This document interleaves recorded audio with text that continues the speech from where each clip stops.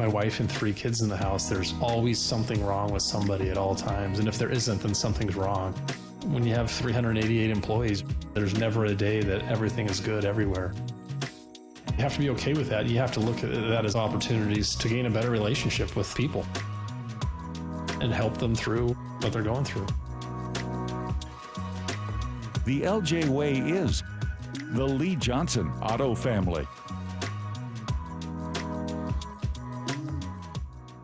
Chill or grill on a new deck this season. Get a free Makita Bluetooth radio or portable pellet grill with a qualifying PAR deck package purchase. But hurry, offer ends soon. Visit par.com for details. PAR, your total home building source. Go where the builders go. Are you looking for a construction loan to build your dream home? Are you a local builder needing a better financing option for your next spec project? Hi, I'm Scott Rireka, CEO of Legacy Group Capital in Bellevue. Stop wasting time with local banks and credit unions and their endless guidelines. We're the experts for common sense residential construction loans. We lend our own money, we make our own decisions. And if your deal makes sense, we'll get it done fast with flexible terms. For homeowners, we advise you every step of the way with things like budget and timeline, ensuring the completion of your dream home. For builders, Legacy's not only your lender, we'll source your next deal, provide permitting services, and if you're short on equity, we'll invest alongside of you. Legacy Group Capital has lent more than $1 billion, helping over 130 local builders and hundreds of homeowners. We can help you.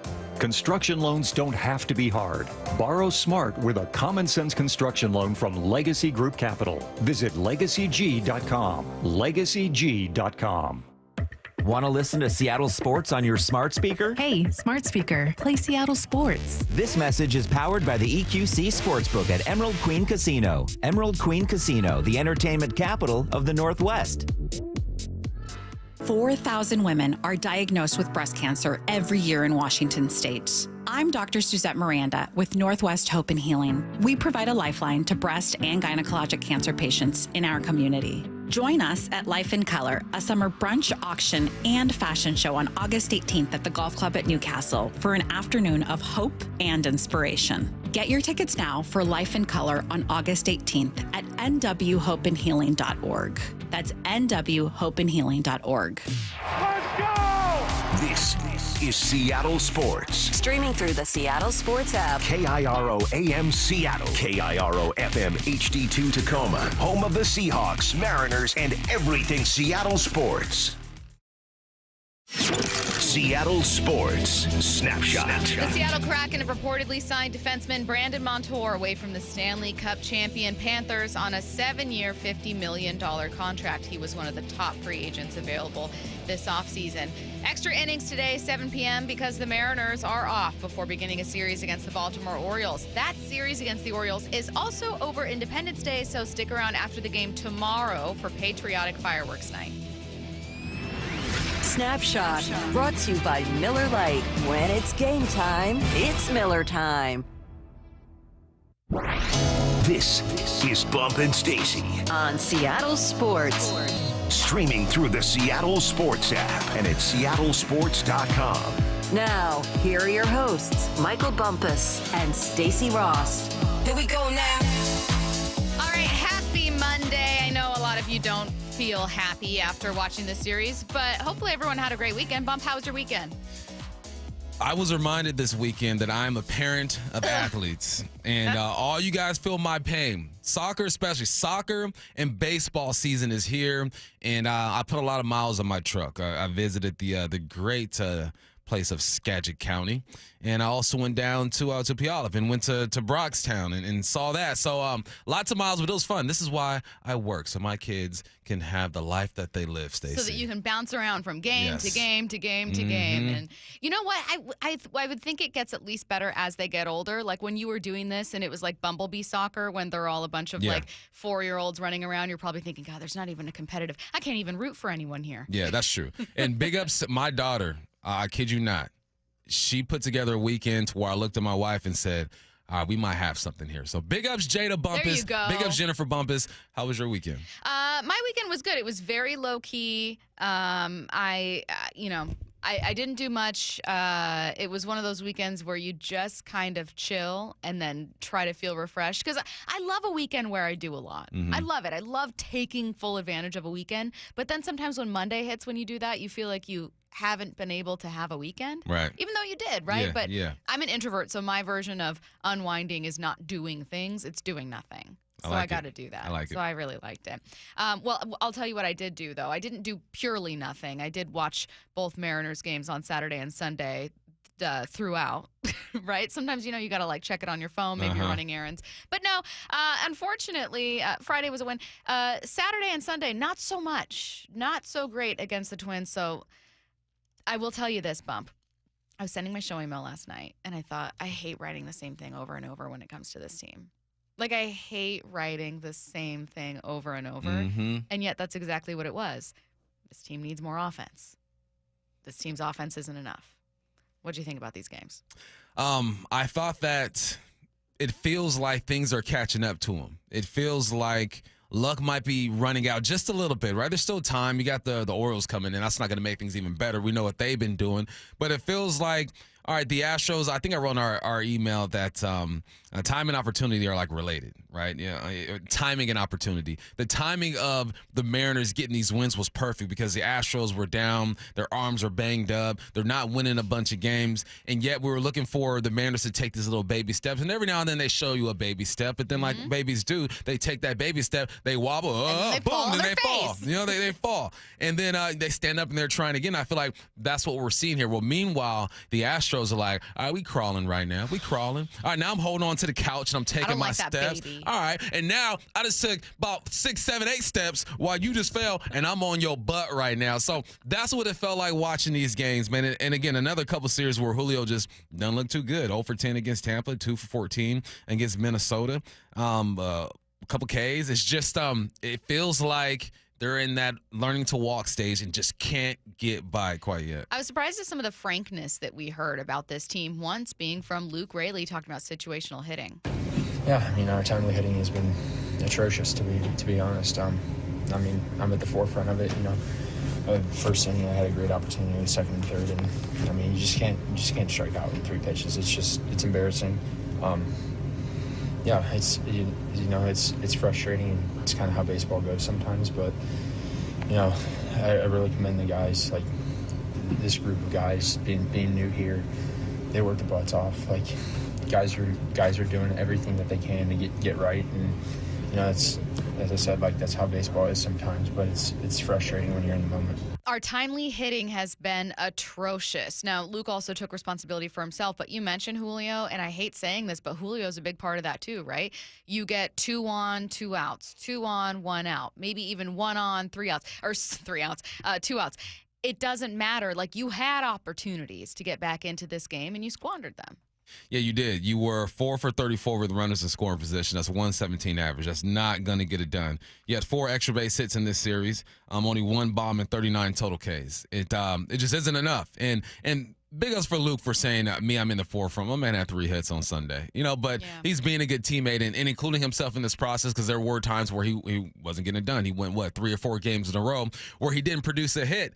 And I appreciate him showing some frustration and putting it out there. The last time we saw or heard some type of frustration, it was from Cal, I want to say, where he's saying, this isn't good enough. We got to get going. So now it's Luke's turn. But what do you do? What can you possibly do? And I think you and I and Curtis as well are just sitting here confused. Like, is this lineup going to get better? What are they going to do on July 30th?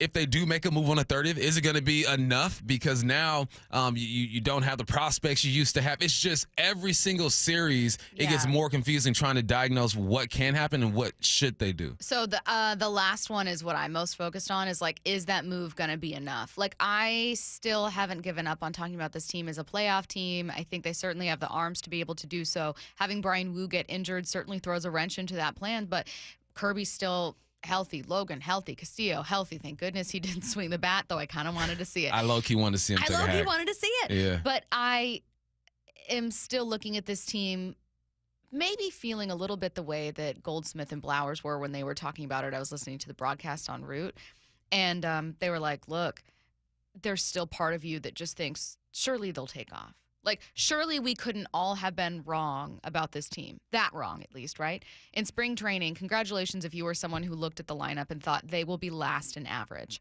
They will be like 28th in OPS. They will be so bad, they're once again going to lead the league in strikeouts. I didn't think they would be an elite offense, but I didn't think they'd be this bad. And so I, like many other people, look at the team and you just kind of think, surely we can't have been wrong.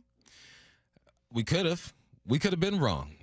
We've been wrong so far because they're not even hitting the bare minimum when it comes to what they're doing in the batter's box. I think the one thing that everyone can lean on was that we felt like this rotation was going to be good, and that's exactly what they are. Also, let's give the Minnesota Twins some love as well. Yes. I mean, 19-game home run streak.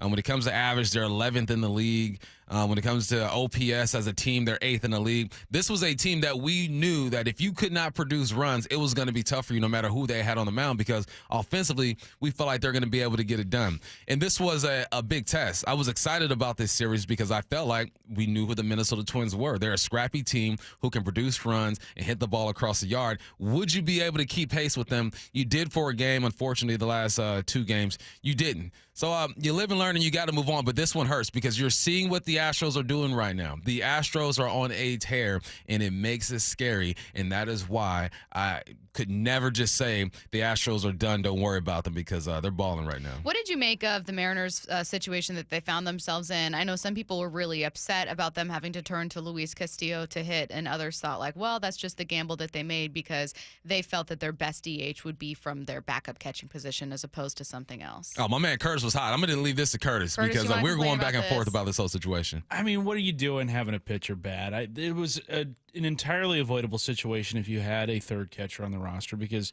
when you put Mitch Garver behind the plate and DH Cal Raleigh, you've left yourself exposed. There's no backup catcher there. And this is a team that has enough trouble as it is scoring runs, and now you're going to take away a bat and put in Luis Castillo, who hasn't probably swung a bat in a couple of years. Like, what are we doing? Yeah, basically giving them an out every time is what Exactly. you said. Like, it's really frustrating. But if you look at their roster construction, you would think like, oh, well, in theory, I know that Garver's the backup, but I don't mind him as a DH. Like, do you mind the way that they initially got there? They didn't have the safety net covered, but did you mind the roster construction that they had? Cal's obviously a bat you're never going to give up, and you know, you don't mind getting Garver in there. But you got to be able to make everything work offensively, and not having a DH is just, it's 2024. Yeah. Everybody gets a DH. Pitchers don't hit anymore. The only reason a pitcher is hitting is because of your mismanagement. Like, that's the only reason you will see a pitcher with a bat in their hands, is because you didn't, check all the boxes in putting this roster together. What did they do in lieu of sending Sebi Zavala, DFAing him? Because I know that you said that was the thing that put them most at risk. I forget what the corresponding move. Like, what he got DFA'd for. I think it was like it was in that time where like Bliss and Locklear were up. And okay, so what's a world where you avoid, where they would have successfully avoided Luis Castillo pitching or hitting? If you had a third catcher. Okay. That's the only way. Yeah. Because Garver was brought here to be your DH, and then because of Zavala. Now, I'm not saying like bring Zavala back up. I'm just saying go get another catcher. Like, get a backup catcher in there, because you cannot go 8 on 9 anymore. Like that, especially with how bad things have been. Do you know what this reminded me of? I'm watching this go down. I'm texting Curtis back and forth. Remember when the Broncos had to suit up a receiver at quarterback one time? Was it last year or the year before? It was during the COVID year. Right? And it was just Yes. so weird. So when I saw Castillo in the box, my mind automatically went there. And I'm thinking about just what Curtis mentioned, roster management. You have to prepare for the absolute worst case scenario. And I think the Mariners thought they wouldn't have to go there. But when it happens, it happens. That's why you have insurance. We all got insurance, right? Most of us ain't going to use that insurance, at least not a lot. But when you are in that situation, you are so thankful that you have that insurance. It is kind of like a weird, your yes, thankful you have insurance, to your point, to Curtis's point about just like a bad management decision. It is kind of weird how comfortable they were playing with fire in this entire situation when you are not a club that can play with fire. You know what I mean? Like, you have right now a 3.5 game lead down from 10. And even before you had that 10 game lead, and, it was awesome watching them since early May be in first place, you were not a team we thought would be in first place. We just didn't think the Astros and the Rangers would be this bad. So it's weird to see a team get comfortable. It's kind of like when, the Mariners offense was really bad. And I think last free agent cycle or the one before, they were talking about being very specific in what they wanted to add. It was like, yeah, we want a left-hander, corner, outfielder. And we were like, who cares? Like, you don't get to pick and choose exactly how you want to tweak this offense. You just need someone that can get the ball in play.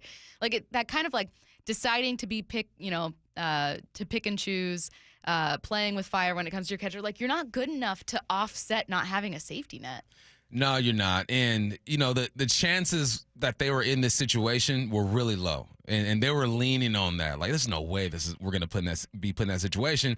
And you are. And you're giving up free outs. Man, I wanted Castillo to swing that bat so much. I said, come on, man, just swing the bat. I stopped what I was doing. The last time there was a pitcher in the box at T-Mobile was 2014. 10 years ago, you saw that go down. So that lets you know right there that it's not a common situation. And I think that was their mentality. And if they would have gotten through this situation without having to be in that situation, we wouldn't even be talking about it. But, again, that's why you have insurance. That's why you prepare. It's unfortunate for them, and just gave up free outs, man. Well, and what we're looking at right now is that as of today, and this is subject to change, when you look at team hitting in 2024, I know average is a very basic stat. Curtis, you mentioned this. We all know this. But Seattle Mariners 218 beneath the Chicago White Sox for the worst average in baseball. Number one going to the Astros. So average doesn't always correlate strongly with standings or how great you are as a team, right? But it is indicative of a team that's hot right now and a team that is not only quickly cooling off, but who desperately needs offensive help. What do you do? Like, how are you feeling about your club today, Bump, when you're looking at this list and you're seeing 30th Seattle Mariners 218? I feel like they have not been able to build off of any type of momentum or potential that we saw. There were moments where you're like, all right, we're seeing some things. But the worst part about it happens during the soft part of the schedule. All right, when you're playing against the weaker teams, it seems like they do enough to give you some belief, right? But then once you get into the meat of this whole thing, then you start to realize, like, no, they're not quite there, not quite ready to go up against the big dogs yet. And you're reminded that. So when we have these stretches where they're playing good ball, they're winning 3-4 games in a row, you drop one, you win another 3 or 4, you have to enjoy, because obviously you're taking advantage of that situation. But then you got to realize when you play teams like the Twins and you got Baltimore coming up, we said how we do against them, you realize that you're not quite there yet. There is a way to a division championship and a playoff run doing it the way that they're doing it. But when things like this happen, it reminds you that it's just not likely, or it's that much harder to do in this way. All right, let's get to headline rewrites. Extra, read all about it. Headline rewrites. We must make headlines. The real story behind the headlines in today's news with Bump and Stacy. Headline number 1, Brandon Aiyuk says if he's not with the 49ers in 2024, he'd prefer to play with the Commanders or Steelers. What's the real headline? This wasn't immediately obvious when he showed up to a podcast taping with Jaden Daniels and posted a viral video talking about how the 49ers didn't want him with Jaden Daniels. He cleared it up. He cleared it up. Just to clarify for everyone, I would play with Jaden Daniels. Yeah, he's just, in case y'all didn't know, yeah, he's just putting it out there. If he were to join the Commanders, you got McLaurin over there. He's got 4 straight 1,000-yard seasons. You have Dotson, who I think has Tyler Lockett type of potential.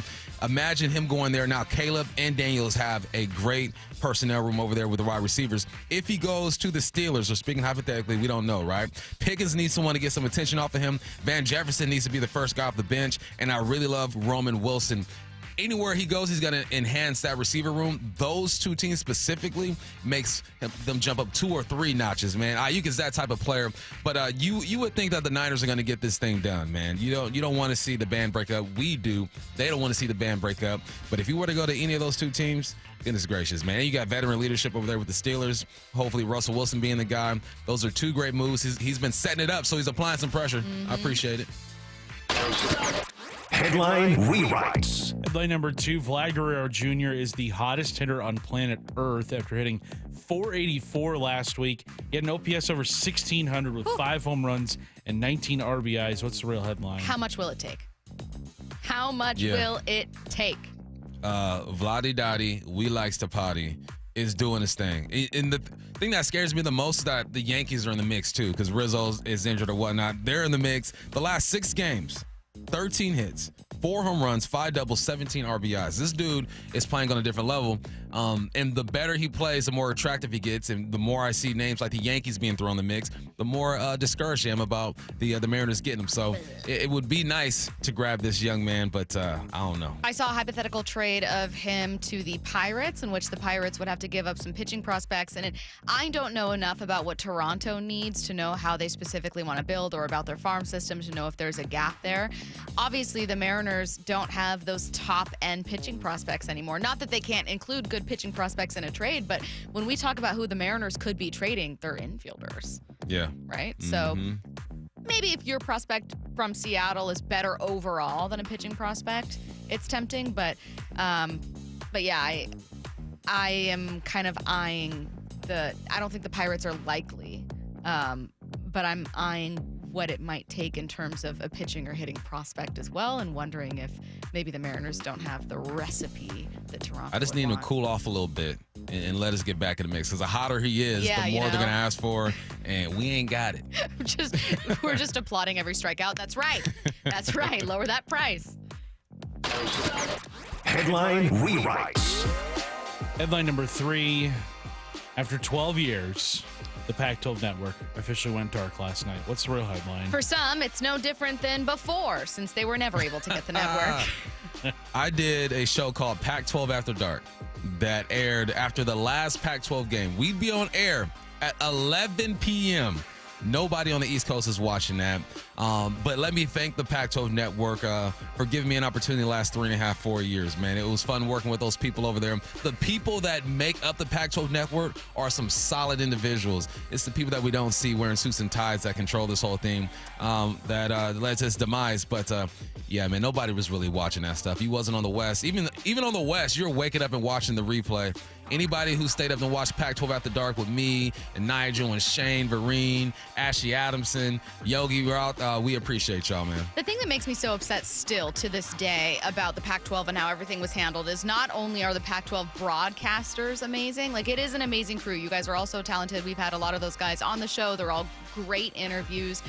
Really knowledgeable, obviously, but the talent, the actual talent coming out of the Pac-12 continues to impress. We didn't talk about it on air at the time, but you and Curtis were noting that in the first round of the NBA draft. How many, Curtis? More than any other conference, with 9 players taken out of the 62 picks. So I'm struggling to figure out how you had a Pac-12 team represented in a national title game, the #1 overall pick in the draft coming from a Pac-12 team, a ton of picks overall in the first round of the NFL draft and in the NBA draft coming from the Pac-12, and yet you couldn't get anyone, you couldn't get anyone to care about your conference and get some kind of like TV media rights deal done. I know that in part you were internally maybe overvaluing yourself. Oh, you were. But also, you're telling me there was nothing? The talent was there. Like, then why are all these prospects and picks and everything commanding so much attention and respect? It ain't the talent. It's the guys making decisions. When you value this network or this network for $20 million over what ESPN is coming in at, you got to realize, man, the numbers are off. Now, negotiations are real, right? One side comes in high, one side comes in low, then you work your way towards the middle. One side came in high, one side came in low, and said, all right, let's work something out. The side that came in high said, no, this is what my people are saying. Yeah. You have to be able to adjust your approach in negotiations, and the Pac-12 just weren't able to do that, which is unfortunate, man. It's a sad thing. I'm looking at just the first round picks in the NFL draft. Obviously, you got Caleb #1. You got Michael Penix. You got Roma Dunze. You got Bo Nix. You got Fauga. You have Latu. I mean, you got Fautanu. There were like 9 to 10 picks in the first round in the NFL draft, and then you combine that with the NBA draft. It's so unfortunate, man. Tradition just thrown down the drain. Truly. Because a man upstairs was being greedy. It really is just a small number of people, and they had their own unique challenges of being on the West Coast, of the time difference between that and East Coast viewers, of being able to pull primarily from California from talent and not always from Texas or particularly the Southeast. Like, you had your own unique challenges. Right. but you still had a great product and you ran it into the ground. Yeah, you did. It's sad, man. It's so sad. 100 years gone just like that.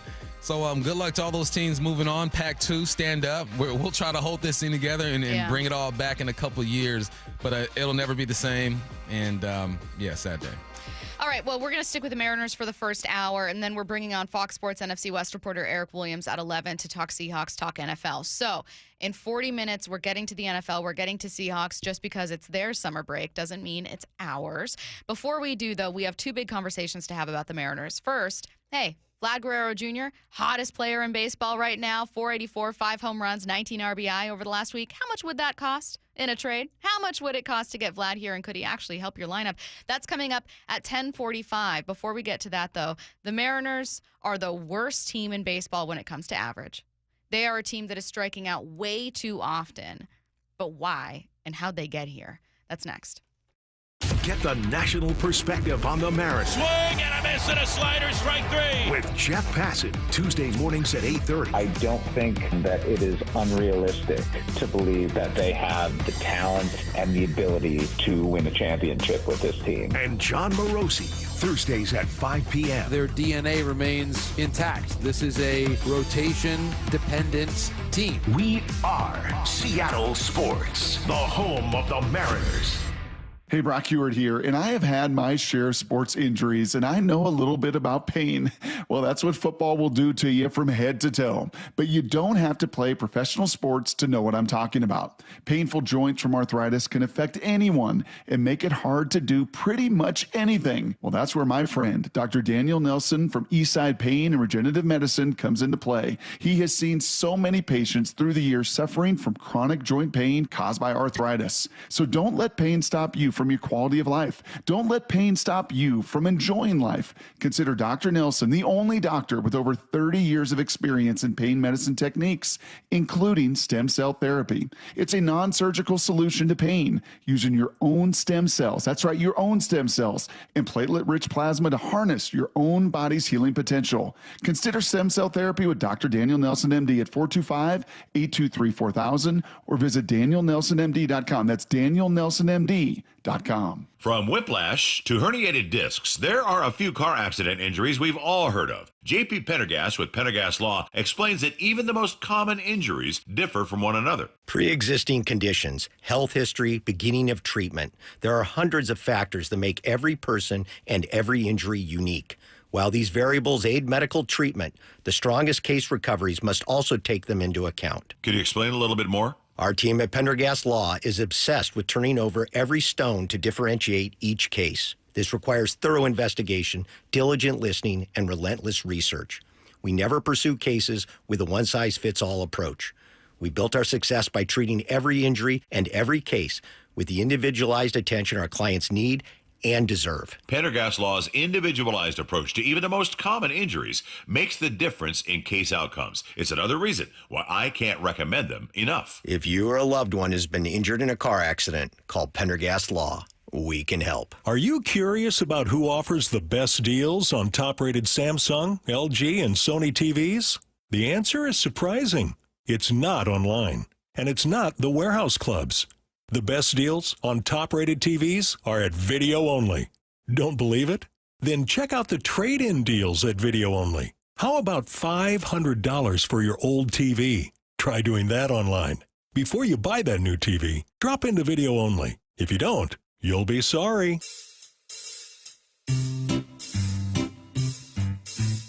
1-877 Cards for Kids. KARS Cards for Kids. 1-877 Cards for Kids. Donate your card today. 1-877 Cars for Kids. KARS Cars for Kids. 1-877 Cars for Kids. Donate your car today. Donate your car today at carsforkids.org. That's cars with a K. Your car, running or not, can be picked up as soon as the next day. You'll get a maximum tax deduction and a vacation voucher. 1-877 Cars for Kids. KARS Cars for Kids. 1-877 Cars for Kids. Donate your car today. Now accepting donations of land, homes, buildings, or any kind of real estate. Two things you're looking at when you're shopping for a new car or SUV: choice and exceptional deals. Visit our friends at Mazda of Everett and you'll be satisfied with both. Which Mazda moves you? Find out at Mazda of Everett. Choose from over 600 new Mazdas in stock, and right now they're offering 0% financing on all new Mazda CX-5s, CX-30s, CX-50s, and CX-90s on approved credit. Need more reasons? They also treat you like family and want you to drive away happy. See for yourself at MazdaofEverett.com. It's not too late to become a 2024 Mariners season ticket member. Check out a Mariners Flex membership, a great option for fans who want the flexibility to choose their games and seats all summer long, while still enjoying the perks of being a member. With a Flex membership, you'll receive benefits like savings of 10% or more on tickets with no fees, access to exclusive pre-sales, year-round discounts at the team store and the box yard, and so much more. Go to mariners.com/flex to learn more about becoming a part of the Mariners family. At Shane Company, we have endless ways to create personalized jewelry that lets your unique style shine. Come marvel at our rainbow of gemstones and find the one that speaks to you. Customize your ring setting and add a personal touch to it, like an engraving on the band. Stack rings and layer necklaces to create your signature look. At Shane Company, we're dedicated to creating unique jewelry you won't find anywhere else. Let us help you find a piece that feels like it was designed just for you. Shane Company, your friend and jeweler. Roof now, pay later. Hi, I'm Sam Thomason, owner of State Roofing. Take advantage of our 0 down, 0 payments, and 0 interest for up to a year. We've partnered with leading lenders to make the replacement or repair of your roof affordable. Flexible financing options are available to take the worry out of an unexpected expense. Call us today at 866-ROOF-ROOF to schedule a free no-obligation estimate or visit us at stateroofing.com. That's stateroofing.com. State Roofing, the last roof you'll ever need. This is Bumpin' Stacy. Weekdays 10 to 2. On Seattle Sports and 97.3 FM HD2. I got my pen back after getting so angry talking about the Pac-12. I launched it right off the table. Passion. That's what it is, Bump. That's what it is. How'd the Mariners get here? So this was inspired, actually, I had a different segment planned, but I bumped the Vlad Jr. one back. And I wanted instead to throw this question from a listener your way, just to kind of launch this conversation. The Mariners are last in average, also in a lot more telling offensive categories than average. They're also, 26th or worse. A listener said, maybe this is the result of a franchise that really only optimizes for pitching and hitting as a secondary thought. Jerry was a pitcher, Scott's a catcher. This conversation is going to branch out into a million different directions, but I wanted to start there and see what you thought. I mean, that's a theory. That's a theory. I don't think. Last week I said I describe Service and I go, well, he's a leader, he's a delegator. Here's where I think he's strong at. So I said, talking to catchers and obviously with the pitch and whatnot, him being a catcher, that's naturally where I feel like he is more comfortable. So that theory aligns with what you just said, right? So I see that, but there's so many other moving pieces in an organization that you can be an expert in one thing, but you got experts or who you think are experts in other areas to where you're supposed to help each other out. I think the way that it's been landing, the way that it looks, that makes sense, and I can see why somebody would come up with that theory. No, it makes sense, but I think that there just happens to be deficiencies in other areas. I don't know who it is. I don't know what department it is. Well, it's obviously scouting department, maybe development. But it's hard to just say this is the problem or this is why they're good at one thing because of two guys, because there are a bunch of other hands in this whole thing. And I don't think those deficiencies are intentional by any means. No. I think, in fact, they've made intentional moves to try to correct them, and they just haven't worked. I think that it's clear they have prioritized pitching, or that Jerry Dipoto does, and maybe it's his comfort area. It's his area of expertise. I mean, he's clearly, in his scouting department, been wonderful there. They've used 3 first-round picks for Kirby, Emerson, Hancock, and Gilbert, not in that order. You play in a pitcher park, right? It makes sense that you'd prioritize pitching. I don't think hitting is a secondary thing. I think that hitting has not worked out developmentally for this team for some reason. One part of that has been injury. You thought Evan White and Kyle Lewis would be more impactful. They couldn't stay healthy. You thought Jared Kelenic would be a cornerstone along with Julio, and he just didn't work out here. So those are 3 pieces that you had as highly touted prospects, hitting prospects, that just did not work out for you. Another part of that is free agent hitters are expensive. This is not a club that is particularly fond of really opening up the wallet just liberally, right? Mm-hmm. So can you get free agents to come here? Not often. Can you pay them what it'll take to come here? Not often. Well, now you're talking about acquiring them. It's sometimes harder to acquire a bat than it is an arm at a deadline. You know what's messed up too? You're talking, and I go to Teo, and I go, a lot of what happens in the league, reputations are created, right? Mm-hmm. Because players talk to other players. So Teo having the year that he's having over there with the Dodgers, is he talking to people? And that's just one example. There have been a bunch of players who have come here, have not succeeded, gone elsewhere, and been fine. Are they talking to each other and saying, man, that hitter's eye over there ain't great. Man, that T-Mobile Park ain't good. So then when you're talking about acquiring free agents, you got an organization that does not want to pay top dollar, and then you have a reputation created by us, the media, and the players, to where it's like, all right, well, maybe that's not a great place to go. It puts your back against the wall, and it makes you have to rely on grabbing these prospects or being aggressive in the trade market, which we haven't seen them do. Well, we saw them with Robbie and I guess with Castillo, but with when it comes to bats, we just haven't seen that. Yeah, we really haven't. I mean, the bats they've acquired at the deadline have been mostly guys just to kind of like not necessarily add a ton of security to a lineup, but to just kind of add something. So Josh Rojas, right? Dom Canzone, those kinds of names in that trade for Paul Sewald. They've not made, that I can think of, Curtis, unless you can correct me, if they were to trade for Vlad Guerrero Jr., that would be the first time under Jerry, right? Making that kind of big trade deadline move for a bat, or am I missing one? For a bat, yeah. For a bat. Yeah, Castillo's their biggest trade deadline acquisition. Right. It's maybe just as a franchise. not something that they do. And when you can't draft and develop, or when it's not worked for you, rather, and when you can't get free agent arms, okay, we'll lean on what you have. So now we're looking at the lineup. How did the Mariners get here with this lineup? That's the big question I don't understand, because I don't think they should be. I don't think the Mariners should be striking out as much as they are. Like, they have a lot of bats that John Morosi said this profile the same, guys that are going to strike out. So you'd probably, inevitably be a top 5 team in strikeouts, certainly top 10 no matter what. But, like, where's the slugging? Yeah. Where's some of the other stuff that we kind of expected from this lineup? I don't know where it is. If Julio Rodriguez and Ty France were playing like they were a year and a half ago, I think this is a totally different conversation. I think, yes, you're still probably going to have some strikeouts. You're not going to be top of the league when it comes to OPS and all that good stuff. But you feel like this would be a much better off team. We wouldn't see some of the same struggles that we're seeing at this point. I think those are the two big names that stick out to me, because no one expects J.P. Crawford to hit for a whole bunch of power. Last year, 19 home runs was a blessing. Thank you, J.P. He sits at 7 right now. You expect J.P. to lead off and get on base, which he's done for the most part at times. He's been up and down. But if just Julio Rodriguez and Ty France were the guys we saw a year and a half ago,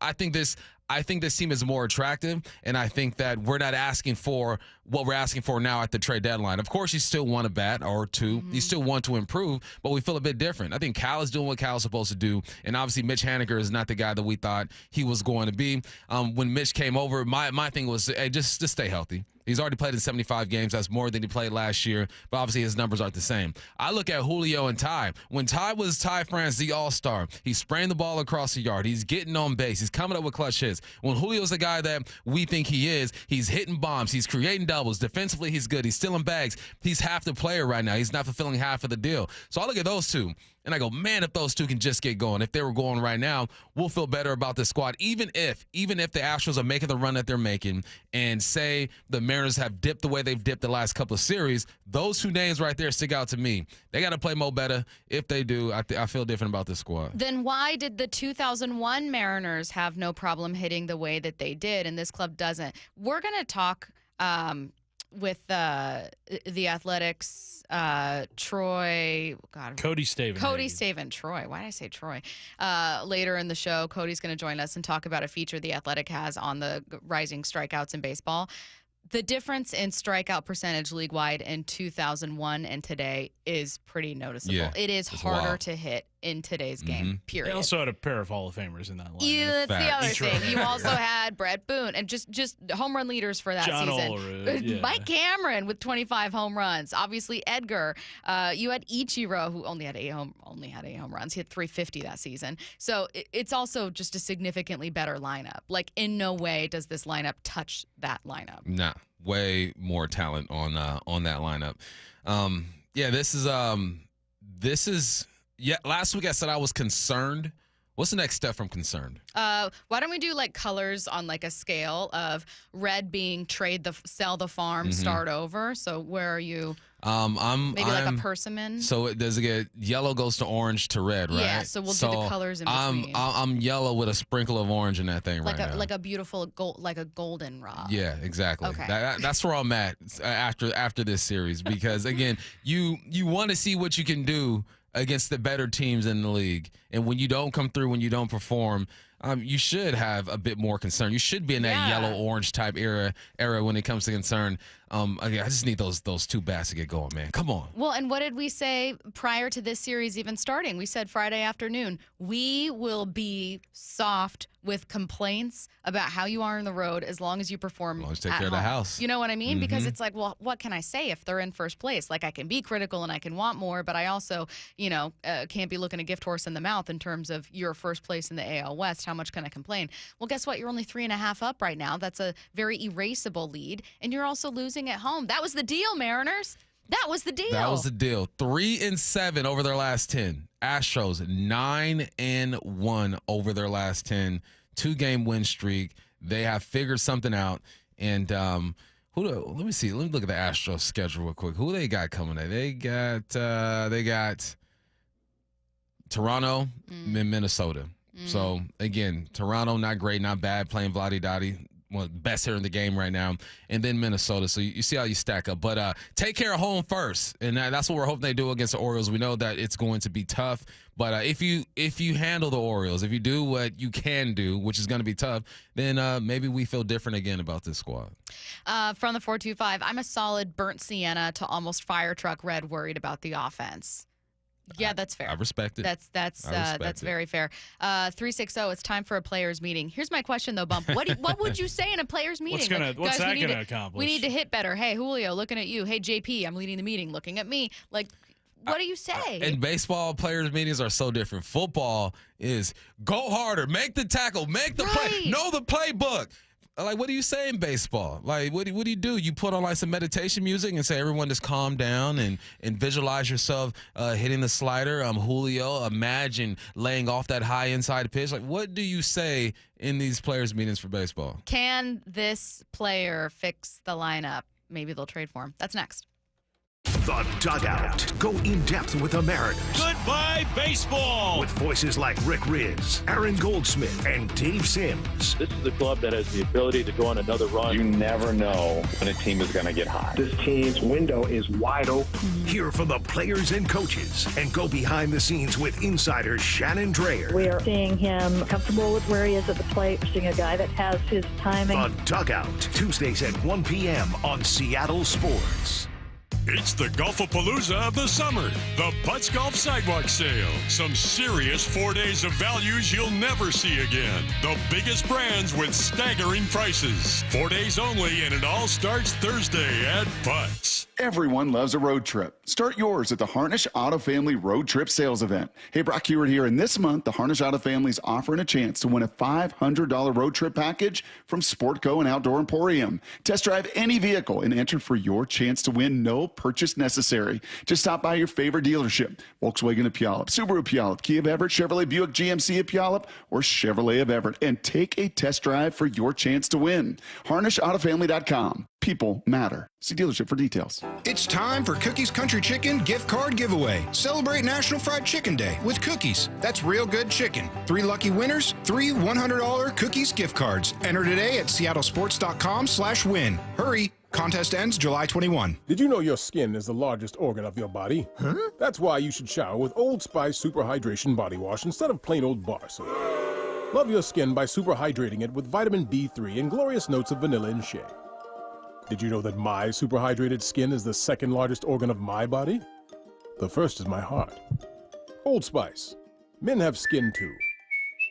Old Spice Super Hydration Body Wash. 24/7 renewing moisture. With daily use. It's time for July 4th doorbusters at Lowe's. Now through July 1st, save $900 on a Lowe's exclusive Hisense French door refrigerator. Was $18.99, now just $9.99. And get 3 for $10 on 10-pound bags of Royal Oak Charcoal for all your summer barbecues. Shop these deals before they're gone, because Lowe's knows savings. Lowe's knows home improvement. Valid through 7/1. Appliance price includes all discounts while supplies last.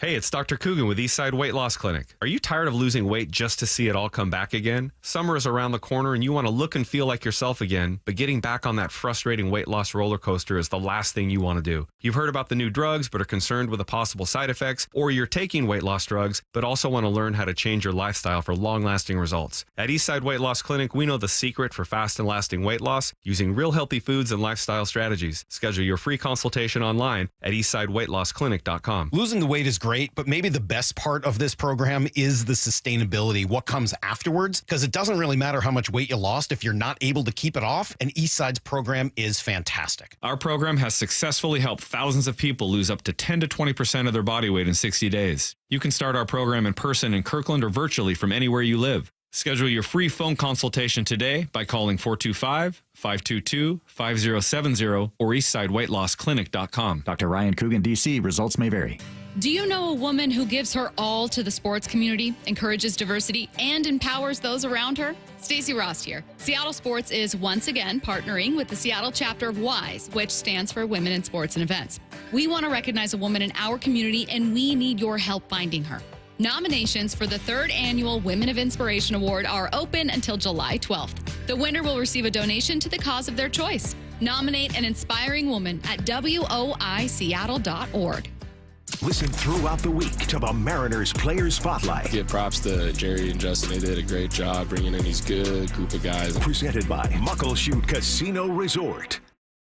4,000 women are diagnosed with breast cancer every year in Washington state. I'm Dr. Suzette Miranda with Northwest Hope and Healing. We provide a lifeline to breast and gynecologic cancer patients in our community. Join us at Life in Color, a summer brunch, auction, and fashion show on August 18th at the Golf Club at Newcastle for an afternoon of hope and inspiration. Get your tickets now for Life in Color on August 18th at nwhopeandhealing.org. That's nwhopeandhealing.org. The Mariners are all about giving you more baseball for your buck. Snag seats for as little as $10 on select dates all season long with Mariners Value Games. Plus, be sure to check out the Mariners Value Menu, available at every game and featuring 11 items priced from $2.50 to $4. Enjoy ballpark classics like hot dogs and peanuts, new treats like churros and chocolate chip cookies, and more. To get your Value Game tickets and check out all the value options at T-Mobile Park, go to mariners.com/value. The light is fading, your hands are sore, and the last tool has been put away. Now is the time to feel the satisfaction that comes with a job well done. But when you get your tools from Harbor Freight, something about the job feels a little different. Your wallet. Because we believe that everyone deserves hardworking tools at hardworking prices. And that's what we have here. So, whatever you do it for less at Harbor Freight. Did you know that feeling sluggish or weighed down could be a sign that your digestive system isn't working at its best? Taking Metamucil every day can help. Metamucil fiber powders help promote your daily digestive health using a plant-based fiber called psyllium. The gelling action of this special fiber traps and removes waste so you can feel lighter and more energetic. Metamucil, promoting digestive health for a better you. Learn more at metamucil.com. These statements have not been evaluated by the Food and Drug Administration. These products are not intended to diagnose, treat, cure, or prevent any disease. You're listening to Bumpin' Stacy. Weekdays 10 to 2 on Seattle Sports and 97.3 FM HD2. The Toronto Blue Jays might be sellers at the deadline. They certainly should be in that division, but they're also one of the hottest teams in baseball thanks to the hottest player in baseball, Vlad Guerrero Jr.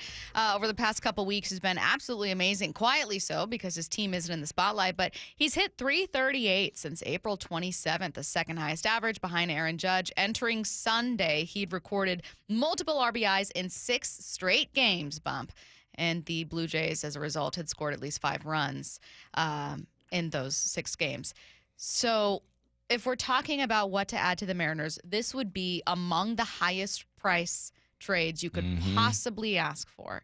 Knowing what the offense is right now, would it be worth it? So let's assume you make the trade. Let's assume in this case, I'm talking less about what it might cost. We'll spend like 2 minutes at the end about that. That price tag, though. Just assume it's very high.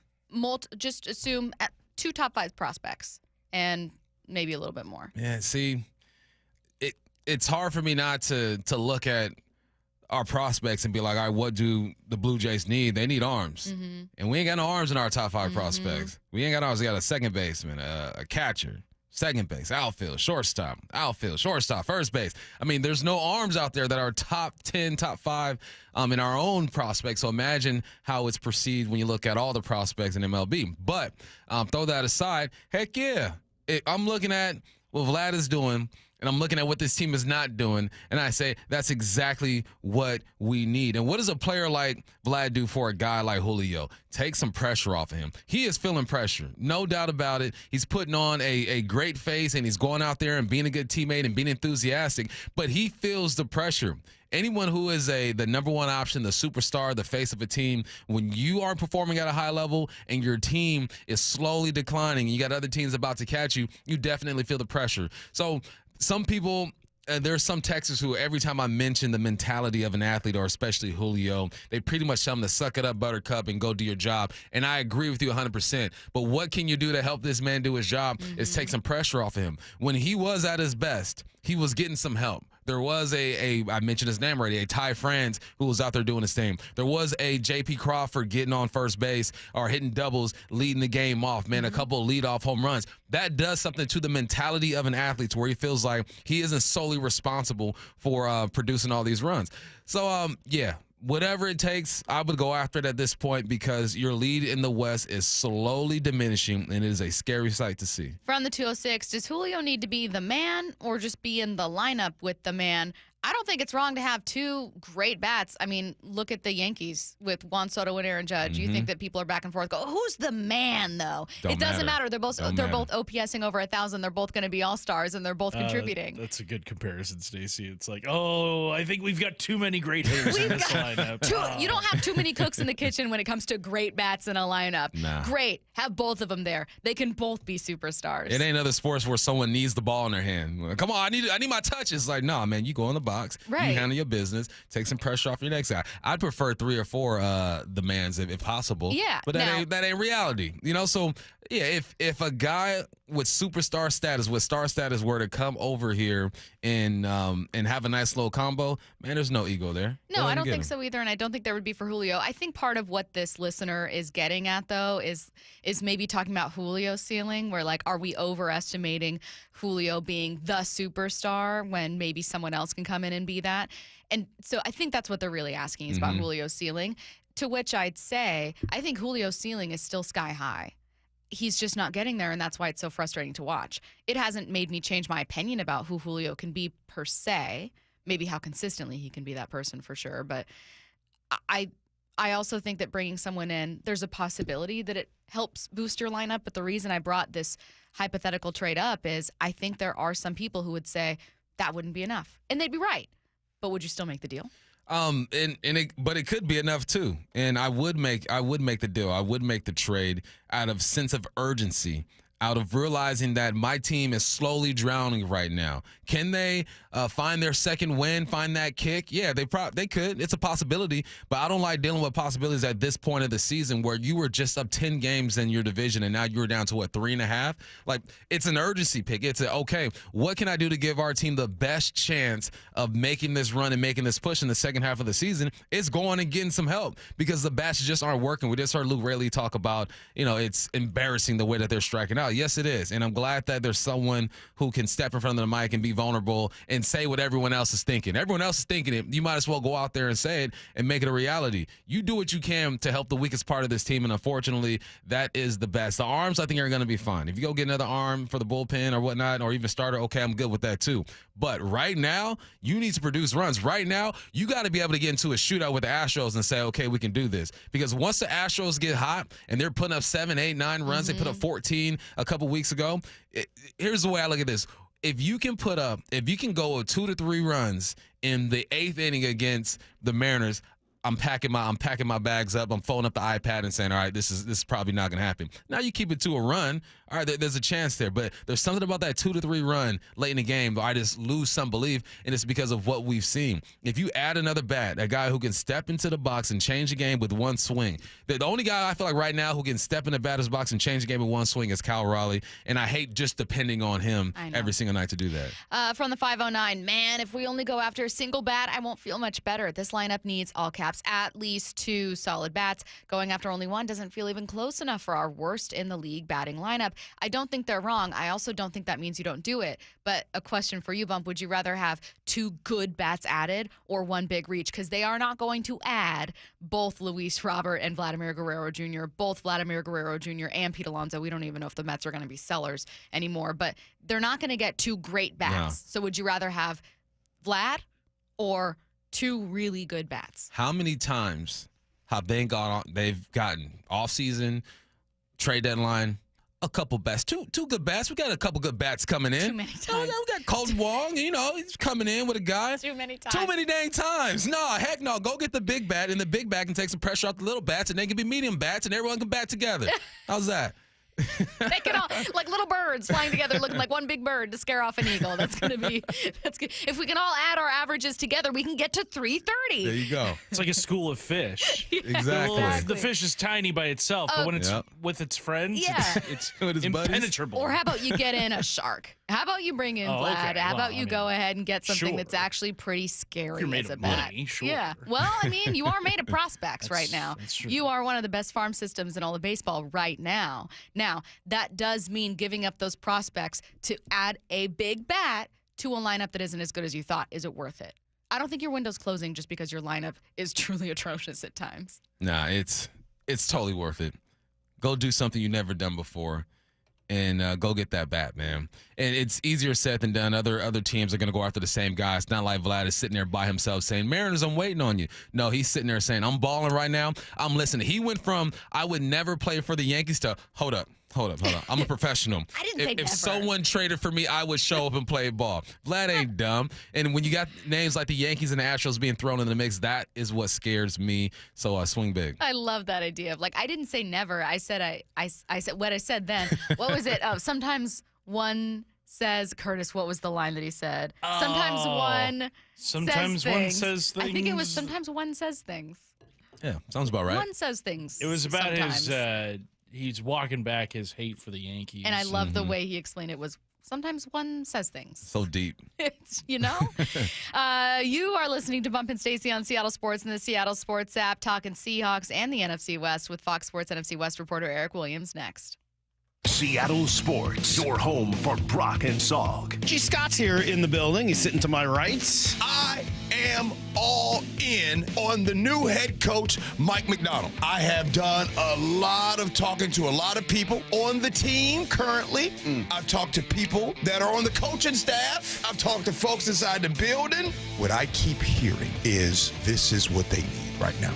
And I'm all in. On Seattle Sports and 97.3 FM HD2. Can't fix everything for everybody, but you can be there and listen and try to help with what you can. You're there to support them, and that's the best that you can do. It's this commitment, this philosophy that represents the LJ way. This is my life. This is my family's life. The people that work here, they're my family. When something's not right with them, it's not right with us. My wife and 3 kids in the house, there's always something wrong with somebody at all times. And if there isn't, then something's wrong. When you have 388 employees, there's never a day that everything is good everywhere. You have to be okay with that. You have to look at that as opportunities to gain a better relationship with people and help them through what they're going through. The LJ way is the Lee Johnson Auto family.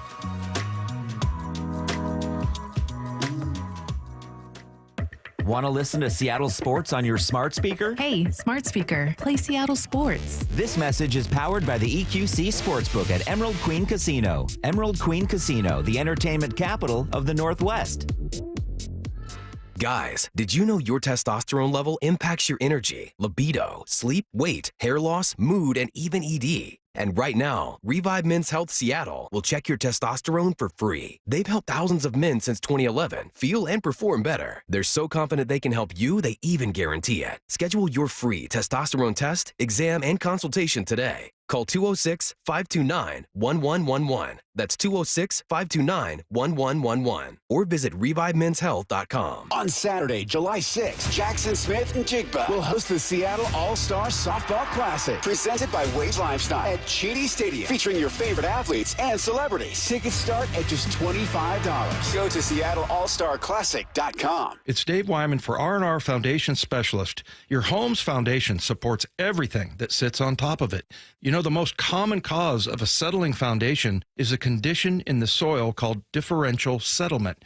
It goes back to inconsistent soil compaction when your home was first built, which in turn causes your entire home to bend and twist. And what you'll notice in your home when that occurs, sloped floors, bowed or cracked walls, or windows and doors that don't open and close properly. R&R Foundation Specialist raises and restores settling foundations by repositioning the load of your home onto steel piers that they drive deep into the ground. Then they gently lift it back into place with a hydraulic lift. It's a permanent solution to restore your home's foundation and its structural integrity. If you suspect your foundation is settling, do what I did. Have R&R Foundation Specialist come out for free. They'll identify the issue, and they will resolve it. Schedule your free estimate at rrfoundationspecialist.com. Are you looking for a construction loan to build your dream home? Are you a local builder needing a better financing option for your next spec project? Hi, I'm Scott Rireka, CEO of Legacy Group Capital in Bellevue. Stop wasting time with local banks and credit unions and their endless guidelines. We're the experts for common sense residential construction loans. We lend our own money, we make our own decisions. And if your deal makes sense, we'll get it done fast with flexible terms. For homeowners, we advise you every step of the way with things like budget and timeline, ensuring the completion of your dream home. For builders, Legacy's not only your lender, we'll source your next deal, provide permitting services, and if you're short on equity, we'll invest alongside of you. Legacy Group Capital has lent more than $1 billion, helping over 130 local builders and hundreds of homeowners. We can help you. Construction loans don't have to be hard. Borrow smart with a common sense construction loan from Legacy Group Capital. Visit LegacyG.com. LegacyG.com. Summer's here. Now's the best time to transform the exterior of your home or business with a fresh coat of paint. But it can be time-consuming if you do it yourself. Do what I did and call the pros at CertaPro Painters. Ursula Royteen here. CertaPro did a fantastic job on our home. We were so happy we had them do a second project. Now it's your turn. Schedule your free estimate at CertaPro.com. That's Certa with a C. Each CertaPro Painters business is independently owned and operated. Choose happy. Choose CertaPro Painters. That's CertaPro.com. Are you curious about who offers the best deals on top-rated Samsung, LG, and Sony TVs? The answer is surprising. It's not online, and it's not the warehouse clubs. The best deals on top-rated TVs are at Video Only. Don't believe it? Then check out the trade-in deals at Video Only. How about $500 for your old TV? Try doing that online. Before you buy that new TV, drop into Video Only. If you don't, you'll be sorry. Let's go! This is Seattle Sports. Streaming through the Seattle Sports app. KIRO AM Seattle. KIRO FM HD2 Tacoma. Home of the Seahawks, Mariners, and everything Seattle sports. Seattle Sports Snapshot. The Seattle Kraken are making moves in free agency. They're reportedly signing former Vegas center Chandler Stevenson to a 7-year deal per Sportsnet. This is after a report from earlier this morning. The team signed defenseman Brandon Montour away from the Stanley Cup champion Panthers on a 7-year, $50 million contract. It's an off day for the Mariners, which means you've got extra innings coming up at 7 p.m. tonight. Tomorrow, the M's open a series against one of the best teams in baseball, the Baltimore Orioles. This series is over Independence Day, which means on Wednesday, not Thursday, Wednesday, you'll want to stick around after what'll hopefully be a win for patriotic fireworks night. Snapshot, brought to you by Miller Lite. When it's game time, it's Miller time. This is Bump and Stacy On Seattle Sports. Streaming through the Seattle Sports app and at seattlesports.com. Now, here are your hosts, Michael Bumpus and Stacy Ross. Here we go now. Joining us now on the Emerald Queen Casino Sportsbook Hotline, it is Fox Sports NFC West reporter Eric Williams. Eric, how's it going? It's going good. How you guys doing? We're good. Happy to have you. Happy to talk some NFL. I know the league's in its summer break of sorts here for about 6 weeks, so it'll be a while before we see all of these teams retake the field for training camp. But I'll start with a general look at the NFC West. Which team of the four are you most intrigued to see hit the field come late July? I think I'd have to go with the Niners, just with the Brandon Aiyuk situation and whether or not he's going to report. Are they going to get a contract done before the start of training camp, which I think for them is the 23rd. According to reports, they're offering about $26 million annually. Sounds like he wants a little bit closer to $30 million annually. So are they going to be able to bridge the gap? The only way that he has leverage is to withhold his services. So that would mean not showing up to training camp, and then of course you have to deal with fines and those kind of things. It's a tough situation for the Niners because when you're talking about paying that much for a receiver and he's not really the best player on offense, he's maybe your third or fourth best player. How's that going to go over in the locker room? So I'm interested to see what happens there with San Francisco. The $30 million annually would make him among the top 5 paid wide receivers in the league. I mean, I don't know how tough you want to be, but do you think he's worth the best it? Receiver on his team? I mean, is he better than Debo? I mean, those are the kind of things that they're thinking about if they're, as a GM, do you make that move to make him, to pay him that much? I don't know if you saw his podcast appearance on the Pivot. Basically he's saying he's a Lamborghini and you got to pay for a Lamborghini. And again, I don't know if I view him as, I think he's a really talented receiver. I just don't know if I view him as a top 5 receiver in the league.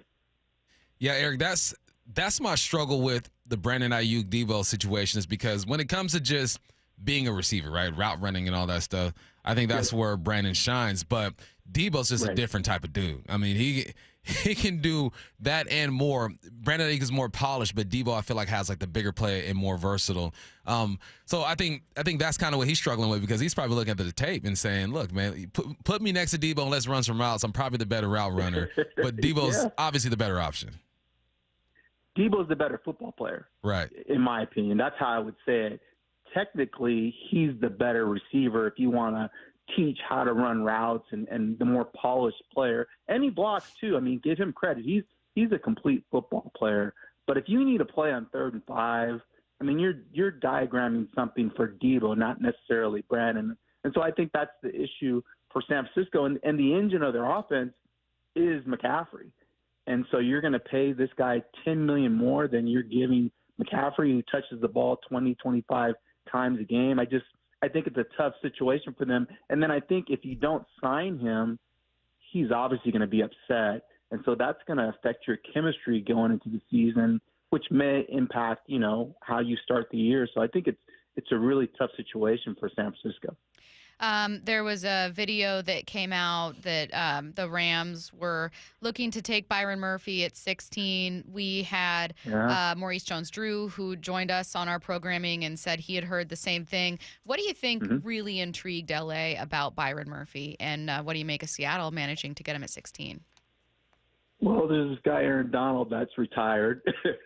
So I'm sure they saw him as a potential replacement for Aaron in terms of the production and what they want to do defensively. So, that would have made a lot of sense that they were able to get him at 19. I'm interested that they weren't willing to move up to get him, but they were willing to move up, according to reports, to get Brock Bowers and weren't unable to do that in terms of, a playmaker on offense, although we know Sean McVay's an offensive guy and certainly wants another toy to play with on offense.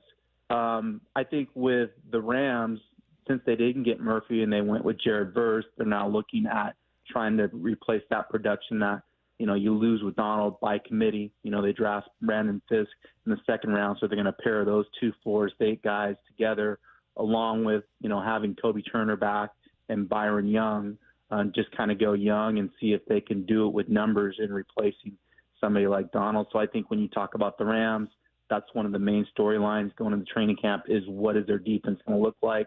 New defensive coordinator, Chris Shula, the grandson of Don Shula. What is he going to do to change that defense up? And then what are they going to do with Matthew Stafford, who, oh, by the way, wants more money when he looked at these quarterback contracts, wants more guaranteed money beyond this season, getting a little bit long in the tooth, 36 years old. But certainly when you see Jared Goff making $55 million, if I'm Matthew Stafford, I'd want a little bit more as well. Yeah, I'm going to go back to the receivers, specifically the one here, or one of them here in Seattle. Obviously, we cover the Seahawks tough, and I'm always looking at DK and his improvements, and I'm watching the way his body is moving. He's looking more fluid, and I go, well, he's entering his 6th year in the league. Have you seen a scenario where a guy continues to improve when he gets to year 6, or do you think by this time he is who he is and accept him for who he is? No, I think guys can continue to develop and get better. I can't really name one off the top of my head in terms of guys that are, getting better year 6 and year 7. But I think with DK, there's ability to continue to develop. And I think changing to a different offense will help, because now you have to kind of go through and learn a new system, and that's going to kind of spark your interest, in terms of you developing as a player. You're going to be used differently, so that certainly should be something that gets him interested and again makes him want to continue to improve as a player. And then you look at the money. He's going to be up, I think, in 2025, 2 more years. And guys are continuing to make more money at a position. That should certainly be a motivation to continue to improve.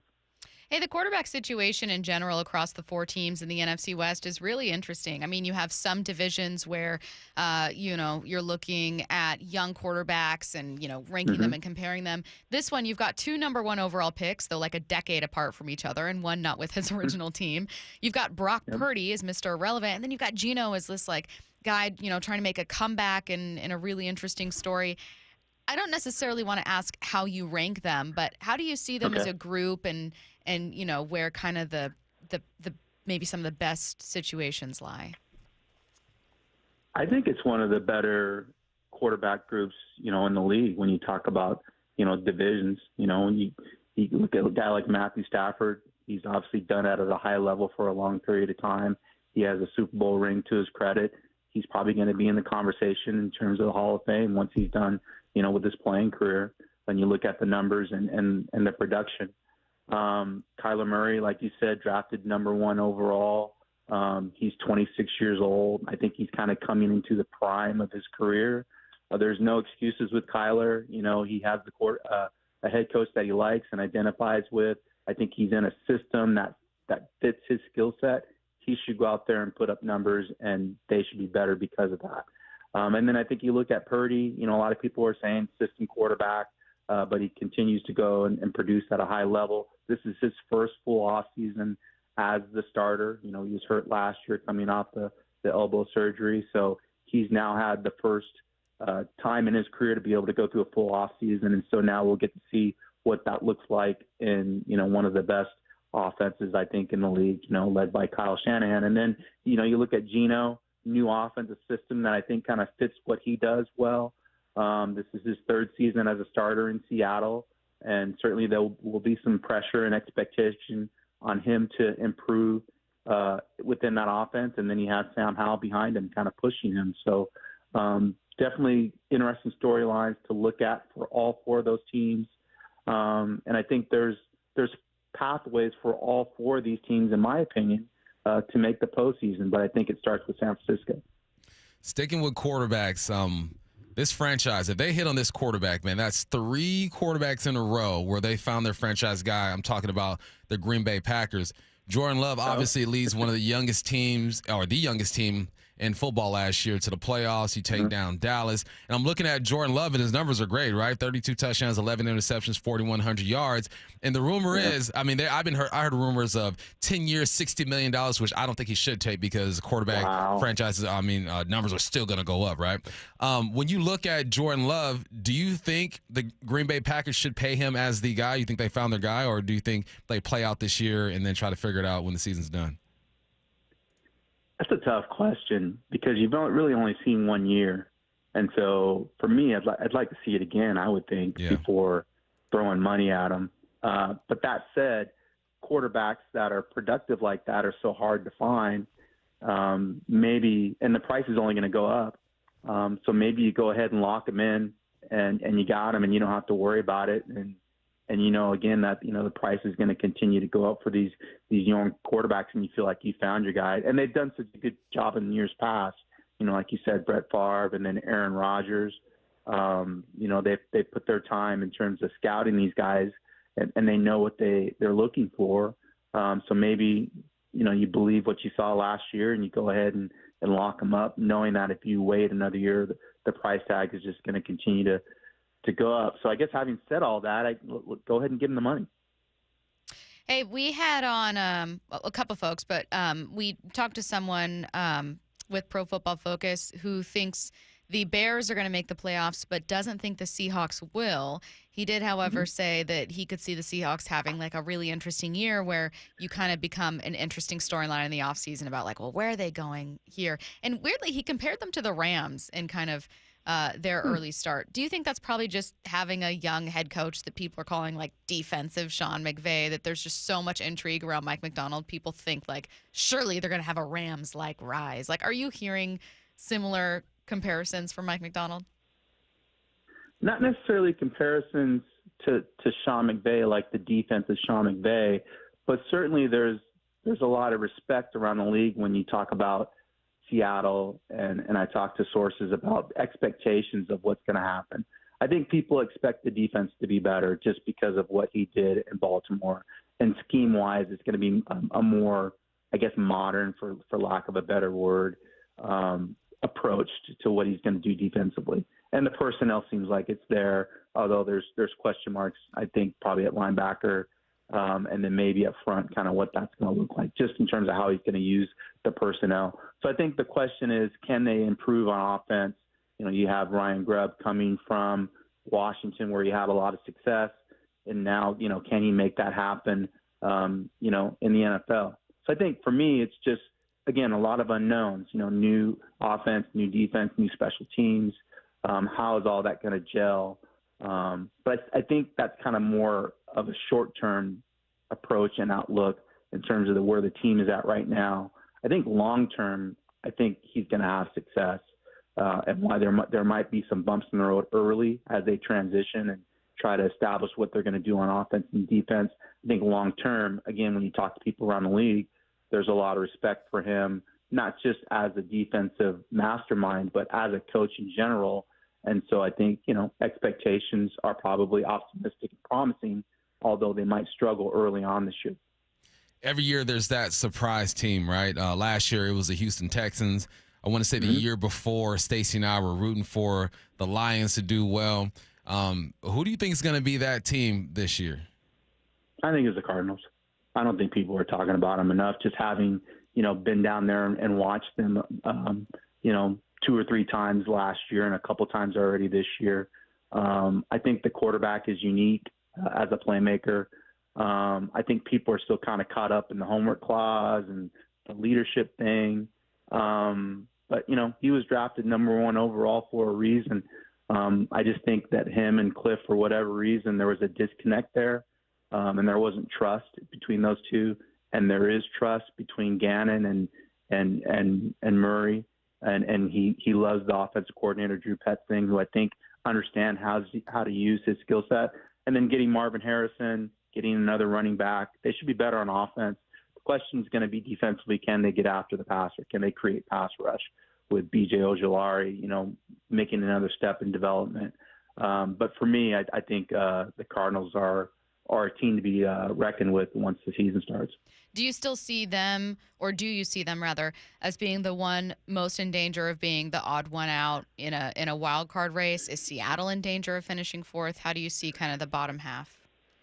Yeah, I think it's going to be both the Cardinals and the Seahawks kind of competing for that number 3 spot in the NFC West, and it'll probably come down to, you know, a final game during the regular season. I expect both those teams to kind of hover around 500.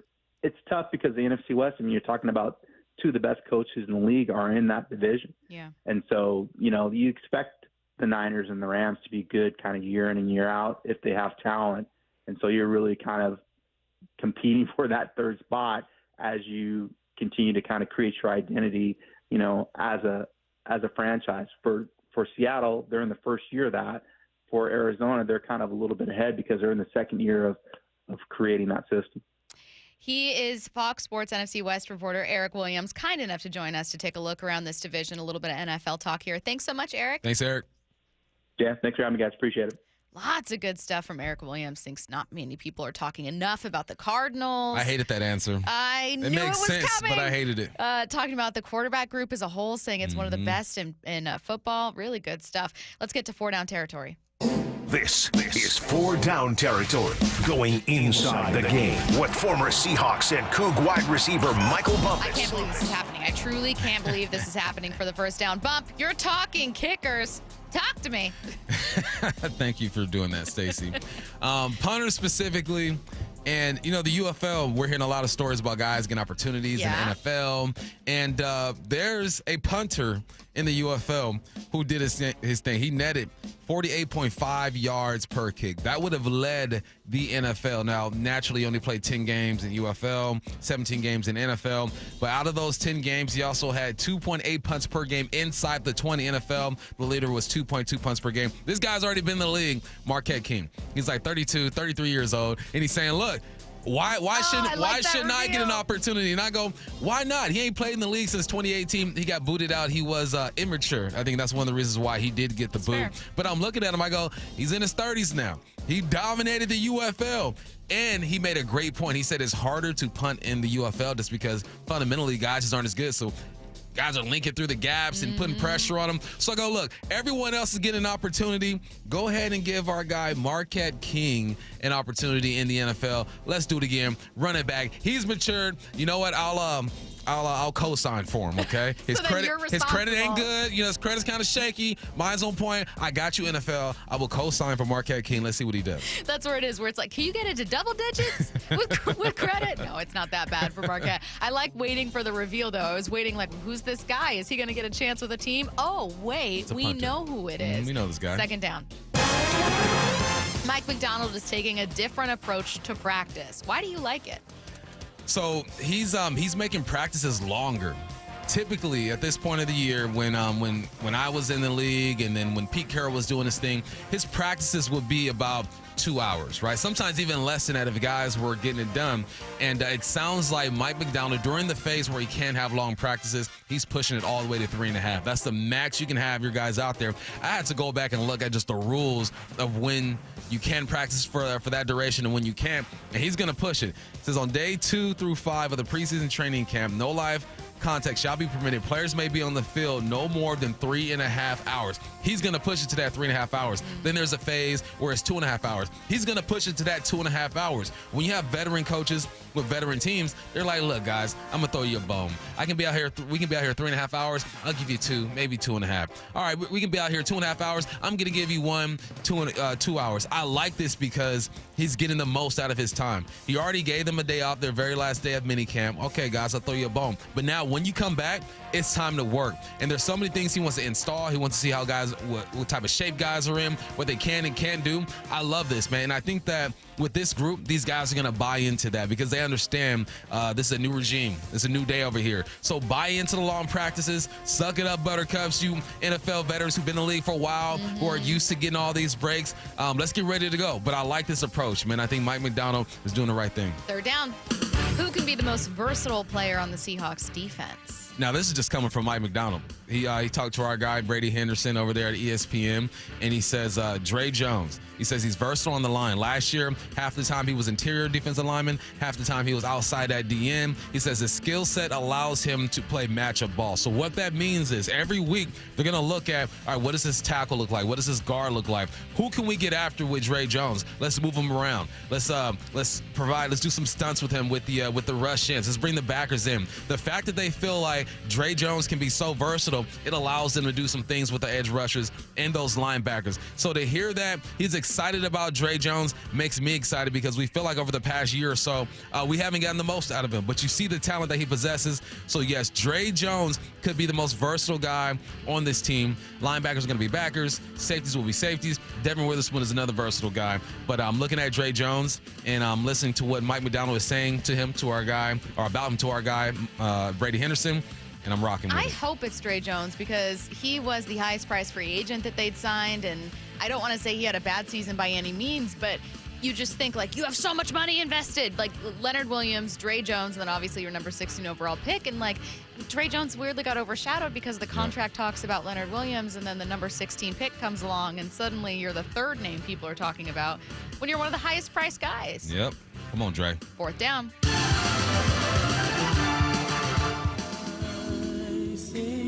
It's time to say goodbye, Bum. Who are we saying goodbye to today? We're saying goodbye to the Pac-12. Pac-12, heck of a run. It's down to the Pac-2. It's officially the Pac-2 today. So I want to thank the legends in the game that played for the Pac-12, Pac-10, Pac-8, whenever they got it. Anthony Munoz was out there. Ronnie Lott. We got John Elway, Mike Haynes, Jonathan Ogden, who I just played golf with last weekend. Good dude. Tony Gonzalez. We got Bruce Matthews, Troy Aikman. We have Warren Moon, Deshaun Jackson, Reggie Bush. I mean, all these greats that went through this conference. And I'm just focusing on football. I mean, if you go track, you go baseball, swimming, whatever, basketball. I mean, it's crazy that we're saying goodbye to the Pac-12 because there were a lot of great men and women that come through this conference and make it what it is. Bill Walton, rest in peace. It's just sad to see it go. I should have worn my Pac-2 hat today. Yeah. I didn't realize today was the official day of it being shut down and becoming the Pac-2.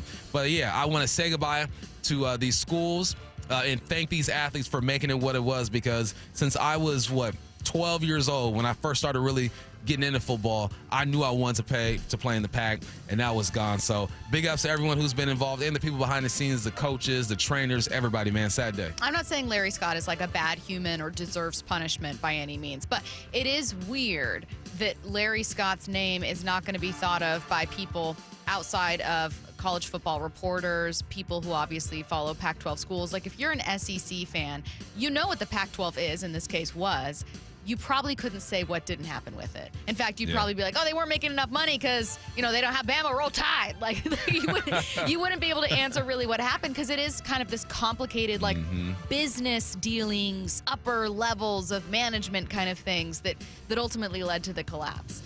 And with, ADs and presidents that thought differently about media rights deals and a conference commissioner that thought differently about media rights deals, that wouldn't be the case. But it is such a complicated issue and kind of a boring one to non-football fans, or to football fans rather, that you wouldn't, you know what I mean? Like the story of what happened, the details will of get lost over time very quickly. It was a 10-year, it was a slow death, 10 years. And it's like, it deserves a documentary. Like it deserves a 30 for 30. It deserves something explaining what happened, because if you are a casual fan who watches Michigan, you have no idea. Right. You do not know what happened, and you're just like, it didn't work out. I guess, we're just so dominant.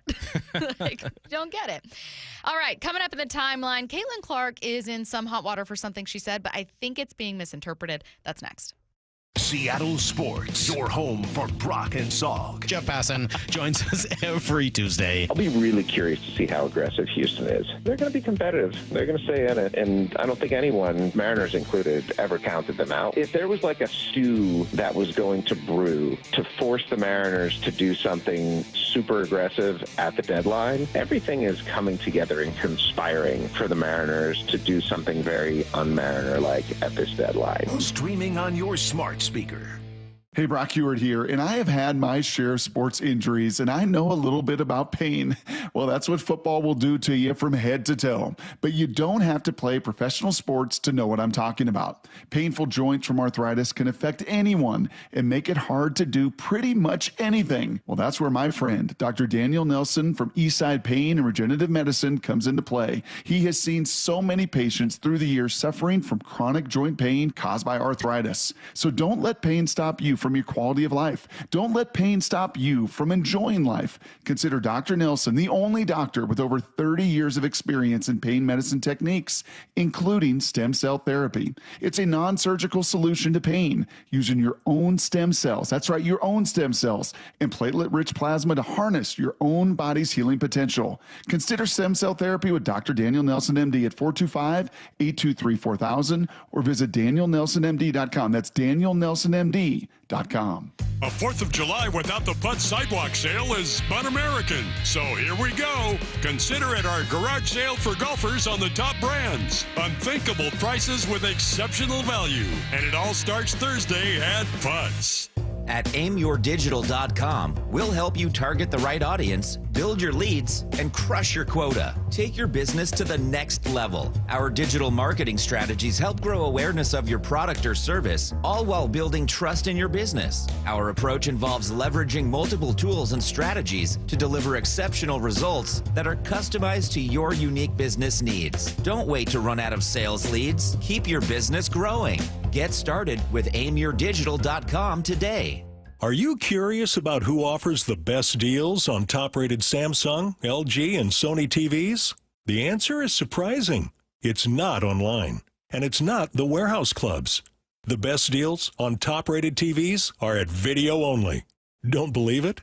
Then check out the trade-in deals at Video Only. How about $500 for your old TV? Try doing that online.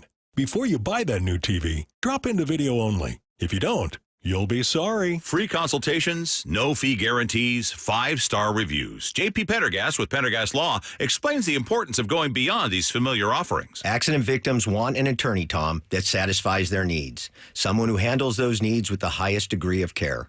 Pendergast Law offers the no-fee guarantees and free consultations, but these only scratch the surface. Okay, explain more. We make sure that every member of our team is genuinely passionate about helping others.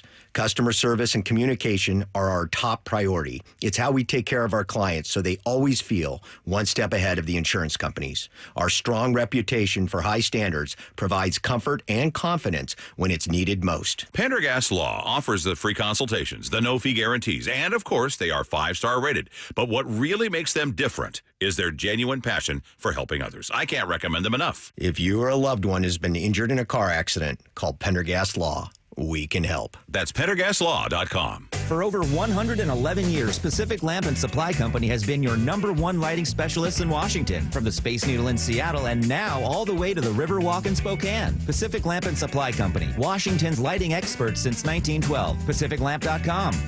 We are Seattle Sports, the home of the Seahawks, Mariners, and everything Seattle sports. Watch your favorite show live at seattlesports.com. Can't fix everything for everybody, but you can be there and listen and try to help with what you can. You're there to support them, and that's the best that you can do. It's this commitment, this philosophy that represents the LJ way. This is my life. This is my family's life. The people that work here, they're my family. When something's not right with them, it's not right with us. My wife and 3 kids in the house, there's always something wrong with somebody at all times. And if there isn't, then something's wrong. When you have 388 employees, there's never a day that everything is good everywhere.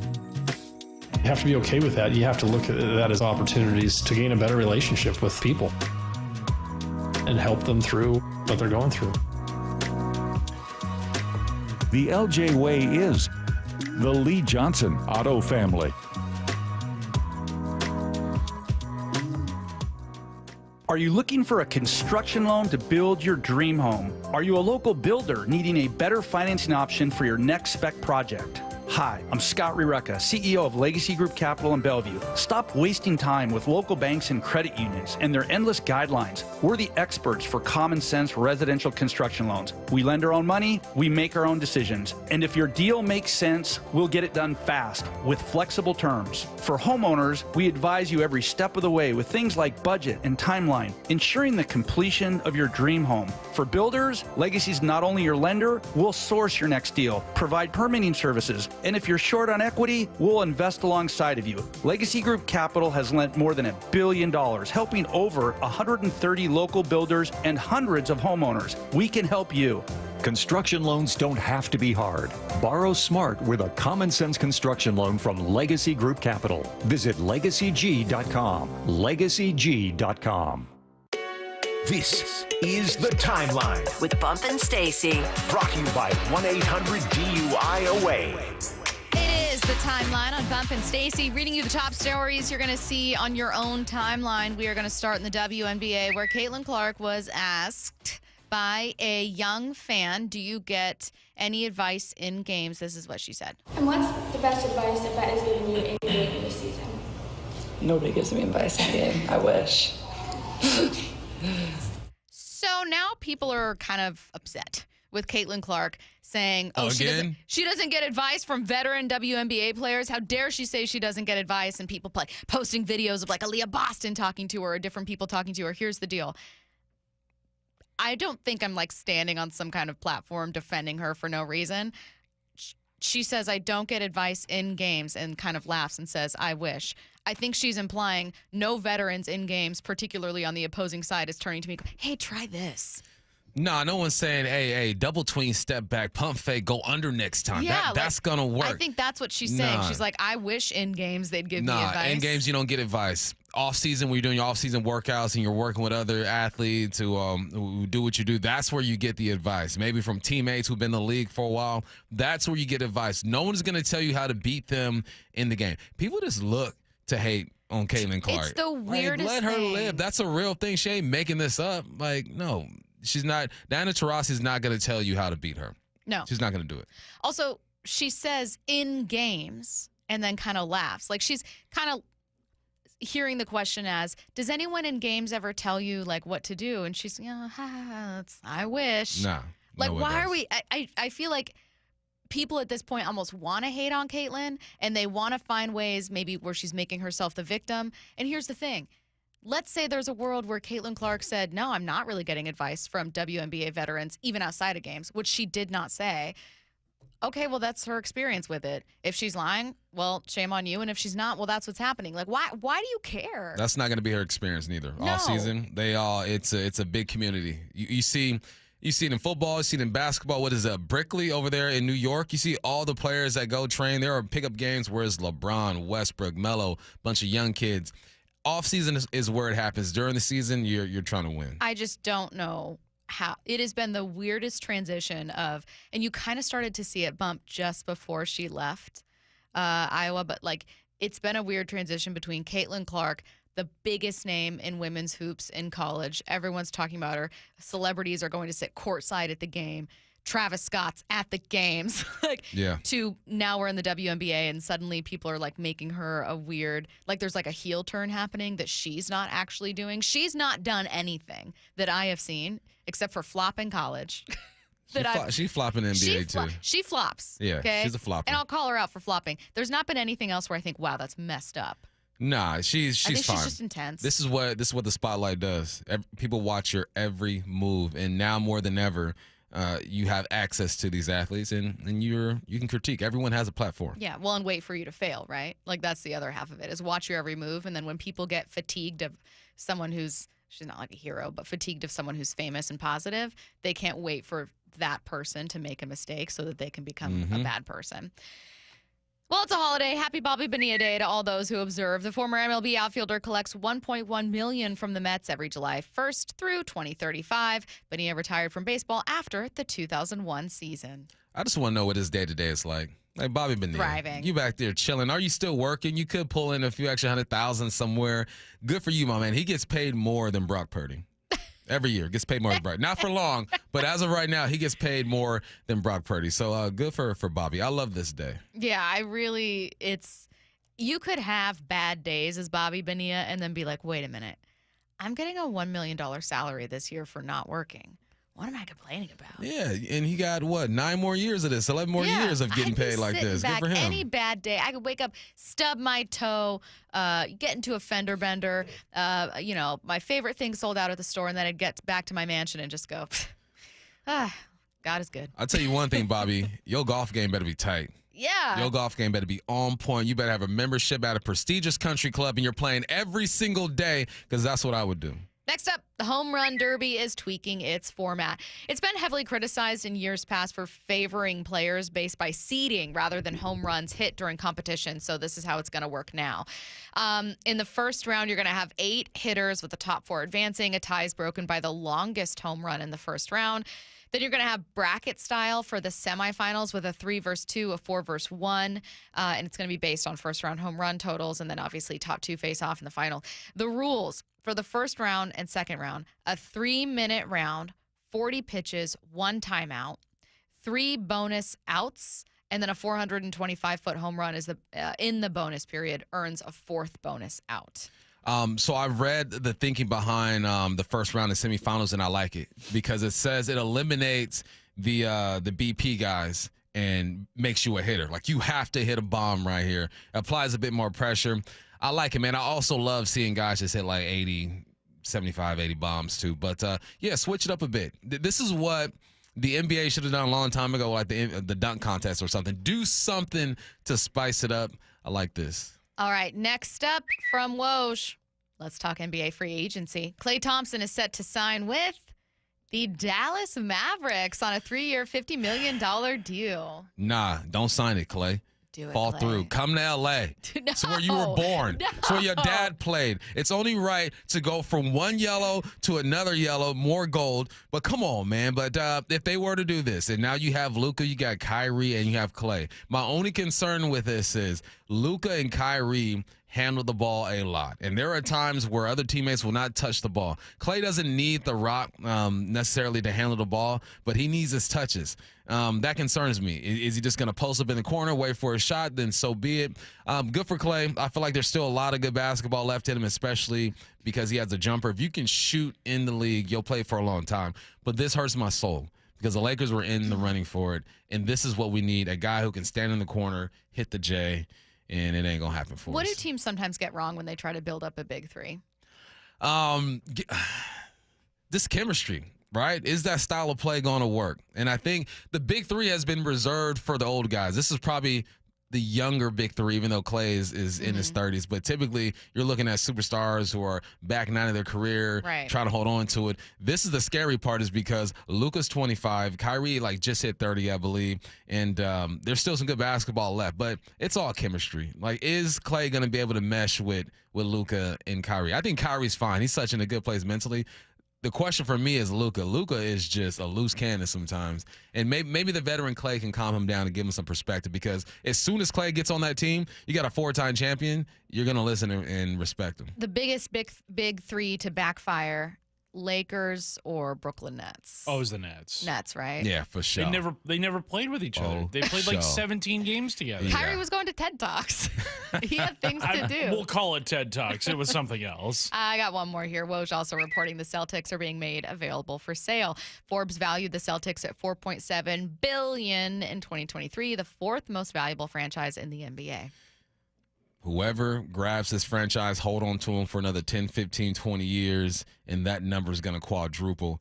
I don't like the Boston Celtics, but I do like the players. But there's no denying their history and just how recognizable that little leprechaun is. You see that little leprechaun, you know who you're talking about. I don't know why I flashed back to this, but when the Celtics won and you were like, people were all recording on their phones, I wanted to see an old Irish couple in the stands. Hugging and crying. I love the idea of Boston Celtics fans, old Irish couples.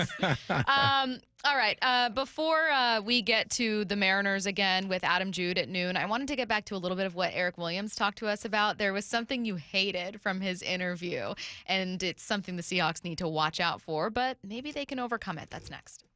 Seattle Sports, your home for Brock and Salk. Pound for pound, I don't think there's a harder hitter in the NFL than Devin Witherspoon. Well, the other guy that pound for pound was the most violent physical dude in the league for a long time, Earl Thomas. And Earl Thomas found a way to pick and choose his spots. And when he was absolutely going to uncoil and cut the legs out and knock Gronk into another planet, Devin Witherspoon's got that tool in his bag. He's got that club he can play out at Sahali, and I love it. On Seattle Sports and 97.3 FM HD2. Did you know your skin is the largest organ of your body? Huh? That's why you should shower with Old Spice Super Hydration Body Wash instead of plain old bar soap.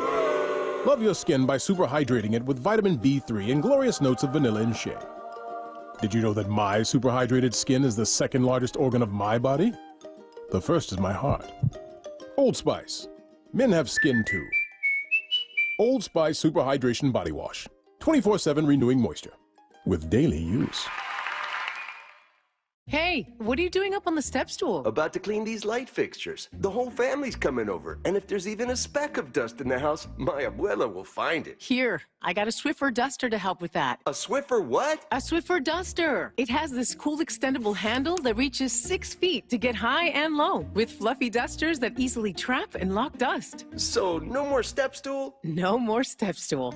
Easily trap and lock dust from hard-to-reach places with the Swiffer duster. Love it or your money back. Guys, did you know your testosterone level impacts your energy, libido, sleep, weight, hair loss, mood, and even ED? And right now, Revive Men's Health Seattle will check your testosterone for free. They've helped thousands of men since 2011 feel and perform better. They're so confident they can help you, they even guarantee it. Schedule your free testosterone test, exam, and consultation today. Call 206-529-1111. That's 206-529-1111. Or visit ReviveMen'sHealth.com. 4,000 women are diagnosed with breast cancer every year in Washington state. I'm Dr. Suzette Miranda with Northwest Hope and Healing. We provide a lifeline to breast and gynecologic cancer patients in our community. Join us at Life in Color, a summer brunch, auction, and fashion show on August 18th at the Golf Club at Newcastle for an afternoon of hope and inspiration. Get your tickets now for Life in Color on August 18th at nwhopeandhealing.org.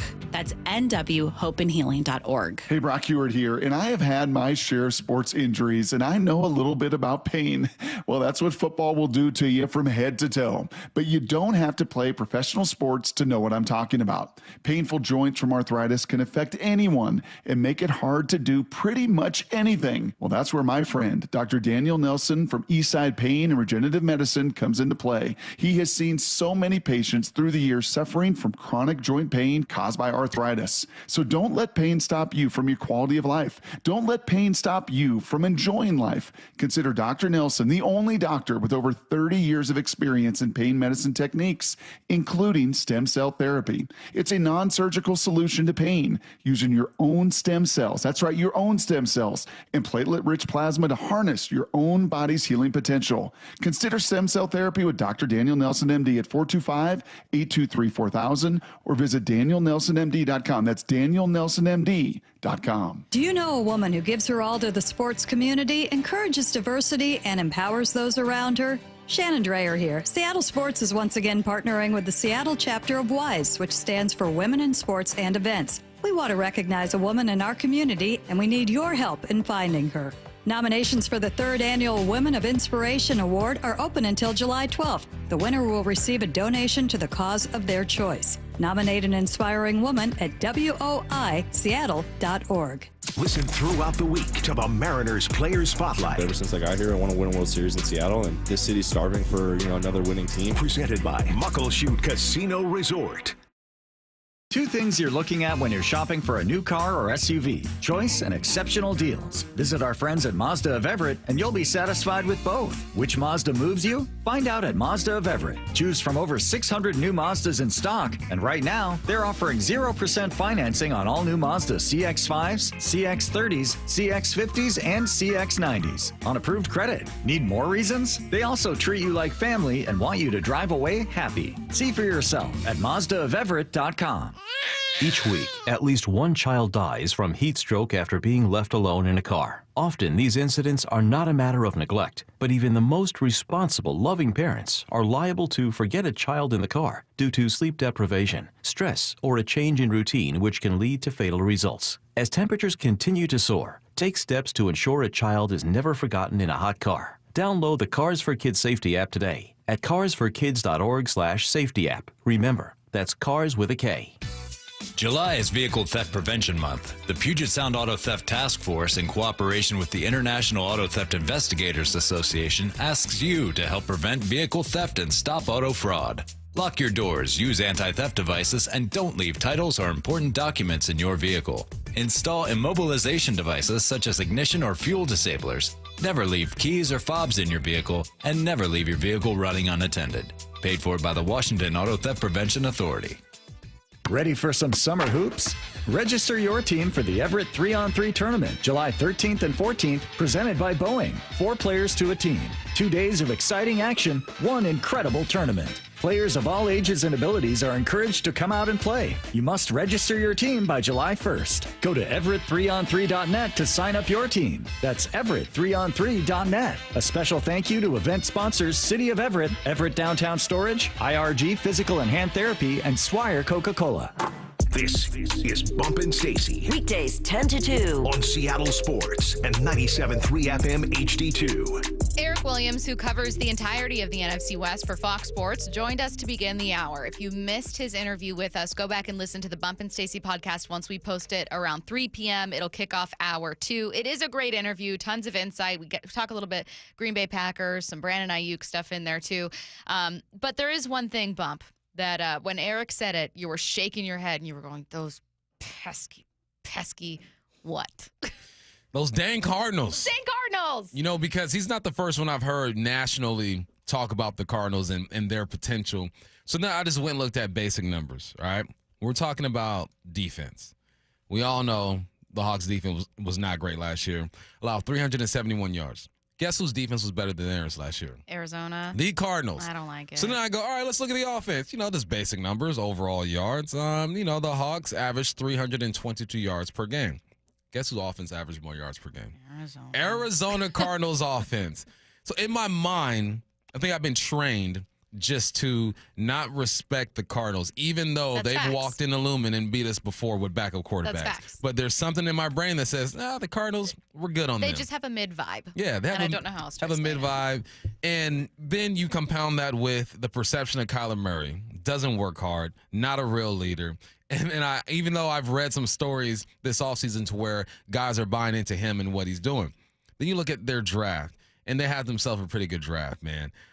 In the first round, obviously, they took Marvin Harrison. They addressed the edge with the 27th pick overall, Darius Robinson. They got a good corner out of Rutgers and Max Melton. Trey Benson, a running back. They have a good tight end over there already. And the more and more I hear people talk about the Cardinals, the more I have to look at them and respect them. I respect everybody, but you felt like in this division, it's going to be a race for third place to start. Because obviously the Niners and the Rams have a good squad coming back. We'll see what happens there. So the fact that our man Eric Williams said, look, watch out for these Cardinals, just made me that much more concerned. Now, we still got to see what this offense is going to look like, what this defense is going to look like. No one really knows. But as soon as he said that, I shook my head. I didn't like it because I feel like it's true. He's not the first person I've heard talk about the Cardinals. And if you're a Cardinals fan listening, first of all, thank you for listening. I don't know. I don't know why you're listening, but shout out to you. But you were probably offended when we said there's just like a mid vibe from the Cardinals. Now, that doesn't mean that there's great vibes all the time from the Seahawks, but this is a team that's kind of gotten the short end of the stick in this division a ton. I mean, some of their best years were when the 49ers and Seahawks were having their best years too, right? They've kind of been ripped off. I mean, they have yet to win a Super Bowl. They got there with a really great team and then lost to the Steelers. And so this is a team that people do tend to write off, and it's not fair. But according to Eric Williams, it's also way too premature for this season. And after that conversation with Eric, not just about the Cardinals, but about the rest of these teams, Bump, I came away thinking this is going to be maybe one of the best divisions in football. Some people already believe that, but I think all eyes are on the AFC North with obviously the Baltimore Ravens, and you've got Joe Burrow and the Bengals, and oh my God, what are the Browns going to do? And good for the Steelers. And then you've got the AFC East where you're looking at all the storylines there. And then, you know, I don't want to throw in the AFC West. I mean, it's kind of the Chiefs and, I don't know, some cool storylines. But, man, the 49ers are probably going to win the division. They're the most stacked team. The Rams have been able to find, even when they're bad, they can still get your number. Or they still have your number. I don't know how that's saying, or you guys know what I'm saying. They seem to still get Seattle even when they're at their worst. And then with the Cardinals in there, like, I think the Seahawks could have a good year and still finish fourth. Yeah, it's possible. What you have to bank on is the start to the season for the Cardinals. They have to go to Buffalo, then they play the Rams, then they play Detroit. They can easily go 0-3, but if they come out that thing, win 1 or 2 games, and we'll look at the fashion in which they do that. If they do that, you got to start paying attention. This is Gannon's second year as a head coach. Obviously, the first year was rough, and you expect that when you're taking over a situation like what was going on in Arizona with all the management issues and then the quarterback issues. This is a year where you start to see his culture kind of really sink in. They clearly got one of the best receivers in the game in college football last year. I like Rome over Marvin Harrison, but Marvin is the more polished receiver. Yeah, we're going to find out real quickly what these guys are all about. The key to this whole thing is just Kyler Murray. What impressed me last year about Kyler Murray is that he didn't have to come back from his injury. He didn't have to. When they came back, they didn't look like they're going to make the playoffs, but he plays in 8 games, completes 65% of his passes, 10 touchdowns, 5 interceptions. But it was more just the body language. That's the thing that kills Kyler Murray is he has the stank face of the world when you look at him on the sideline. Looks like he's pouting. It looks like my toddler after I told him you can't have any gummy bears all the time. Baby face. He does. It's a little chubby, and then when he pouts, it sits down. It's just his body language has been all bad. You are who you are. But everything I hear coming out of there has been good. The key is going to be Marvin Harrison, and can James Conner be the running back that he's been over the past few years? James Conner has quietly been a really good back in this league. So it makes sense. On paper, these guys should be better. You still got Collins defensively, I believe, who re-up, who I think a lot of people were looking at to see if they can grab. It just reaffirms everything I've been hearing, man. I hated that Eric said it, but I'm glad he said it too, so then people can take notice and know that the NFC West is going to be tough. He even mentioned that the quarterback talent in this division is better than what people think. Yeah, it's like I envy people who root for good teams in bad divisions where those teams stay bad for a long time. Like if you are a fan, like the Colts have been, like they had one season where they got Phillip Rivers and were like kind of pretty competitive, and then it just didn't work out. But, like, there are some teams that have just been down for a minute. Like, if you've been playing with the Houston Texans outside of last year, like, they've been down for a minute. Tom Brady playing in the AFC East with, like, a Jets team that maybe one time was good, and the Bills he was constantly beating. There was one year where the Rams didn't look great. Maybe a while where the Cardinals were figuring it out. And already we're back to talking about how this is going to be one of the most competitive groups. Ooh-wee. It didn't last long. It didn't last long. Congratulations, Mike McDonald. Mike McDonald, you are trying to rejuvenate a team that is going to face some really tough competition over 6 games. Go get it, Mike. At least. It's going to be tough. Let's go. All right. Seattle Times reporter Adam Jude is joining us to talk Mariners, and thank goodness he has all the answers. That's next. Seattle Sports, your home for Wyman and Bob. You know him, you love him. John Morosi is here. If you were worried about the front office not properly diagnosing what needs to be addressed with this team, fear not, because this road trip made it very, very clear. The club right now, it's not a complicated situation. At the trade deadline for this team, with all the strong pitching they've got, they simply need to acquire some bats who don't strike out as often. On Seattle Sports and 97.3 FM HD2. Are you curious about who offers the best deals on top-rated Samsung, LG, and Sony TVs? The answer is surprising. It's not online, and it's not the warehouse clubs. The best deals on top-rated TVs are at Video Only. Don't believe it? Then check out the trade-in deals at Video Only. How about $500 for your old TV? Try doing that online. Before you buy that new TV, drop into Video Only. If you don't, you'll be sorry. Shane Company loves Seattle so much, we decided to open another jewelry store in the area. Come say hi at our new South Center Square location in Tukwila. Shop our beautiful selection of fine jewelry, or stop by our new Create Your Own station and make something one of a kind. You can also step into our pop-up radio booth to share a story about your jewelry for a chance to be featured on the radio. And of course, you can still visit us in Linwood, too. We can't wait to see you. Now you have a friend in the jewelry business. Shane Company and shaneco.com. At Fisher Investments, we may seem like other money managers, but we're different. What makes you so different than the rest of us? We ensure clients receive unparalleled service at every step of the relationship. Tell me more. Our investment counselors focus on service over sales, prioritizing clients' needs. How do you make money? We don't sell any commission-based products. We have a simple management fee based on the value of our client's portfolio. So we do better when our clients do better. What about client portfolios?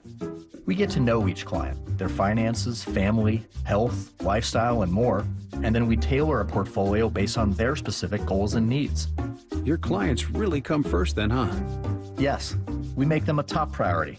Our goal is helping them achieve a comfortable retirement. Wow, maybe we are different. At Fisher Investments, we're clearly different. Learn more at FisherInvestments.com. Investing in securities involves the risk of loss.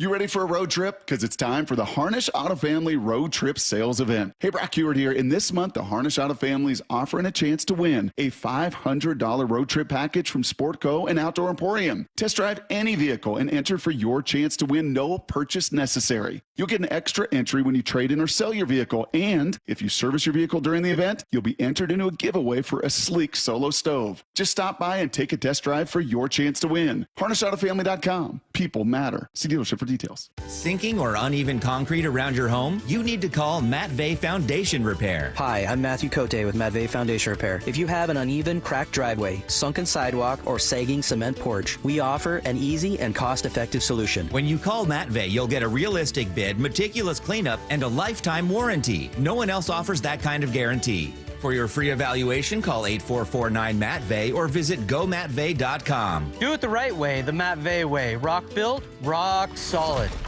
Summer is the time to feel and look your best, but I'm not talking about your abs or tan. Guys, I'm talking about your hair. Restore that bald spot, reverse your receding hairline, or add volume to thinning during Advanced Hair's once yearly summer savings event. Advanced Hair's simple one-day treatment begins to regrow your very own hair the very next day, and they guarantee your new hair will grow. They are the team that addressed my hair loss, and I recommend them to everyone. Take advantage of your flexible summer calendar and get the most hair for your dollar. Advanced Hair's summer sales event is on for a limited time. So get the details and schedule your free consultation today. 425-449-8185. One-day treatment, life-changing results. With Advanced Hair, your new hair is guaranteed to grow. Check out the incredible before and afters and make the call now while their summer savings event is still on. That's 425-449-8185 or advancedhair.com. Hey, it's Mike Salk, and look, summer is now officially upon us, so what do you have planned? Oh, it's got to be a lot, right? Vacations, road trips, seeing all that our beautiful area has to offer. You don't want to be limited by how you look or how you feel. You've heard how I went on the Eastside Weight Loss Clinic plan, right? I lost 35 pounds in just 8 weeks. The results were incredible, and I couldn't be happier with how my life and energy improved. Well, I just want the same thing for you. Eastside Weight Loss Clinic is looking for 710 listeners to help this summer. Here's the ask. Schedule a 15-minute, no-obligation consultation at eastsideweightlossclinic.com. It's safe, healthy, sustainable weight loss, no pills, injections, or surgery. You eat real food that you get at the grocery store. You'll lose weight, look, and feel your very best. That feeling can be yours this summer. So what's the secret? Call Eastside Weight Loss Clinic at 425-588-0080 or go to eastsideweightlossclinic.com. That's 425-588-0080 or eastsideweightlossclinic.com. Dr. Ryan Coogan, D.C. Results may vary. Let's go! This is Seattle Sports. Streaming through the Seattle Sports app. KIRO AM Seattle. KIRO FM HD2 Tacoma. Home of the Seahawks, Mariners, and everything Seattle sports. Seattle Sports Snapshot. The Kraken are making moves in free agency. They're reportedly signing former Vegas center Chandler Stevenson to a 7-year deal. That from Sportsnet. This is after a report earlier this morning that the team signed defenseman Brandon Montour away from Stanley Cup champ Panthers on a 7-year, $50 million contract. It's an off day for the Mariners, which means you've got extra innings hosted by Curtis Rogers coming up at 7 p.m. Tomorrow, the Mariners open a series against one of the best teams in baseball, the Baltimore Orioles. We'll talk about that series with Adam Jude of the Seattle Times next. Snapshot, brought to you by Miller Lite. When it's game time, it's Miller time. This is Bump and Stacy On Seattle Sports. Streaming through the Seattle Sports app and at seattlesports.com. Now, here are your hosts, Michael Bumpus and Stacy Ross. Here we go now. Talking Mariners with Seattle Times reporter Adam Jude on the Emerald Queen Casino Sportsbook Hotline. Adam, as a warning, I did tell listeners before this interview that you would have all the answers for us, so I hope you're ready. Why are they striking out? Oh, exactly. If I knew that answer, I'd have a job in baseball. Job making real money. Yeah. So. All right. Well, I wish I had better answers. All right. Well, that's let's the big one, isn't it? Start with the offense at least. They're currently 30th in average, which is at least before they were like 26, right? Like there was a brief time there when it wasn't looking quite as bad, but they are 30th. I know it's not the best measure of an overall offense, but it's clear this offense needs help. Do you think just a bat at the deadline is enough, or do they need more? Gosh, that's a great question. I mean, I don't even know if they're going to be able to get that impactful bat. That's the big question right now, too. Like, is one enough? I mean, are they even going to be able to get one? Yeah. It's going to be an interesting month here, the July 30th deadline. I can tell you this. The Mariners are going to try. They're going to try really hard. You know they are. They've got the prospects to do it, and they're in position to do it. They know this is their window. They've had a really strong start to the season. Here we are. We look up on July 1st. And they're 3.5 games up in the AL West. If I had told you that in March, I think just about every Mariners fan would have jumped at that, would have been thrilled with that, considering, where this team had been the past few years at the halfway point of the season, where it just felt like they were constantly digging themselves out of a hole and trying to chase down Houston and the Rangers. And here they are. They got off to a great start, and they built that 10-game lead, 2 weeks ago. And I think there's a feeling of a little bit of a letdown from the fan base. And frankly, that's fair, just with what we've seen the last, not even just the last 10 days, but obviously the first half of the season with this inconsistent offense. And as you said, it's just the same issue over and over, and it keeps coming back to the strikeout. It looks like they finally get some momentum in the fifth inning there yesterday. What happens? They strike out, strand the bases loaded. We've just seen that script play out so many times. And I think what they need is just that middle of the order bat. We've been saying that not only just since last offseason, but the last couple of years too. And certainly the Mariners have tried. They've talked to free agents. They've talked to teams trying to acquire that guy. They thought maybe Jorge Polanco could be that guy. They thought Mitch Garver could maybe be that guy for various reasons. Obviously, some of these additions just haven't worked out. So they're going to try. The problem is, we talked about Luis Robert last time I was here. He might be the one and maybe the only impact bat available coming up at the trade deadline. And when you're the only true impact bat available, guess what? The price is going to be through the roof. And so if I'm the Mariners, do I really want to pay that? Obviously, you have to look in the mirror and decide what the line is and the prospect capital that you're willing to give up. It ultimately might just be that the cost is too high. Because right now, I just don't know who else is going to be out there available. We're going to see Vlad Guerrero Jr. and the Blue Jays here in Seattle coming up later this week. Obviously, he'd be a great fit for the Mariners, great young talent still. He might be available on the market, but again, his price is going to be through the roof. I would do it if he's available, but if I'm the Blue Jays, am I really, really wanting to give up a guy like that with still a year and a half left of club control? So many questions here, and so little time it feels like to answer some of these big questions. But they've got to do something, right? They've got to figure something out with this lineup. Adam, we saw something at T-Mobile we haven't seen since 2014, and that is a pitcher step into the batter's box and just stand there, didn't take any hacks. We're talking Luis Castillo, obviously. And you look at that situation. Obviously, Mitch went out, so he was forced to be in that situation. Do you feel like it was poor roster management? I mean, this was worst case scenario, right? And they got to worst case scenario. So then Castillo's out there. You give him a free out. Do you think it's poor roster management, or do you think that it's just bad luck? Yeah, it's a little bit of both. I'd say it's a worthwhile gamble to take, which is what they did a week and a half ago, and sending down Sebi Zavala. Again, Zavala hadn't really hardly played at all in the first half of the season, and certainly the 2 weeks before that had barely seen the field at all. He was really only there as your third catcher, an emergency sort of backup situation. And so I get it. You're kind of wasting a roster spot with him just sitting there on the bench too. But that's the reason you have him there, is in case of a situation like that, if you're going to regularly use your second catcher as part of your lineup as a DH. And again, I do think it's a worthwhile gamble, but when you gamble, sometimes it comes back to bite you. And so that's what we saw yesterday. And I totally get, that roster decision. I'll be curious to see this week, maybe in the next 24 hours or so, if they decide that they need to bring Zavala back up or one of their, Tacoma catchers that have major league experience, just to have that other guy. We'll see how Gardner's feeling tomorrow too. After the day off, that'll obviously dictate it. But that's the gamble you take. When they're comfortable, I think they have been comfortable with the way Gardner's been catching.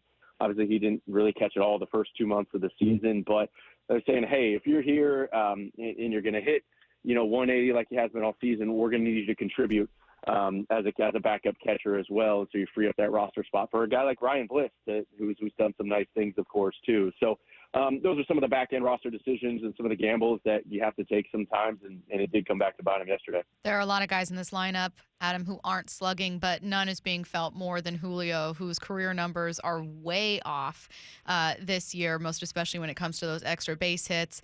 Average has been fine, but as you know, it's been a lot of singles. Maybe he's drawing a few walks here and there, but it's not really the Julio we were expecting. What do you see? Like when he's at the plate, do you see someone off balance? Do you see adjustments? I mean, what have you made of Julio's first half? Yeah, that's probably the overarching question of this team right now. Just what's going on with Julio. And we saw his personal hitting coach was in town late last week working with them.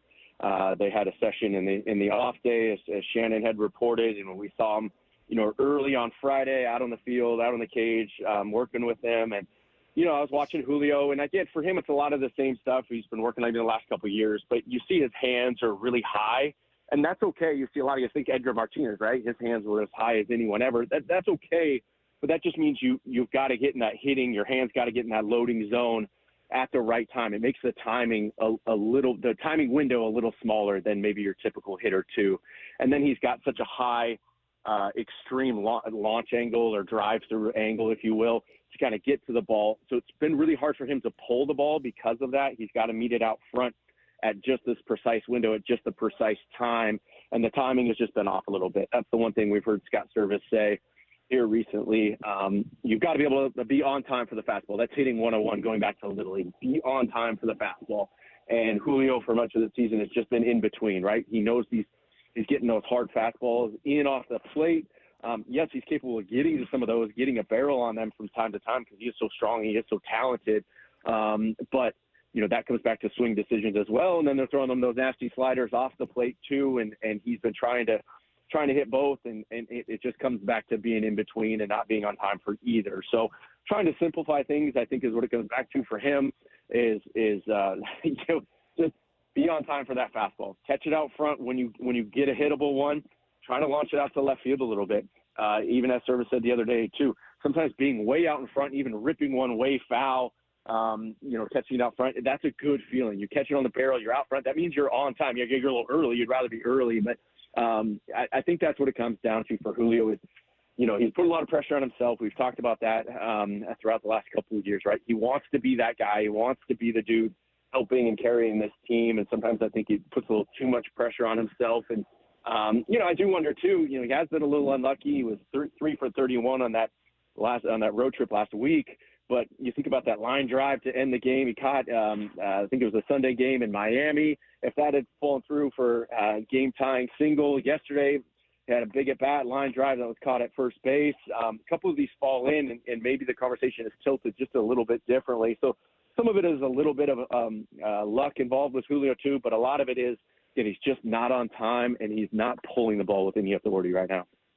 Hey, Adam, it seems like it was just yesterday we had a 10-game lead in the AL West. It is now down to 3.5. The Imps have dropped 8 of their last 11. We've talked about what the Mariners haven't been able to do. I don't know how closely you've been looking at what the Astros are doing, but if you have been, what are you seeing over there? What's going on in Houston right now? They're definitely red hot. We kind of figured either the Astros or the Rangers or both would make a run at some point. I think the Rangers are still banking on getting some of their starting pitchers back healthy. Scherzer was back last week. They got DeGrom and another guy, Taylor Mahle. I mean, they're going to get reinforcements as well. So it'll be interesting to see if the Rangers make it a 3-team race. But right now, as we expected, Houston is not going away. You thought they'd figure it out at some point. They've got one of the best and deepest lineups in all of baseball. And I think they've been without Kyle Tucker for a week or so as well, maybe their best all-around hitter. And so their pitching is getting a little healthier too. The back end of their bullpen looks right. It's nasty when they're going good and healthy. So it's going to be formidable. I fully expect it to go down the stretch in September again, and Houston's going to be right there. I expect the Mariners to still figure things out. Their pitching is just too good, and they're in every game. We see it. It's just a matter of coming through with that one clutch hit a night. That's what it takes for the Mariners, right? Some nights you're going to get it, some nights you're not, and when your margin of error is so small like it is with the Mariners, so you're going to string together 2 or 3, 4 days where you're frustrated just because you don't get that hit or you don't get that 2 or 3 run homer. But we know their pitching is really good. Gregory Santos, their reliever they acquired from the White Sox in the offseason, is supposed to start rehab assignment tomorrow in Tacoma. I think he can be a difference maker at the back end of the pen, really take some pressure off Andres Munoz, really kind of be that 8th, 9th inning guy to really help solidify things. A game like yesterday, too, for as good as Ryan Stanek has been the last month, the Mariners worked so hard to get back and tie that game yesterday, and you give up the 2-run homer late. Again, those things are going to happen in your bullpen from time to time, but you get a guy like Santos, and he's the one pitching there in the 8th inning. You got Stanek in the 7th. You feel a lot better about your bullpen at that point. So Houston's not going away. They're charging hard here. They're just starting a game, I think, right now against a pretty beat-up Blue Jays team as well. So I don't see Houston slowing down. I think this entire second half it's going to be a really heated race, and the Mariners got to be on top of it to stay in it. Hey, you mentioned earlier Luis Robert could be the only impact bat available. You said, maybe Vlad. What scenario could you see where Vlad maybe becomes more likely? Like, what would you as a reporter be waiting to see where you'd be like, okay, now I'm kind of eyeing some potential reports between Seattle and Toronto of a trade? Yeah, Toronto's, they've really fallen off. 3-7 in their last 10. They're already 14.5 back in the East, 38-45 record. They've really fallen off lately. And again, you look at Vlad Jr. and their shortstop, Bo Bichette. They're both going to be free agents after next season, after 25. So you think if you trade one or both of those guys at the deadline here, you'd get a little bit bigger return, right? Just because the team that's trading for him would get him for 2 extra months, a pennant chase here in 24. So that's what they have to weigh. It would be a very unpopular move. Obviously, in Toronto with that fan base, they've been really competitive the last few years with that young core. Just like Mariners fans with Julio and this pitching staff, you vision around a long-term plan, building around these guys and multiple playoff appearances and being a contender for a while. And so what a letdown that would be for the Blue Jays, of course. And so that would be a tough pill to swallow. But, you look back just 2 years ago and look at the Washington Nationals and the haul they got for Juan Soto. If the Blue Jays can get something similar to that, for Vlad Guerrero, they would have to pull the trigger. You look at how quickly the Nationals have been able to rebuild and make a young, competitive team this year.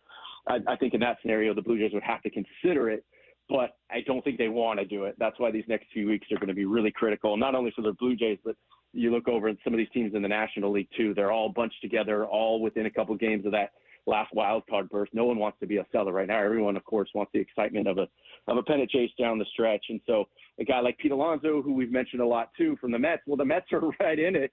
They've been one of the hot teams in baseball over the last month. They're not selling right now. So a lot can change in a few weeks. A lot probably will change in a few weeks. So those are a couple of the names we've already talked a lot about. And we'll see. We'll see. That's why I say it. There's no guarantee there's even going to be that impact bat available for the Mariners to go out and get. We all sit here and fantasize about what could be when it comes to acquiring a bat.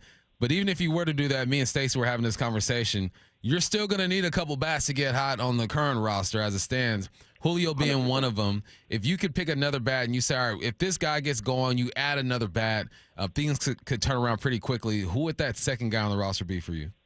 Ooh, that's a good question. Well, you think about Cal Raleigh and just how clutch he's been, right? You would love that. You trade kind of his 210 batting average or whatever it is right now for all the home runs and all the clutch hits he's gotten, right? You'd love it. I mean, again, I think you trade that 100 times out of 100, but get a guy like, Ty France going a little bit, or even Jorge Polanco. Again, they're paying $10, $11 million this year. They were hoping he's going to be the answer at second base, a switch hitter with so much experience, hit for a high average throughout his career, low strikeout rate for most of his career too. And his batting average has plummeted. His strikeout rate is through the roof. And so he's a guy, obviously a really good sign is coming through with a big clutch hit off the wall yesterday. I look at those two guys. We've seen Ty up at times this year. He had a really good run in May, missed 10 days on the injured list, and we know he's capable of it. So I would say that right side of the infield with Ty France and Jorge Blanco, if they can pick it up a little bit, you're going to see this team, I would think, be a little more consistent. He is Seattle Times reporter Adam Jude, kind enough to join us to talk some Mariners this beautiful Monday afternoon. Thanks, Adam. Thanks, Adam. Thanks, guys. Take care. Let's get to headline rewrites. Extra, extra, read all about it. Headline rewrites. We must make headlines. The real story behind the headlines in today's news with Bump and Stacy.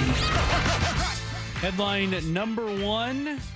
Brandon Aiyuk says if he's not with the San Francisco 49ers in 2024, he'd rather play with the Commanders or Steelers. What's the real headline? That's good, because this was not immediately obvious when he showed up to a podcast taping with surprise guest Jaden Daniels. Yeah, such a curveball, man. Right? Didn't see this one coming. That viral video where he was talking about how the 49ers didn't want him to Jaden Daniels. Like, he has been laying it on so thick that just throwing on I'd play with Jaden Daniels. He's on. We know, Brandon. He's on his LeBron. You know, LeBron is so calculated when he speaks to the media and putting stuff out there. Good for you, Aiyuk. If he were to go to the Commanders, he would join McLaurin. He has 4 straight 1,000-yard seasons. Dotson is over there, who I think has Tyler Lockett type of potential.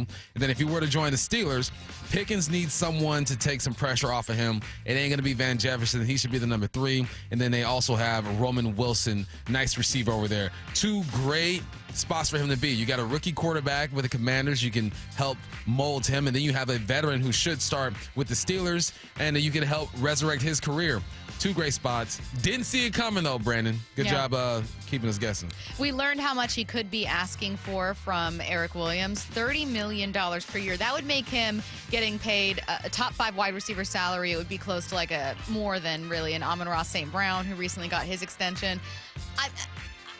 Get your money, right? It's yours. I would never tell anyone, even if I think that player's not as good. If your team pays you, that's your money. You'll get your money. But all of that being said, I don't know that I see Brandon Aiyuk as a top 3 wide receiver in the league. So here are the top 3 when it comes to stats, right?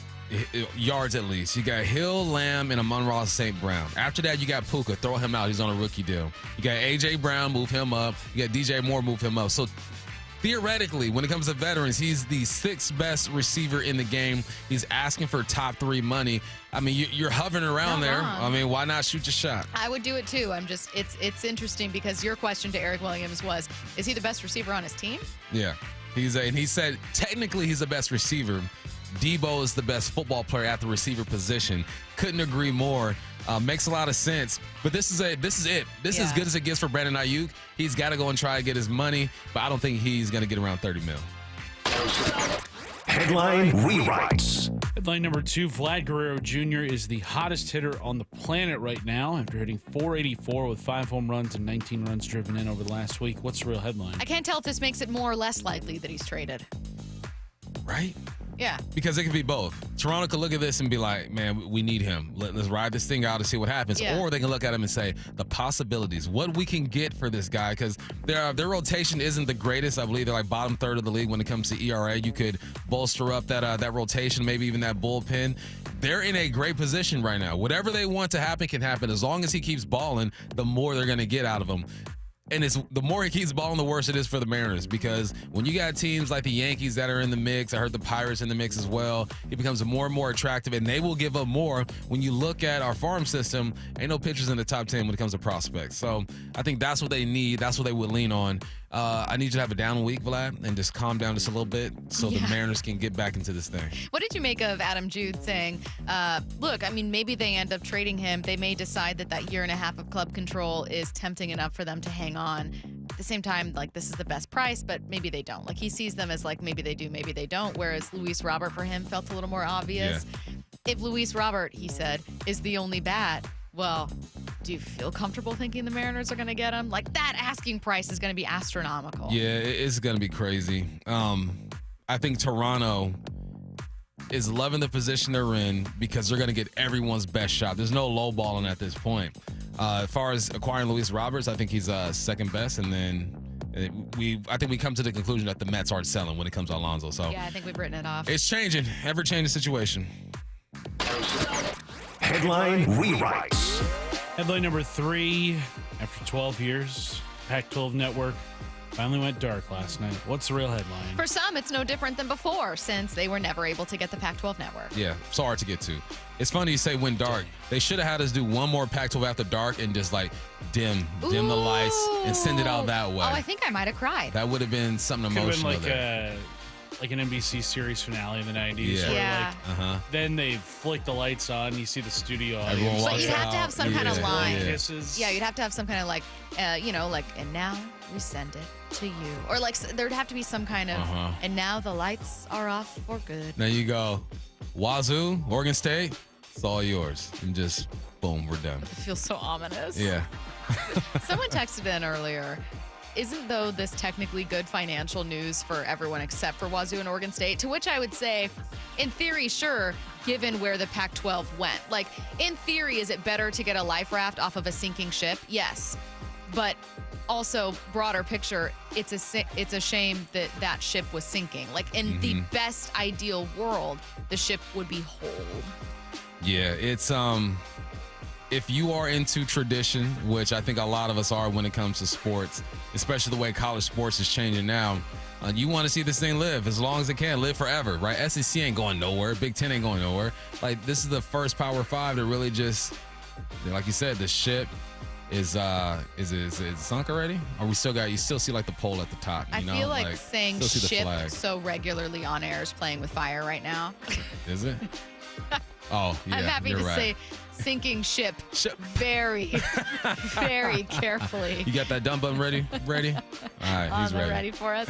We're going to, at 12:45, get back to some of what Adam Jude had to say about Julio. I found his answers there, Bump, really interesting. Like, he initially started out with like, yeah, none of us really know, but then kind of dove into like, well, here's what I see. Like, here's what I see from him and what I think is happening. So if you are someone who is really, really big on like, I don't know, this is a horrible way to say it, but the X's and O's technique of baseball, technique, approach, stance, you're going to want to hear what Adam had to say. But you don't have to really, really care about it to find his answer really interesting, because there's another part of it that's mental, right? He said his hands are too high. You know what I thought about?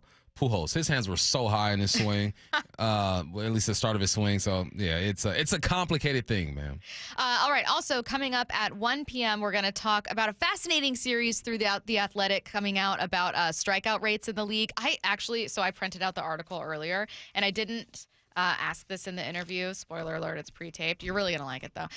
But they looked at the year of the pitcher. They were like, the strikeout rate. So in 2005, 16.4% of plate appearances ended in strike three. That number has risen each season until 2020, when it peaked at 23.4. So there are more strikeouts in the league. Players are striking out more than ever before. And Cody is one of 3 reporters who take a look at a really in-depth series about what it was. The strikeout rate in 1968, when it was the year of the pitcher, 15.8%. The year of the pitcher. The year of the pitcher. It's like, that's how much baseball's changed. It's insane. So it's a really, really great interview at the way that the league is kind of in conflict with itself, coming up at 1. Talking Julio at 12:45. Coming up next, Micah Parsons is unhappy with a teammate. Seattle Sports, your home for Bump and Stacy. Oluwatimi joining us. What have you learned about yourself coming into this second year? Preparing my body differently. Last year was kind of like a trial run. I mean, it was a blessing that not starting, figuring out, okay, what I got to do to prepare myself every week. So learning that, getting my body in better shape, and just understanding snap counts, understanding defensive tendencies, understanding the playbook getting better, just knowing football a little better from the NFL, just being in it for, I guess, going into my second year. On Seattle Sports and 97.3 FM HD2. Did you know your skin is the largest organ of your body? Huh? That's why you should shower with Old Spice Super Hydration Body Wash instead of plain old bar soap. Love your skin by super hydrating it with vitamin B3 and glorious notes of vanilla and shea. Did you know that my super hydrated skin is the second largest organ of my body? The first is my heart. Old Spice. Men have skin too. Old Spice Super Hydration Body Wash. 24/7 renewing moisture. With daily use.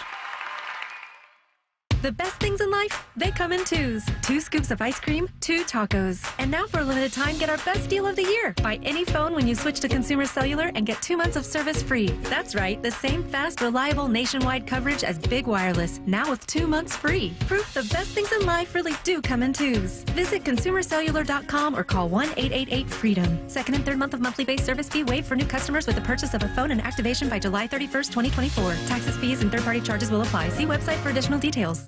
Roof now, pay later. Hi, I'm Sam Thomason, owner of State Roofing. Take advantage of our 0 down, 0 payments, and 0 interest for up to a year.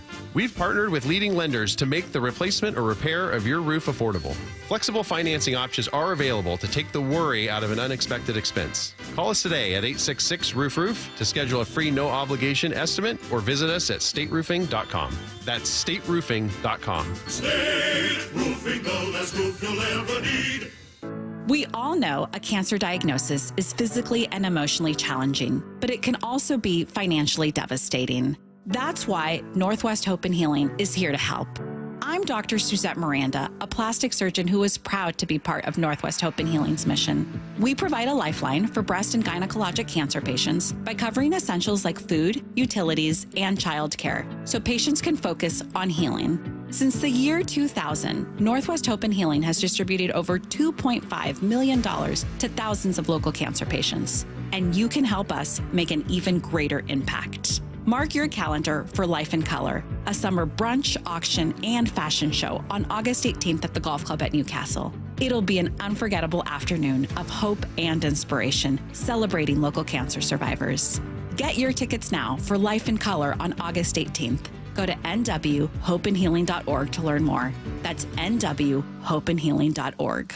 Everyone always asks me, what were your top reasons for choosing Advanced Hair? Well, allow me to share, along with some details on, get this, their once-a-year summer savings event. Okay, first off, Advanced Hair stands by the results, and I'm living proof those results are second to none. With Advanced Hair, your own natural hair is guaranteed to grow. Secondly, Advanced Hair combines top-rated physicians with modern technology, creating a concierge quality experience that blew away my expectations. And lastly, Advanced Hair's Advanced FUE begins regrowing your own natural hair the very next day. It is quick, simple, and easy. Now, if you have a flexible schedule this summer and you've been waiting for that special savings opportunity, well, it's here. Advanced Hair's Summer Savings Event will get you the most hair for your dollar. It's their best offer ever. For details to schedule your free consultation, call 425-449-8185. One-day treatment, life-changing results. Your new hair is guaranteed to grow. Before and after pictures at advancedhair.com. Subscribe to the Seattle Sports YouTube page to find new and exclusive content from your favorite shows and personalities daily. Just head to YouTube, search Seattle Sports, and click subscribe. 2 things you're looking at when you're shopping for a new car or SUV: choice and exceptional deals. Visit our friends at Mazda of Everett and you'll be satisfied with both. Which Mazda moves you? Find out at Mazda of Everett. Choose from over 600 new Mazdas in stock, and right now they're offering 0% financing on all new Mazda CX-5s, CX-30s, CX-50s, and CX-90s on approved credit. Need more reasons? They also treat you like family and want you to drive away happy. See for yourself at MazdaofEverett.com. Breaking ball struck him out. That's a dozen for George Kirby. A Mariners game is the perfect place to spend a Seattle summer day. You can kick back with some Moto Pizza, take in the views of Elliott Bay, enjoy a local brew, and soak up the sun. It's like going to the beach, only better, because you don't have to pack a big cooler, you can't get stung by a jellyfish, and there's no sand to get in your shoes or anywhere else. Plus, the beach usually doesn't have JP, Cal, or Julio. Fair ball, base hit. Julio hits third base. He's racing home. He's saved. Cal Raleigh delivers. Pass me that sunscreen. Let's go.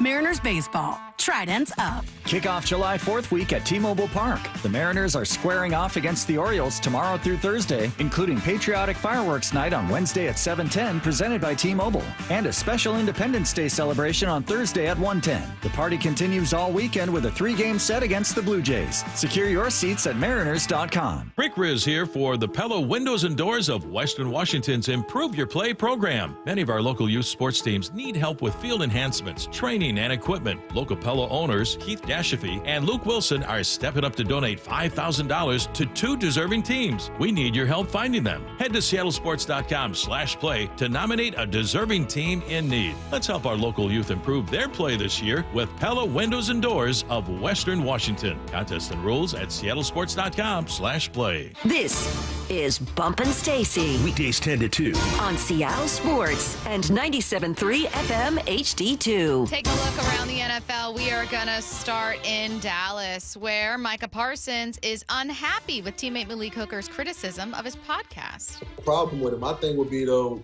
for Micah, my advice would be for Micah would be, just make sure we're all right, where we're and being where your feet are. Because if we're at work and, the run game's terrible, but you're doing a podcast every week and the run game is terrible, then, what are you really caring about? Are you caring about the crowd that, is watching your podcast? Are you caring about the success of our team and the Super Bowl that we're trying to reach? So then Micah said, quote, "Just wish you'd said this to me, but instead on some podcast. Why ain't we talking about everyone's preparations and focus leading up to the game week?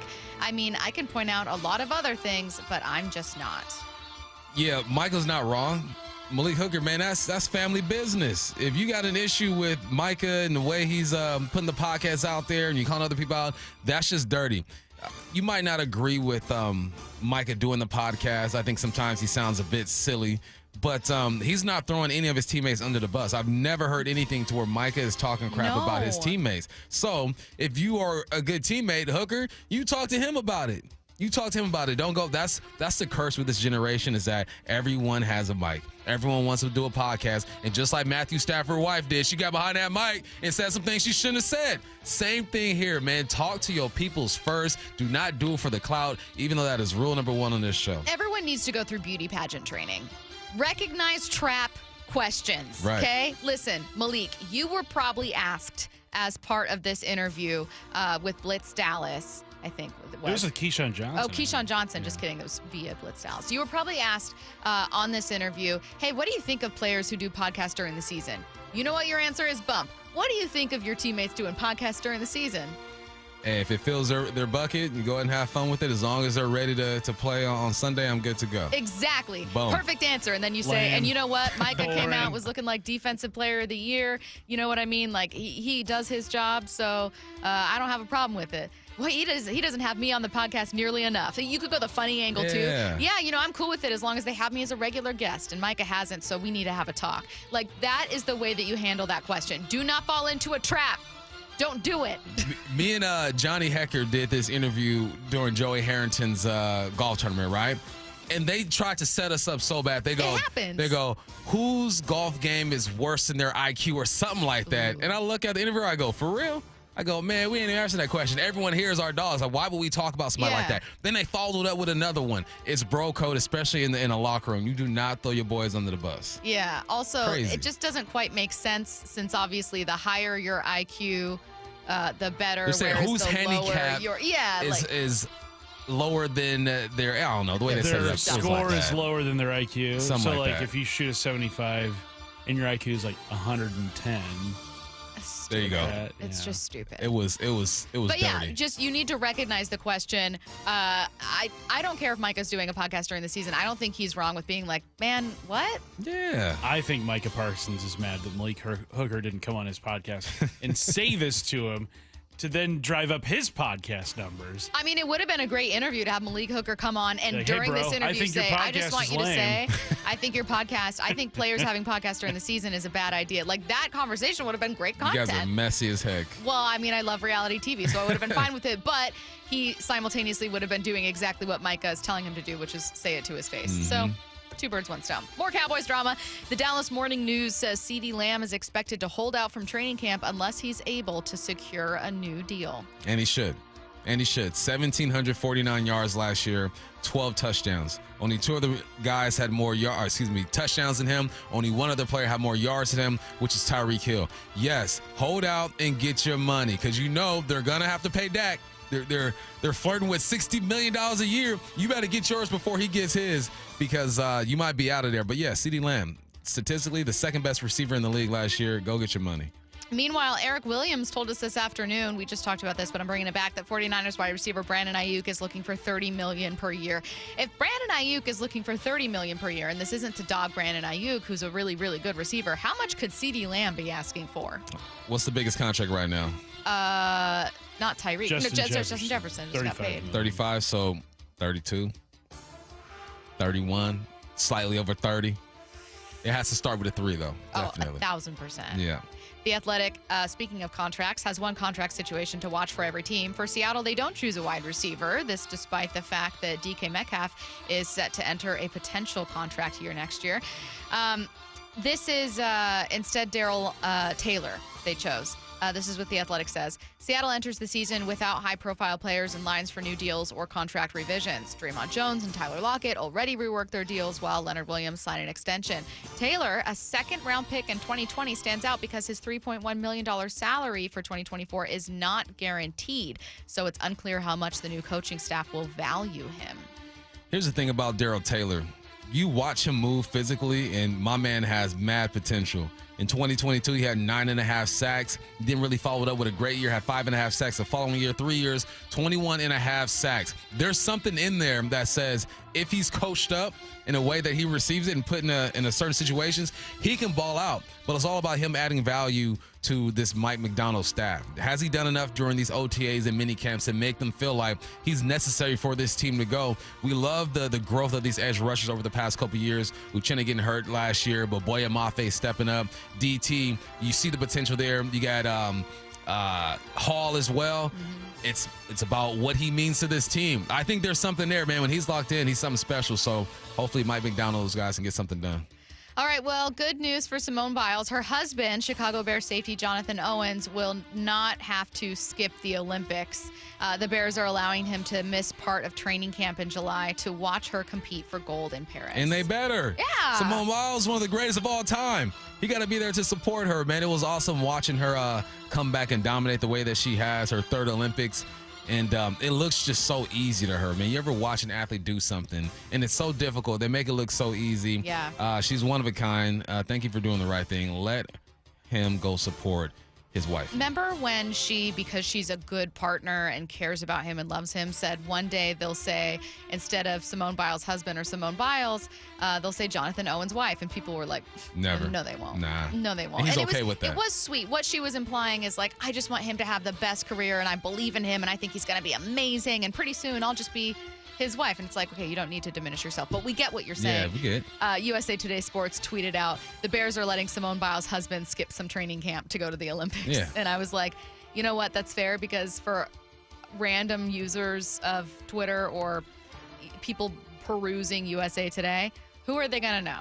Jonathan Owens or Simone Biles? It's going to be Simone. And he knows that. He knows that. He's a secure man. He's fine. Show up in Paris. I think that that's also a really good look to be secure about that, because some people get weirdly insecure. She's the GOAT. Yeah. Like, yeah, he knows what he's getting into. Who was I? He's fine. I was just, oh my God, I was talking about a story the other day about another celebrity thing, and I'm blanking on what it was. And now I'm butchering. I'll need to find it off air. But it was an example. I think it was a anchor that was talking about something, but that idea of not letting someone else succeed. So good for you, Jonathan Owens. Yeah, man, let her shine. Good for you. All right. Well, that'll do it for NFL headlines. We are not done with the NFL, obviously. We got plenty still coming your way. We're going to get back to 4 Down Territory at 1:15. Talk a bit of Seahawks at 1:30, though we've been pretty heavy Mariners today. And the next two are Mariners things, and the two most interesting things in baseball to me. One is the strikeout numbers in baseball. There's this really fascinating feature in The Athletic. We're going to talk about it with Cody Stavenhagen coming up at 1 p.m. Before we get to that, what the heck is going on with Julio Rodriguez? Adam Jude of the Seattle Times joined us about 40 minutes ago, and we asked him that question. What do you see? What do you see with your eyes when Julio's at the plate and things aren't working? And he told us, really interesting answer, coming up next. The Dugout. Go in depth with the Mariners. Leaps up and he makes the catch. With voices like Ryan Roland Smith, Gary Hill, and Mike Blowers. Long-term pitching, if you have that foundation, good things are going to happen. It makes him so valuable when he's hitting. This team is a team that's going to have to bunch hits together, put pressure on the defense. Hear from the players and coaches, and go behind the scenes with insiders Shannon Dreyer. They find a way to grind it out, stay in the game. I thought it was a really good win for them. The Dugout, Tuesdays at 1 p.m. on Seattle Sports. It's the Golfapalooza of the summer, the Butts Golf Sidewalk Sale. Some serious 4 days of values you'll never see again. The biggest brands with staggering prices. 4 days only, and it all starts Thursday at Butts. On Saturday, July 6th, Jackson Smith and Jigba will host the Seattle All-Star Softball Classic, presented by Wade's Lifestyle at Cheedy Stadium, featuring your favorite athletes and celebrities. Tickets start at just $25. Go to SeattleAllStarClassic.com. Guys, did you know your testosterone level impacts your energy, libido, sleep, weight, hair loss, mood, and even ED? And right now, Revive Men's Health Seattle will check your testosterone for free. They've helped thousands of men since 2011 feel and perform better. They're so confident they can help you, they even guarantee it. Schedule your free testosterone test, exam, and consultation today. Call 206-529-1111. That's 206-529-1111. Or visit ReviveMen'sHealth.com. Hey, it's Mike Salk here, and it is hot out there. Your inefficient windows mean high utility bills all year long. Window Nation sells some of the most energy-efficient windows that you can buy, and it was recently ranked highest on Forbes' list of best window installation companies. Right now, for every 2 windows you buy, you'll get 2 windows free, plus 0 down and no interest payments for 2 years. How about that deal? Stop paying more than you have to. Schedule an in-home estimate right now by calling 866-90-NATION or visit windownation.com. Sometimes even heroes need rescuing. I'm a retired firefighter, 27 years. Kurt had severe pain in his knees and his shoulder, which was keeping him from enjoying his well-deserved retirement. Loved to ski, loved to fish, and couldn't even walk 18 holes. That's why Kurt decided to see Dr. Mark Wagner, MD at Seattle Sports and Regenerative Medicine for stem cell therapy. He was just awesome. He goes, yeah, give me a shot. And he took care of me. He stemmed my knee and my shoulder. And how are you feeling now? I was pain-free in 12 weeks. I play golf now pain-free, and it's awesome. So you'd recommend this treatment to others in your situation? Absolutely. Yeah, Dr. Wagner's, he's had a couple people call me, and I recommended that they do it. Before you choose surgery, consider stem cell therapy with Dr. Mark Wagner, MD at Seattle Sports and Regenerative Medicine. Schedule your consultation at drmarkwagnermd.com. Are you curious about who offers the best deals on top-rated Samsung, LG, and Sony TVs? The answer is surprising. It's not online, and it's not the warehouse clubs. The best deals on top-rated TVs are at Video Only. Don't believe it? Then check out the trade-in deals at Video Only. How about $500 for your old TV? Try doing that online. Before you buy that new TV, drop into Video Only. If you don't, you'll be sorry. Bonneville International radio station contests are open to participants 18 years of age or older that are residents of Washington State unless otherwise specified. Employees or agents of the station, Bonneville International Corporation, other area radio stations, or any entity associated with the contests are not eligible to win unless the station otherwise specifies at its own discretion. Persons who have won in the last 60 days from a station contest or event may not be eligible. Full general contest rules are available on seattlesports.com or in person at the station during regular business hours. 4 down territory, going inside the game with Michael Bumpus. I like this. More quarterbacks should start doing this. Every day at 11:15 and 1:15 on Bumpin' Stacy. Your home is your most valuable asset. If you are sick, you go to a doctor. And when something is wrong with your home, you call an expert. Did you know over time, sidewalks and driveways can sink and crack, causing trip hazards or worse? Matt Vey Foundation Repair is the industry leader in concrete repairs. Their foam injection process corrects concrete problems in a matter of minutes. And their Pentec concrete floor coatings will add durability and style to most concrete surfaces. Call now for a free estimate. Also ask about payment options and financing. Matt Vey Foundation Repair. Go mattvey.com. Rock built, rock solid.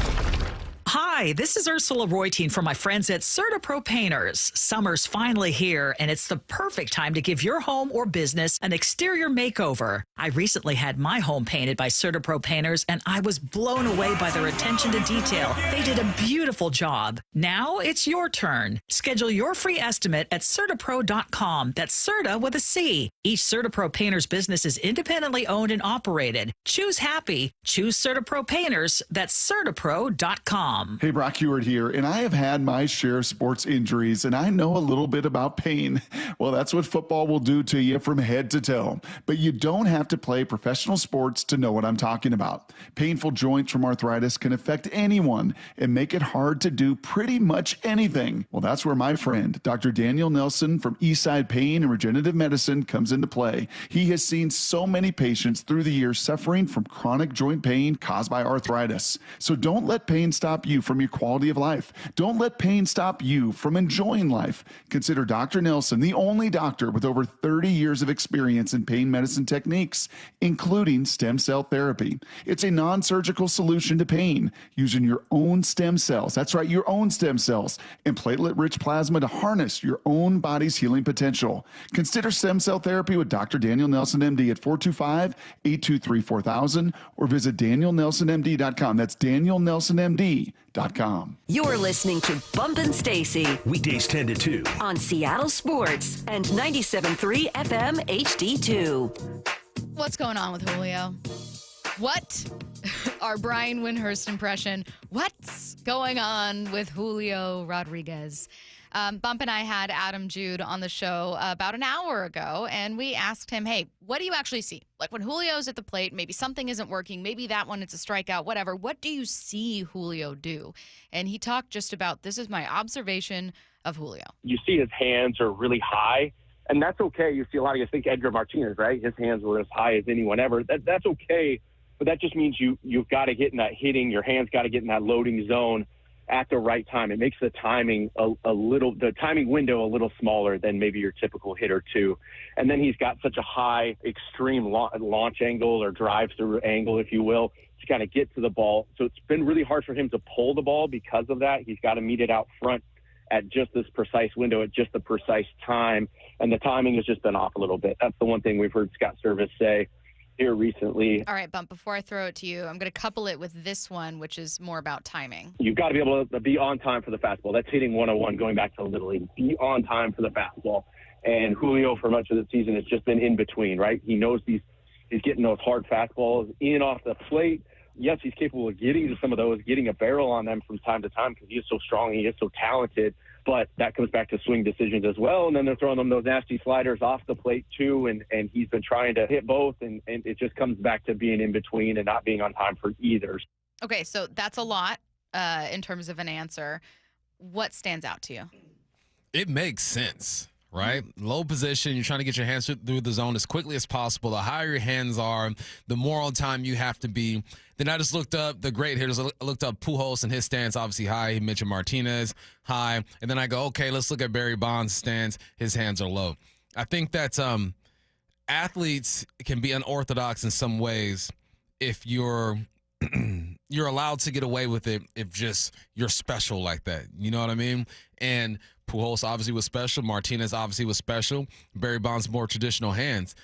But it's so tough to ask if someone were to ask Julio Rodriguez to change what has gotten him here. Right. Imagine him getting into the box and that stance looking completely different. And it might work. But for 23 years, this was probably his stance, or for the majority of his career, his baseball career or his baseball experience, this was his stance, and this is where his hands were, and this is where he's most comfortable. It's like trying to change your golf swing, man. Brady, you've done that a couple times, right? Change that golf swing, and now you got all these thoughts in your brain, and it just feels weird, man. I would imagine that's what Julio will feel like if he switched it up now.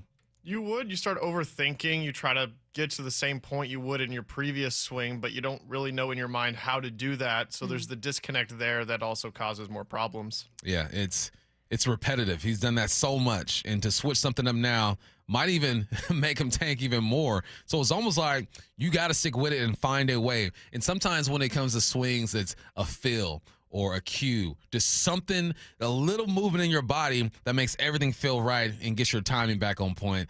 So it makes complete sense, though, when you hear him break it down. Well, you hear him talk about, look, he has a stance, hand placement that work for him, a launch angle that's natural for him. This is just how it is, but the way that he's approaching it leaves a smaller margin for error, and that's especially true with timing. Timing already so important in baseball, obviously so easy to mess up, and imagine that you have even less room for error with the way that Julio just approaches things.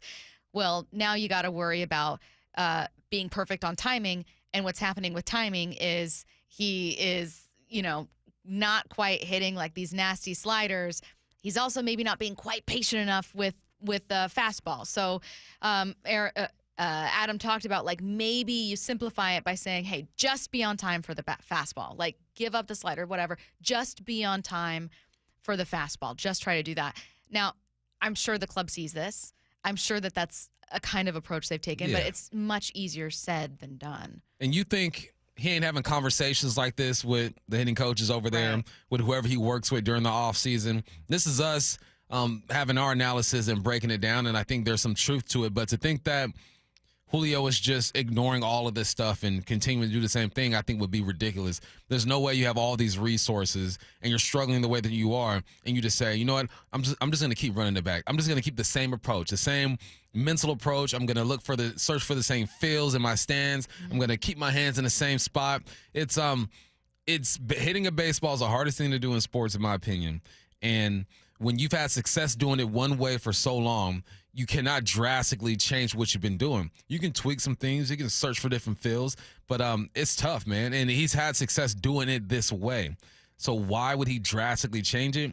I wouldn't recommend it. I'm sure they're not recommending it, but something needs to be done. All right, so you're talking about launch angle. You're talking about hand placement. You're talking about, timing and all of this. On top of that, there's a mental aspect. He's put a lot of pressure on himself. We've talked about that throughout the last couple of years, right? He wants to be that guy. He wants to be the dude helping and carrying this team, and sometimes I think he puts a little too much pressure on himself. And, I do wonder, too, he has been a little unlucky. He was 3 for 31 on that road trip last week. But you think about that line drive to end the game. He caught, I think it was a Sunday game in Miami. If that had fallen through for a game-tying single yesterday, he had a big at-bat line drive that was caught at first base. A couple of these fall in, and maybe the conversation is tilted just a little bit differently. So some of it is a little bit of luck involved with Julio, too, but a lot of it is that he's just not on time, and he's not pulling the ball with any authority right now. Not on time, not pulling the ball. We see that. How do you fix that? I don't know. They're working on it. The mental aspect is a little interesting to me when we talk about trade deadline, when we talk about how to change that. I feel like this is something I talk about in the abstract but have never experienced. How much does that actually play into being an athlete?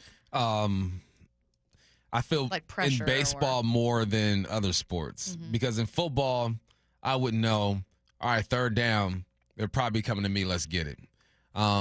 First down, second down, it can go anywhere, less pressure, depends on what the defense is doing. Third and short, third and medium, I know I'm going to get that rock. That's going to happen around 10 times, 8 times a game in 70-something plays. So there's more time to where I'm just running my route to either get my guy open or to see what the defense is doing. In baseball, it's like, here's your moment. All right, it's the 6th inning. We're down 1. You got runners at the corner. Everyone's yelling your name. The pressure is so focused on one person at one time. It's a bit different than other sports. Maybe in basketball, it comes down to the last shot. You know who's going to shoot the ball. But baseball is such a start and stop situational type of game to where, he can feel the pressure. And then, what's going on around him. He doesn't have a run game to lean on. He doesn't have other receivers to lean on. And when you're the face and you're the name and guys around you aren't performing, you're going to feel that pressure, man. And I'm sure he wants that pressure. If he didn't want that pressure, he wouldn't be the player that he's been the last couple of years and been able to come through. But this is different for him. It's only his 3rd year in the league. So I think this is a different type of pressure. It definitely affects his mental. And I think that teams know there's a scouting report on every player. And teams know what Julio's going to swing at. And he continues to swing at him, and they continue to throw to those spots. So there's some discipline that needs to be evaluated as well. All right, this week, The Athletic explored how a pitching uprising has transformed the league in some ways for the worse. So they're going to take a look at league strikeout numbers going higher, what's behind it, and most importantly, right, what it means for Seattle. So the Athletics' Cody Stavenhagen joins us next. Seattle Sports, your home for Brock and Salk. G. Scott's here in the building. He's sitting to my right. I am all in on the new head coach, Mike Macdonald. I have done a lot of talking to a lot of people on the team currently. I've talked to people that are on the coaching staff. I've talked to folks inside the building. What I keep hearing is this is what they need right now. And I'm all in. On Seattle Sports and 97.3 FM HD2. Two things you're looking at when you're shopping for a new car or SUV: choice and exceptional deals. Visit our friends at Mazda of Everett and you'll be satisfied with both. Which Mazda moves you? Find out at Mazda of Everett. Choose from over 600 new Mazdas in stock, and right now they're offering 0% financing on all new Mazda CX-5s, CX-30s, CX-50s, and CX-90s on approved credit. Need more reasons? They also treat you like family and want you to drive away happy. See for yourself at MazdaofEverett.com. Chelsea Handler, little big I say I don't want to be a mother, but I wouldn't mind being like a divorced dad, you know? I could crush that role, coming in hot at like 50% all the time. August 1st, 8 p.m., Muckleshoot Event Center. On sale now at muckleshootcasino.com/entertainment for tickets. Chelsea Handler, live. Or a stepfather. That's another role I would crush.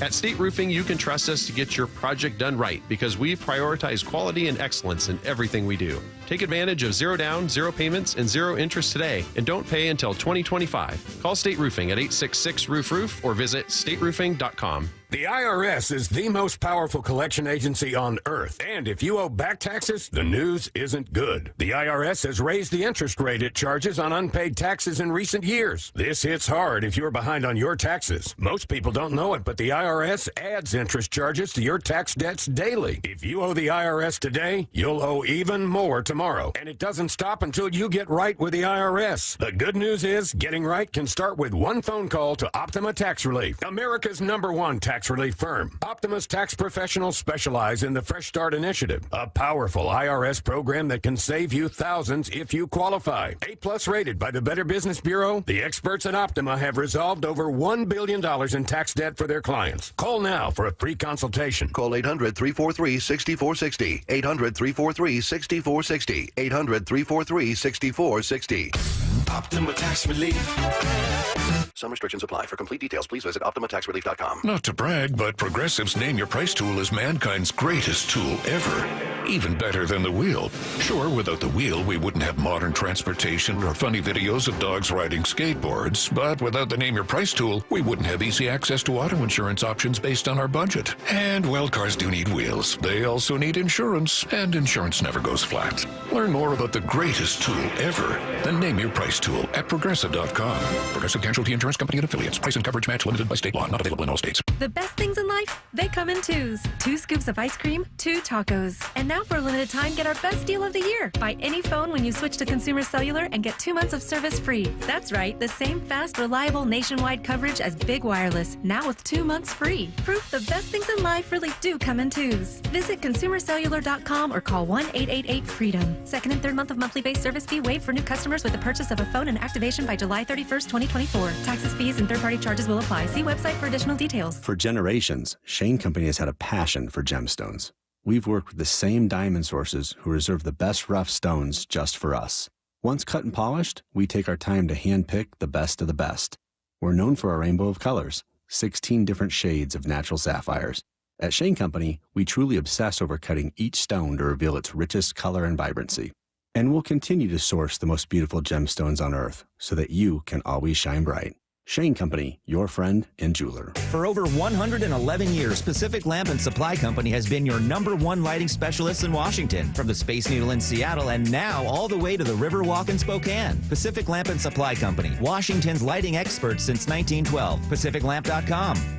Endless hours of research, seeking referrals, dozens of calls. Hiring the right attorney can be a challenging process during an already difficult time. J.P. Pendergast with Pendergast Law explains. In Washington State, Tom, there are thousands of attorneys to choose from. Referrals and online research can be helpful, but discovering the right attorney requires a conversation. It can be hard to identify integrity and authenticity without that interaction. So, what do you recommend? We encourage anyone looking for personal injury representation to call for a free consultation with our team before making a decision simply based on referrals or online research. Accident victims need an attorney that listens, demonstrates honesty, and is genuinely understanding of their unique circumstances. The care, attention, and preparation that our firm provides throughout the case mirrors the effort involved when taking on the insurance companies. Save time and avoid mistakes after an injury. Contact the caring and compassionate team at Pendergast Law. If you or a loved one has been injured in a car accident, call Pendergast Law. We can help. This is Seattle Sports. Streaming through the Seattle Sports app. KIRO AM Seattle. KIRO FM HD2 Tacoma. Home of the Seahawks, Mariners, and everything Seattle sports. Seattle Sports Snapshot. Seattle Sports Snapshot. The Seattle Kraken are making moves in free agency. They're reportedly signing former Vegas center Chandler Stevenson to a 7-year deal per Sportsnet. This is after a report from earlier this morning. The team signed defenseman Brandon Montour away from the Stanley Cup champion Panthers on a 7-year, $50 million contract.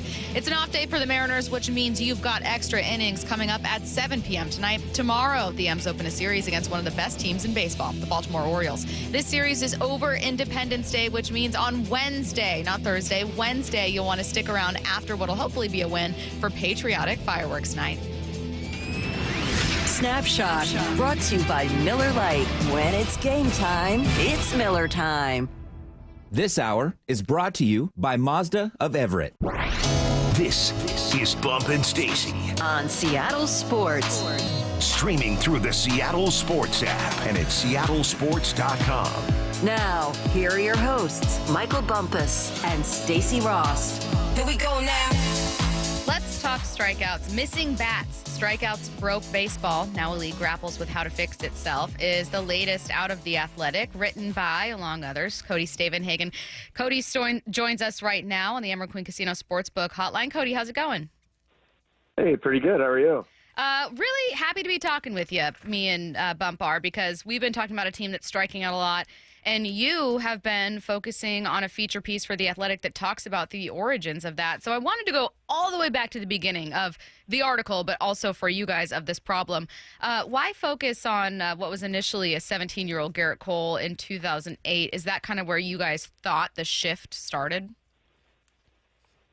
No, I mean, I think, we talked to dozens of people over the course of months to try to identify, yes, how this shift started and how it spread and why it took root. I think over the course of those conversations and after we compiled all this stuff, it became kind of clear that Cole is almost like the ultimate embodiment of missing bats. I think the series actually starts with a 17-year-old Tyler Glasnow, who is very similar. Glasnow is a guy who at an early age figured out strikeouts were what works best for him. I think that's obvious, right? If you're talking baseball, strikeouts are good for a pitcher. But what we've seen in the past 15 or so years in baseball is really a complete stylistic shift in the way the sport is played, and it all stems from teams realizing young pitchers like Glasnow and helping optimize pitchers like Garrett Cole, that there are ways this could be done, that they could harvest the data and see what pitches play most effectively, what pitches hitters are most likely to swing and miss at, and then help pitchers through a variety of methods execute that in the game unlike ever before. So it's kind of a simple premise that actually is a super complicated topic with a lot of webs and ripples that stem out. Cody, I'm a 80s baby, man, and our training was going out on the block, going to the field, and just playing. And I own a training facility, so over the past 15, 20, maybe 25 years, you see these facilities kind of pop up and the training change. How has the advance in training kind of shaped the way these pitchers are throwing the rock these days? Yeah, I think that's a really important component. Part 3 of our series focuses on some of the forerunners, men who were into some of the ideas and principles that would take hold way before anyone else and were actually ridiculed and rejected for it. Among those are people like Tom House, a famed coach. He was with the Rangers in the late 80s, early 90s, and he was using high-speed motion capture cameras, something that was crazy at the time. People were like, what are you doing? And now every team has high-speed cameras. They are looking at every detail. They are looking at radar data to focus on how the body moves and how it can move more efficiently. Ron Wolford started a place called Texas Baseball Ranch, which rose to fame kind of around the 2010 time period. But he was way before anyone else was thinking, no, you can train velocity. We can train you to throw harder, which, strange as that might sound, was also an idea that was completely rejected at one point. It was thought if you threw hard, it was because God bless your arm. Wolford dove into training methods of Olympians and was among the first to use weighted balls and different drills, and used some of that mechanical analysis that Tom House had been talking about. And so those are just two guys there, and there are a lot more throughout the sport who've done similar things. But basically training methods are a lot more advanced. Thanks to technology, we're able to become a lot more targeted. And I think thanks to what teams ultimately want, which is pitchers who throw strikeouts, I think training in turn also began becoming more geared to produce those strikeouts. You talk about at one point the league kind of being in a battle between someone like Rob Manfred, who wants to speed up the game, and the arms that are dominating the game that are pitching for strikeouts. You also later throw in owners because while you could look at it and say, hey, the league knows there's a problem with not a lot of offense, with hits slowing down, with the games itself slowing down, teams also lean on analytics that prioritize those pitchers. They pay those pitchers. They don't leave pitchers in, their starters in, for complete games. Did you find this kind of back and forth and you guys going through potential solutions or answers with the league knows there's a problem, but people want to win, and this is how you win right now? Yeah, I think that's one of the troubling things. There's no clear solution. I think in the final installment of the series, we talk about a few potential solutions, where there's teams going back to more one-plane contact-oriented swings, but how far does that really get you when you're still facing 92-mile-an-hour sliders? But one conversation I had that we didn't even write about a ton was interesting and focused on kind of the resources aspect of it. Teams, so both owners and general managers, are paying pitchers often a pretty penny. And now with the knowledge that these guys are likely to get hurt at some point. If you sign a pitcher to a 7-year deal, you're doing so almost with the expectation that you're going to miss him for 18 months of that contract. And one idea that was positive is there going to be a team, an owner, a GM that recognizes maybe the next inefficiency is getting guys who don't throw as hard but are more durable? Where would there be a team that decides that is going to be a better use of resources, almost those old school guys who can throw, maybe they can still throw 94, but it's more sinkers and sliders on the corner and they last longer? Is that something that could create a shift? I have no idea if that's practical. Again, if the pitcher who throws 100 and strikes out more guys is better than the guy who throws 94, how much would teams even care about kind of the injury epidemic? These are some of the questions that there's really no clear solution to, but I do think a bunch of people throughout the game are kind of putting their heads together, trying to come up with a more concrete idea of how to restore the balance between pitching and hitting.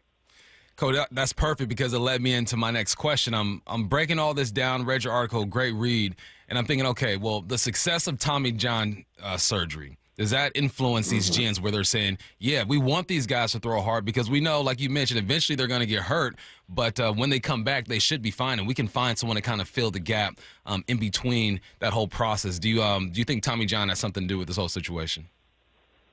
Yeah, I think you kind of hit it on the head. Just my personal opinion, right? I think teams are completely willing to just cycle through guys. They realize you can always find someone else to come in and throw a few innings for you. As much as teams constantly talk about you can never have enough pitching, I think they've also realized we can just go find another guy who throws 98 and get us by a little bit And Tommy John, you're seeing more two-time guys who have had Tommy John than ever. I feel like Shohei Ohtani's had a second Tommy John surgery. There are a bunch more than there used to be. Tommy John, there used to be kind of an idea in the game that, hey, if you have Tommy John, your arm is going to be good for 10 years. And, I've talked to surgeons before who said that's not completely true. And particularly with the amount of stress pitchers place on their arms these days, anecdotally, I wonder if maybe Tommy John surgeries in general aren't holding up quite as long. And then you have kids putting wear and tear on their arms at a younger age. So if a kid gets Tommy John at 17, he could be, even if, kind of this myth that it lasts 10 years, he could be due for a second one at 27. So Tommy John is, in a way, been a great solution that has saved and made a lot of careers, and in a way almost become part of the problem because pitchers are able to make it back. Hey, if they need a second one, all right, they're going to get a second one. I mean, I've heard multiple pitchers say, if you want to make it in this league, you can't worry about getting hurt. You have to go out there and throw, and if, hey, your UCL blows out, it blows out. You get it fixed, and then you rehab, and then you try again. It was almost kind of unsettling to hear, but it makes sense if you make a living in such a competitive environment.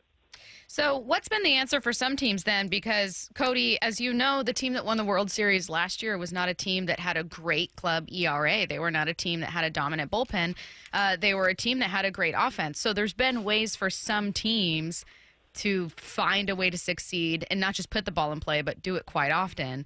How are clubs successfully combating this? And just for some background, Cody, we're currently talking here in Seattle about a club that strikes out more than any other team and has the lowest average in baseball. So part of what we're trying to figure out is, hey, increasing strikeout rates are becoming the norm in baseball, but also we don't want to give excuses for the Mariners for the rate at which they strike out. Right. I think as much as pitching has the upper hand in the game right now, in a way that places even more of a premium on the value of offense. Last year's World Series was kind of an interesting case study. You had a Rangers team that was full of guys who could just bop a little bit. And if I recall, they didn't hit fastballs as a team all that well, but they really hit breaking balls. So you see teams are throwing breaking balls in the game more than ever. That's part of this whole component. The Rangers had a pretty good lineup, although it's faltered this year and they've had a lot of injuries. But a lineup that was, for the most part, well-suited to handle some of the best pitching in the game, better suited than probably the 29 other teams. And they played in the World Series against the Diamondbacks, who may represent where the game is headed next. It was more of a scrappy team. They had some contact-oriented hitters. They stole a lot of bases. They had a lot of team speed. And that's not to say they didn't have some power. They had guys like Christian Walker, a guy like Ketel Marte, who hits for more power than people give him credit for. But kind of a team playing a much different brand of baseball than the Rangers. Certainly, I think a different brand of baseball than what the Mariners tend to play. So, I think you look at Seattle and you see a team that still has kind of a three true outcome style and was kind of built in that. Guys who can walk a lot, some power. Also, a ton of strikeouts, not a lot of ball in play. I think teams almost went toward that. The launch angle revolution was a part of trying to counter the rise in strikeouts, even though it led to more strikeouts in turn. It was kind of like, okay, if we can't hit anyway, we might as well swing for the fences. That's kind of the most basic way to put how that all started. I think the Mariners are a team built with a lot of those types of hitters. And I do wonder if we are seeing that style kind of fade throughout the game as you look at teams like the Guardians, who are pretty contact-oriented, the Brewers, who steal a ton of bases. I'm not saying there's one right way to do it, but I do think you are seeing teams build their rosters in ways aside from just a three true outcome style player. It feels like change is inevitable, right? In all sports, we saw in the NBA the three-point line get moved back. In football, they're taking care of the quarterbacks. And back in the day, the goalposts are in the front of the end zone. Now it's in the back. Hockey, you can't blow people up the way you used to. In golf, they're thinking about making courses longer because guys are hitting the ball further. One of the things I love about baseball is that it's been consistent over like the last century, but there's been a lot of change as of late. How realistic do you think it is that they consider moving the mound back because of the velocity these pitchers are throwing with? Well, I think it has to be a real consideration, but, there's also a ripple effect to any rule change you make. I guess that's probably the case in all sports, but one reason I would almost be opposed to moving the mound back or shortening the strike zone is you just made all these changes to help improve the aesthetics of the game, the pitch clock, the pace of play. If you move the mound back, is that going to lead to more walks? In my mind, I would think probably so.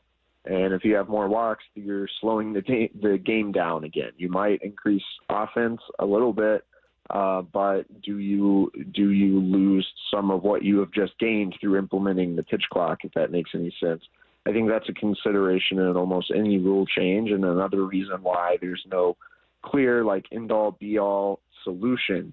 So I think, the league's discussing a ton of different rule changes. We've already seen a ban on sticky stuff, for example, which temporarily, pitchers, the spin rate across the league dropped. Some pitchers have blamed that on the rise in arm injuries, but they've also learned how to throw without the sticky stuff, and it hasn't actually helped hitters. So that's just kind of one example of any change you implement is going to have effect B and effect C, and so what is ultimately greatest for the game? It's not necessarily as easy as just saying, hey, move the mound back a couple feet and, hitters will be better and we'll call it good. Missing Bats, that series is up on The Athletic. Cody Stavenhagen, kind enough to join us. Thanks so much, Cody. Thanks, Cody. Yeah, absolutely. Thank you, guys. Let's get to 4 down territory. This is 4 down territory, going inside the game with former Seahawks and Coug wide receiver Michael Bumpus. First down, I can't believe it's actually happening, Bump, but you are about to tell us about kickers. Talk to me. Kickers. Love the way you said that. Talk to me, Stacy. Talk to me. No one says it like Stacy does. We've been hearing about all these players, or several players, getting opportunities to play in the NFL from the UFL. That is exactly why this league was created. For profit as well, but it's to give guys opportunities. You got I said his name right, Dondrea Tillman. Interesting name. We got Emily as well. We got Jones Smith. Guys who have played in the UFL, and they are getting a chance to play in the NFL. But no one's talking about one of the most important positions in all of football, Stacy. Okay, Bob. We're talking about punters. So you don't even believe what you just said. Do you remember what Michael Dixon was doing when he was shifting field position, kicking that thing 70 yards in the sky, and all Illumin is going crazy over a punt? Changes the game. So let's give Marquette King a chance to get in the NFL. He netted 48.5 yards when he punted. The leader last year in the NFL, ironically, played for the Las Vegas Raiders, the last team that he played for. He netted 46.7 yards per punt. My man's got a bigger foot. And then inside the 20, 2.2 punts per game inside the 20 for King, 2.8.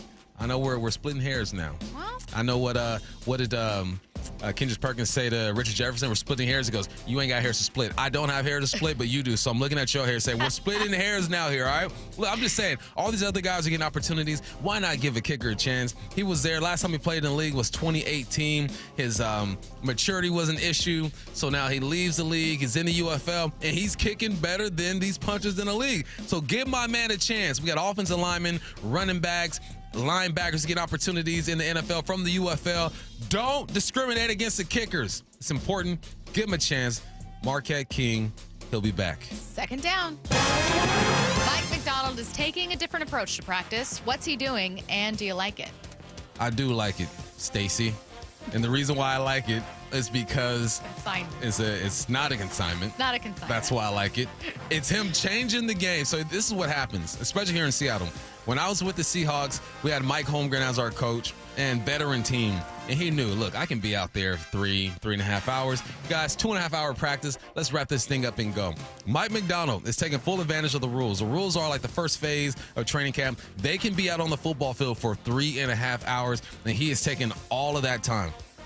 The reason why I like it is because he threw them a bone in minicamp. He says, you know what, forget the last day, go home to your families, go on vacation, come back ready to go. But when you come back, they're going to be long days. And when you're implementing a new offense, a new defense, you're going to have questions, you're going to have mistakes. You're going to need that whole 3.5 hours. After that, you can only go 2.5 hours. So in the 2.5 hour phase, you know what Holmgren and Pete would do? Let's go 2 hours. Let's go hour and a half, hour 50. You know what? Throw you guys a bone. Not here. McDonald is a first-year head coach. He's trying to change the culture here. He's implementing new stuff. He needs to use all of his time on the football field, and I think the players are going to buy into this because everything that I've heard, the players are gravitating towards him. They respect him and think he's just enough discipline with some comedy mixed in between. Like, there's a balance between that Mike McDonald has that has these guys buying in. But then you talk about the scheme, and I'm hearing great things about it. So do what you do, Mike McDonald. Use all that 3.5. Use all that 2.5. You make these guys show up and go to work. They need it. And we just talked to Eric Williams, man. He said, look, Cardinals going to be scary. So this just became one of the toughest divisions in all of football. You're going to need all that time. Good for Mike McDonald. Go get it. God, it really is a bummer that this division can't just be. Just can't be garbage for 1 year. You know what I mean? Like, can everyone else be hot garbage just for once? Yeah. Third down. Who could be the most versatile player on the Seahawks defense? Initially, I say Devin Witherspoon because he can play outside, he can play nickel, and we saw this guy blow up screens, interceptions, pick to the house, all that good stuff. But Mike McDonald was talking to our guy Brady Henderson on ESPN, and he says, look, I'm looking at Dre Jones. He says he's versatile on the line. Last year, he played half inside defensive lineman, half outside defensive lineman, and his skill set allows him to play matchup ball. So what he says is that I'm looking at a tackle 1 week and saying, I like the way Dre Jones looks against that tackle. You know, let's mess with him a little bit. Or you go against a guard or a center and goes, you know what, Dre Jones, his hands are quicker than this guy. He's such in that tweener range that you can move him around, and I like that. You need versatility on that defensive line. I think on the perimeter, it's got to be Devin Witherspoon. You go into that box, it is Dre Jones. Man, you paid a lot of money to keep him here. I think he's a good football player, and hopefully Mike McDonald can unlock something to him we have not seen before. I'm excited to see it, man. When you start talking about defensive linemen being one of the more versatile guys in your team, that gets me excited because now you pair him up with a Byron Murphy, with Jay Reed, with Leonard Williams, and now you can walk a edge rusher down, stunt with him, maybe inside backer, stunt with him, do all these things with him because he is versatile. That defensive line has to be on point. I'm excited to see what it looks like. Gets me even more excited when he starts throwing out names like Dre Jones. Yeah. Fourth down. It's not easy to say goodbye, but it is time. So who are we saying goodbye to today, Bump? We're saying goodbye to the Pac-12 as we know it. It's now the Pac-2. Should have worn my Pac-2 hat today or last week. But with the Pac-12 going away, I mean, there are guys, they won't be forgotten as far as football history, but it just ain't going to hit the same. You got Anthony Munoz, USC. Ronnie Lott, USC. You got John Elway, Stanford. Mike Haynes, quarterback, Arizona State. Jonathan Ogden, met him a couple weeks ago, one of the nicest dude in the world. Tony Gonzalez, Troy Aikman. You got Reggie Bush, Deshaun Jackson, Matt Larner, Steve Smith. All these greats, man. Marcus Mariota, they are gone. Alex Brent, go Cougs. Caleb Williams. I said what I said. I guess Caleb. Caleb Williams as well. I mean, this is sad. Over 100 years of tradition, and that's just football. I didn't say baseball, basketball, soccer, swimming, softball. Goodness gracious. This day has come, and it's very sad. And because of that, big ups to everyone at the Pac-12 Network, the people behind the scenes, working the cameras, the producers, the voices. It's been great working for the Pac-12 Network. Don't trip. Your boy still got himself a second hustle. Don't you trip. I'll still be on the airways, all right? I'm good. But, yeah, man, sad day for the Pac. Do you get kind of mad all over again thinking about it? Because I do. I know earlier I, hit the desk and it flipped my pen, but it was also fitting because it is so annoying to know that this conference it no longer exists, but this conference had the highest number of first-round NBA draft picks, had the first overall draft pick in the NFL, has a ton of talent coming out of it, and we didn't even talk about all the names. Bump mentioned names in football, but we didn't even talk about names particularly out of men's hoops. But there are so many prominent names and newer popular names, high-ranked prospects that scouts are all over, and you're telling me you couldn't get a TV deal? Man, talent-wise, you're telling me you couldn't? This was the best couple of years in football and basketball, just individual talent that we've seen in a long time in the Pac. Unfortunately, this was 10 years in the making. There was you had an opportunity to take a deal with ESPN, and you thought you were worth more than you were. Whoever's doing the books for the Pac-12 Network really jacked things up. Just wild. Larry jacked it up. George tried to save it. He jacked it up. All bad, man. So, yeah, big ups Pac-12. Appreciate you giving me my opportunity and we'll see where we go from here. 3 of the top 6 quarterbacks taken in this year's draft, Pac-12 stars. Yeah. What? Crazy. Make it make sense. I can't. I simply cannot. All right, don't forget to rate, review, subscribe to the Bump and Stacy podcast. We're available wherever it is you get your podcasts, as well as seattlesports.com and the Seattle Sports app. So if you missed our conversation earlier today with Adam Jude of the Seattle Times, that'll be on hour 3, talking about what's going on with the Mariners. If you want to hear a look around the NFC West, you might want to start with hour 2 when we had Eric Williams on. We're not done with the show yet, though. Get your questions in for What I Need to Know coming up at 45 after 866-979-3776. Seattle Sports, your home for Wyman and Bob's. I'm just sort of marveling at the lack of belief in this team. Not that the Seahawks should be considered a top 5 team. I'm not making that case at all. But there seems to be a really dim view of what this team's going to be. First of all, what was their record last year, Bob? They were 9-8 with a bad defense. So we all assume that the defense is going to be at least somewhat improved. How much, we'll find out. And the offense is bringing back almost the same cast. I don't see them getting worse. On Seattle Sports and 97.3 FM HD2. We all know a cancer diagnosis is physically and emotionally challenging, but it can also be financially devastating. That's why Northwest Hope and Healing is here to help.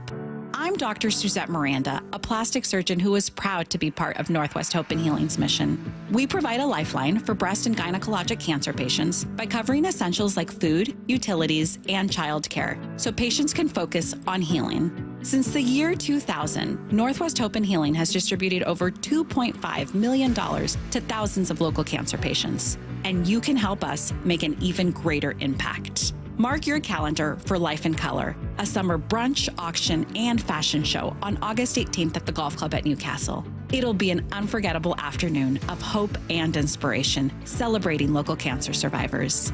Get your tickets now for Life in Color on August 18th. Go to nwhopeandhealing.org to learn more. That's nwhopeandhealing.org. Guys, did you know your testosterone level impacts your energy, libido, sleep, weight, hair loss, mood, and even ED? And right now, Revive Men's Health Seattle will check your testosterone for free. They've helped thousands of men since 2011 feel and perform better. They're so confident they can help you, they even guarantee it. Schedule your free testosterone test, exam, and consultation today. Call 206-529-1111. That's 206-529-1111. Or visit ReviveMen'sHealth.com. Are you looking for a construction loan to build your dream home? Are you a local builder needing a better financing option for your next spec project? Hi, I'm Scott Rireka, CEO of Legacy Group Capital in Bellevue. Stop wasting time with local banks and credit unions and their endless guidelines. We're the experts for common sense residential construction loans. We lend our own money, we make our own decisions. And if your deal makes sense, we'll get it done fast with flexible terms. For homeowners, we advise you every step of the way with things like budget and timeline, ensuring the completion of your dream home. For builders, Legacy's not only your lender, we'll source your next deal, provide permitting services, and if you're short on equity, we'll invest alongside of you. Legacy Group Capital has lent more than $1 billion, helping over 130 local builders and hundreds of homeowners. We can help you. Construction loans don't have to be hard. Borrow smart with a common sense construction loan from Legacy Group Capital. Visit LegacyG.com. LegacyG.com. Did you know that feeling sluggish or weighed down could be a sign that your digestive system isn't working at its best? Taking Metamucil every day can help. Metamucil fiber powders help promote your daily digestive health using a plant-based fiber called psyllium. The gelling action of this special fiber traps and removes waste so you can feel lighter and more energetic. Metamucil, promoting digestive health for a better you. Learn more at metamucil.com. These statements have not been evaluated by the Food and Drug Administration. These products are not intended to diagnose, treat, cure, or prevent any disease. Did you know your skin is the largest organ of your body? Huh? That's why you should shower with Old Spice Super Hydration Body Wash instead of plain old bar soap. Love your skin by super hydrating it with vitamin B3 and glorious notes of vanilla and shea. Did you know that my super hydrated skin is the second largest organ of my body? The first is my heart. Old Spice. Men have skin too. Old Spice Super Hydration Body Wash. 24/7 renewing moisture. With daily use. Subscribe to the Seattle Sports YouTube page to find new and exclusive content from your favorite shows and personalities daily. Just head to YouTube, search Seattle Sports, and click subscribe. July 4th doorbusters are happening now at Lowe's. For a limited time only, save $70 on a Charbroil 4-burner Performance Series gas grill. Was $249, now $179. And get 50% off Harbor Breeze 48-foot LED outdoor string lights to brighten up your patio for summer. Shop these deals before they're gone, because Lowe's knows savings. Lowe's knows home improvement. Offers valid through 7/1. Selection varies by location while supplies last. Did you know your skin is the largest organ of your body? Huh? That's why you should shower with Old Spice Super Hydration Body Wash instead of plain old bar soap. Love your skin by super hydrating it with vitamin B3 and glorious notes of vanilla and shea. Did you know that my super hydrated skin is the second largest organ of my body? The first is my heart. Old Spice. Men have skin too. Old Spice Super Hydration Body Wash. 24/7 renewing moisture. With daily use. This might be the most surprising statistic I've shared in decades of doing local news. More than 75% of commuters will be involved in a car accident at some point. JP Pendergast of Pendergast Law with more. What makes it more surprising? The average person will be involved in 3 to 4 collisions in their lifetime. With accidents unbelievably prevalent, what are some safety tips if it happens to you? Safety first. Secondary collisions are not uncommon while awaiting help. Turn on those hazards and remain in a safe place. If a bystander witnessed the accident, capture their information and encourage them to remain at the scene. Seek medical attention immediately if needed, as delaying can be a costly mistake. Lastly, remember that statements made to police and insurance adjusters can affect your case. Collisions are more common than we'd like to think. If you find yourself in one, follow these helpful tips and then call my friends at Pendergast Law. If you or a loved one's injured in a car accident, call Pendergast Law. We can help. PendergastLaw.com. This hour is brought to you by Mazda of Everett. This is Bumpin' Stacy. Weekdays 10 to 2. On Seattle Sports and 97.3 FM HD2. Get your questions in for What I Need to Know. It's coming your way in 15 minutes. That number is 866-979-3776. First, we're heading to the station for Hype Train. Let's go. Lots to talk about with NBA free agency, including maybe the biggest story so far. Klay Thompson will reportedly join the Mavs on a 3-year, $50 million deal, that per Woj. And it makes the Mavs the favorites to be the 2024-25 champs. That's your first Hype Train. Mavs are favorites and should be favorites to be 2024-25 champs. So Boston, I know Boston's up for sale, but the players are still there. Tatum is still there. Mm-hmm. Drew Holiday's still there. Brown is still there. Mm-hmm. Horford's still there. Mm-hmm. Porzingis is still there. That's right. Nah, man. I mean, it makes them mo better. But you're going to need Luka to play some defense, Luka. Luka, lose 10, 15 pounds. Go to a camp where you do nothing but footwork and how to stay in front of the defender. And you might have a chance. Until that man can play defense, you're going to put him in the pick and roll every single time, and it's going to be a wrap. It does make them better, though. But it's contingent on Luka, man. Luka has to get better defensively. I think right now you still got to look at the Boston Celtics and say, all right, it's theirs. Or look at Philly, who just got our guy, Paul George. Not our guy, not my guy. He's from L.A., so, we claim him. But, yeah, they just got Paul George, too. So, nah, man, the East, I think, still has 2 of the stronger teams, and we'll see what Luka's defense looks like. Klay Thompson makes the Mavs the favorites to be the 2024-25 champs. Bump says no. Curtis, are you boarding? I think if this was Klay Thompson from, I would say 3 years ago, but I think 3 years ago he was still rehabbing his Achilles injury. So I'd say Klay Thompson from about 5 years ago. Klay Thompson right now, I don't think moves the needle that much in Dallas's favor. And like Bump pointed to, the Celtics are bringing everybody back from their championship team a year ago. They're really good. The West is a gauntlet as well. I think it's going to be really hard for Dallas to return to the NBA Finals next year. Not putting it past Luka, but I don't think this makes the Mavs the favorites to be the champs in the upcoming season. So I will let this train pass on by. Next Hype Train into the station. All right, get your stats up for the Orioles and the Yankees. We're comparing these two right now.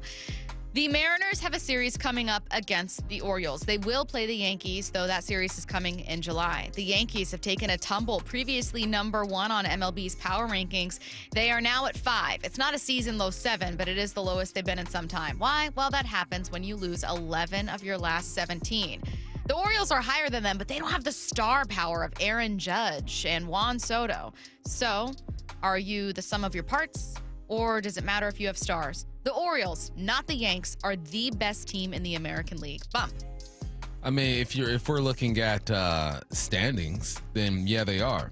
But if you're looking at that New York Yankee roster, goodness gracious, nah, man, I'm still gonna roll with the Yanks. They're so good that they could lose 11 of 18 is what you said. 11-17. 11-17 and turn that thing on and be just fine. Especially when you're hearing that they are in the market for a first baseman named Vlad Guerrero. And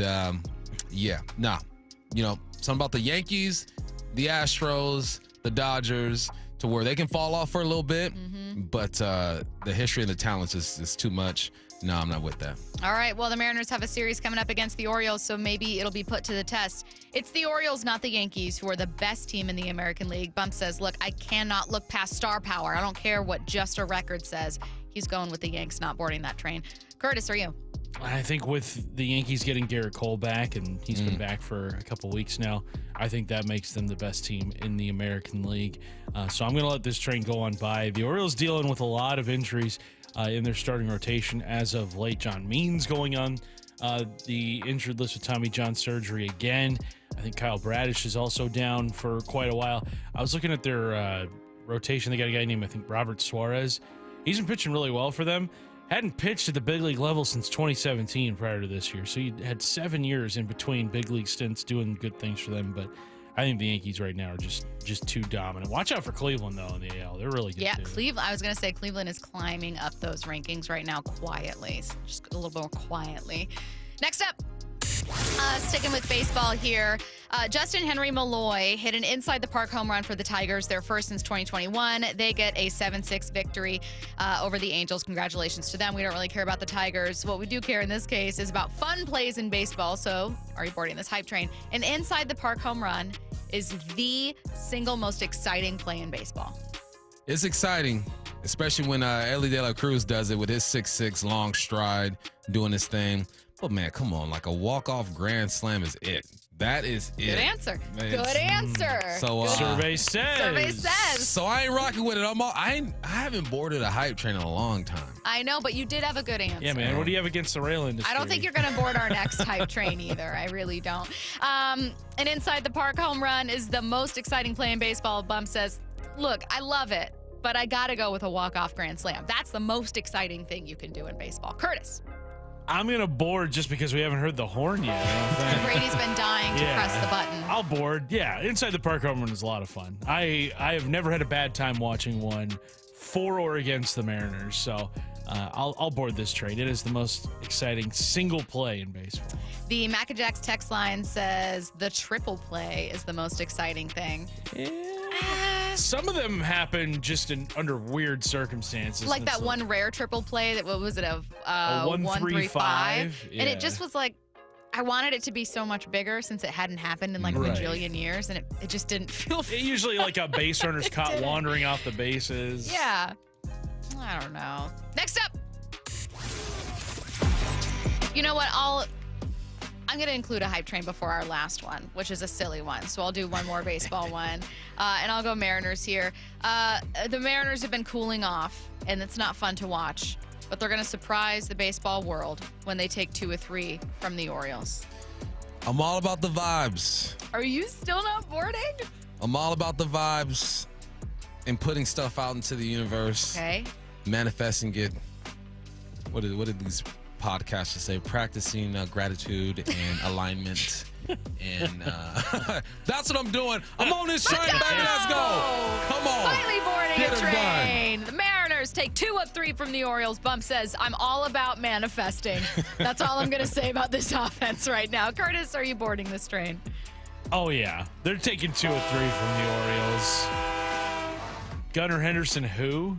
Adley Rutschman, who? Don't even know of them. Yeah. Never heard of him. Never heard of him in my life. We got the best catcher in the game as far as I'm concerned. Truly. Ever heard of a guy named Victor Robles? Yeah, that's right. Take that. Take that. It's happening.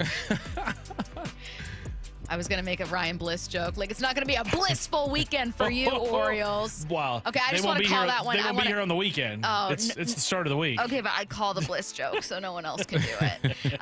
Next up. Caesar salads are an appropriate thing to bring as a side for a barbecue. Oh, let me put some context behind this one. It doesn't need context. Stacy is invited to a barbecue, a.k.a. a cookout. So you know what delegation is going to be there. Well, so it's Derek's friends. Mm-hmm. I think we will be the only white people. Nice. We'll be the only whites. And and we will have to bring something. And Derek was like, oh, we'll have to bring something. And I thought to myself, I know exactly what I'll be bringing. And we're begging you not to do it. Why? We want you to make a great first impression, and that's not going to be it. No Caesar salad, nothing with raisins or apples in it. I wouldn't bring raisins are gross. Okay, I'm just saying, there's some things you just can't do. Don't put like peas in the guacamole. You guys, come on. Have a little faith in me, okay? All right, we're just making sure. So, I'm gonna beg you. I'm not white with like a capital W.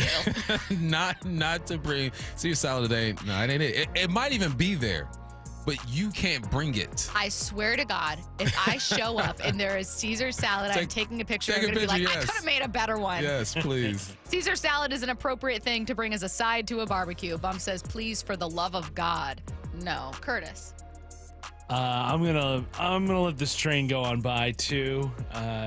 You just don't want to bring anything lettuce based when you're going to be outside. It's going to get all wilted. It's just going to be no good after about 20 minutes of sitting out there. So I'm letting this train go on by. Christian the 206 says, get y'all a pie or bring some cheesecake. Safe. Yeah, that's good. Safe. That's a good call. Okay. Mm-hmm. Okay. Small ball. Costco makes both. Can I ask you guys a question? Actually, Brady, I take it you're not boarding this hype train. Absolutely not. Okay, that's fine.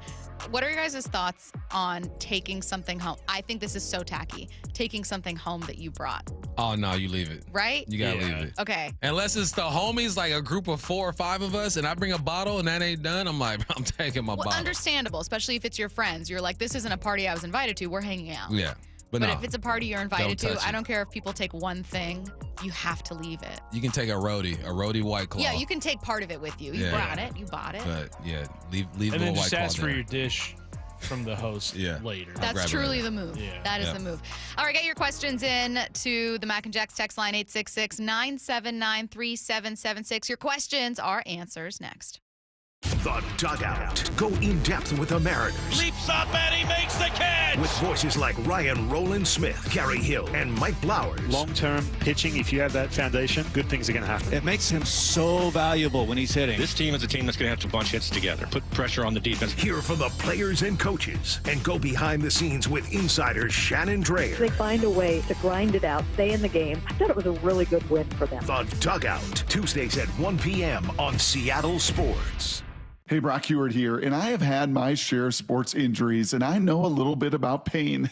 Well, that's what football will do to you from head to toe. But you don't have to play professional sports to know what I'm talking about. Painful joints from arthritis can affect anyone and make it hard to do pretty much anything. Well, that's where my friend, Dr. Daniel Nelson from Eastside Pain and Regenerative Medicine comes into play. He has seen so many patients through the years suffering from chronic joint pain caused by arthritis. So don't let pain stop you from your quality of life. Don't let pain stop you from enjoying life. Consider Dr. Nelson the only doctor with over 30 years of experience in pain medicine techniques, including stem cell therapy. It's a non-surgical solution to pain using your own stem cells. That's right, your own stem cells and platelet-rich plasma to harness your own body's healing potential. Consider stem cell therapy with Dr. Daniel Nelson, MD at 425-823-4000 or visit danielnelsonmd.com. That's danielnelsonmd.com. On Saturday, July 6th, Jackson Smith and Jigba will host the Seattle All-Star Softball Classic, presented by Wade's Livestock at Chidi Stadium, featuring your favorite athletes and celebrities. Tickets start at just $25. Go to SeattleAllStarClassic.com. Carl was a very safe cyclist. He was just a man who was trying to stay healthy. I was riding along and I could see very well, but I didn't see something in front of me and I flipped over the top and I landed on the back of my neck and ended up breaking my neck. After his accident, we moved to Spokane because we physically could not get him into our house. Our daughter-in-law arranged for us to meet with 3 different law firms, and the Davis Law Group was the clear choice. When I found out the Supreme Court had ruled in our favor, I just remember that I was exhilarated. It was very elating. Chris did a great job. Settling the case when we did, it means that we don't have to worry about stretching every single dollar. We always felt that they were going above and beyond. Learn more about Carl's story at dlgstories.com/Carl. Summer's here. Now's the best time to transform the exterior of your home or business with a fresh coat of paint. But it can be time-consuming if you do it yourself. Do what I did and call the pros at CertaPro Painters. Ursula Royteen here. CertaPro did a fantastic job on our home. We were so happy we had them do a second project. Now it's your turn. Schedule your free estimate at CertaPro.com. That's Certa with a C. Each CertaPro Painters business is independently owned and operated. Choose happy. Choose CertaPro Painters. That's CertaPro.com. It's time for Cookies Country Chicken gift card giveaway. Celebrate National Fried Chicken Day with cookies. That's real good chicken. 3 lucky winners, 3 $100 cookies gift cards. Enter today at seattlesports.com/win. Hurry. Contest ends July 21. Do you know a woman who gives her all to the sports community, encourages diversity, and empowers those around her? Maura Dooley here. Seattle Sports is once again partnering with the Seattle chapter of WISE, which stands for Women in Sports and Events. We want to recognize a woman in our community, and we need your help finding her. Nominations for the 3rd Annual Women of Inspiration Award are open until July 12th, and the winner will receive a donation to the cause of their choice. Nominate an inspiring woman today at woiseattle.org. Listen throughout the week to the Mariners Players Spotlight. Give props to Jerry and Justin. They did a great job bringing in these good group of guys. Presented by Muckleshoot Casino Resort. Bring your whole crew to the game with the Mariners Suite at T-Mobile Park.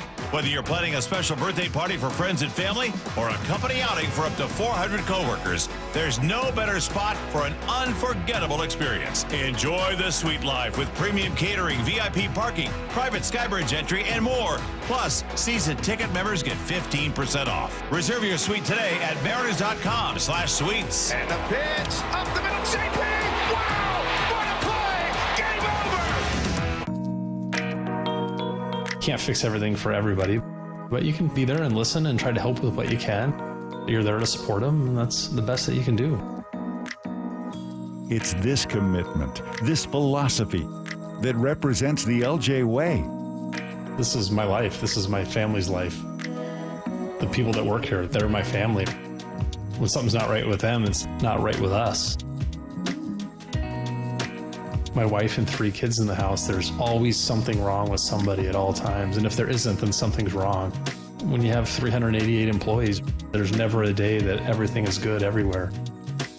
You have to be okay with that. You have to look at that as opportunities to gain a better relationship with people and help them through what they're going through. The LJ way is the Lee Johnson Auto Family.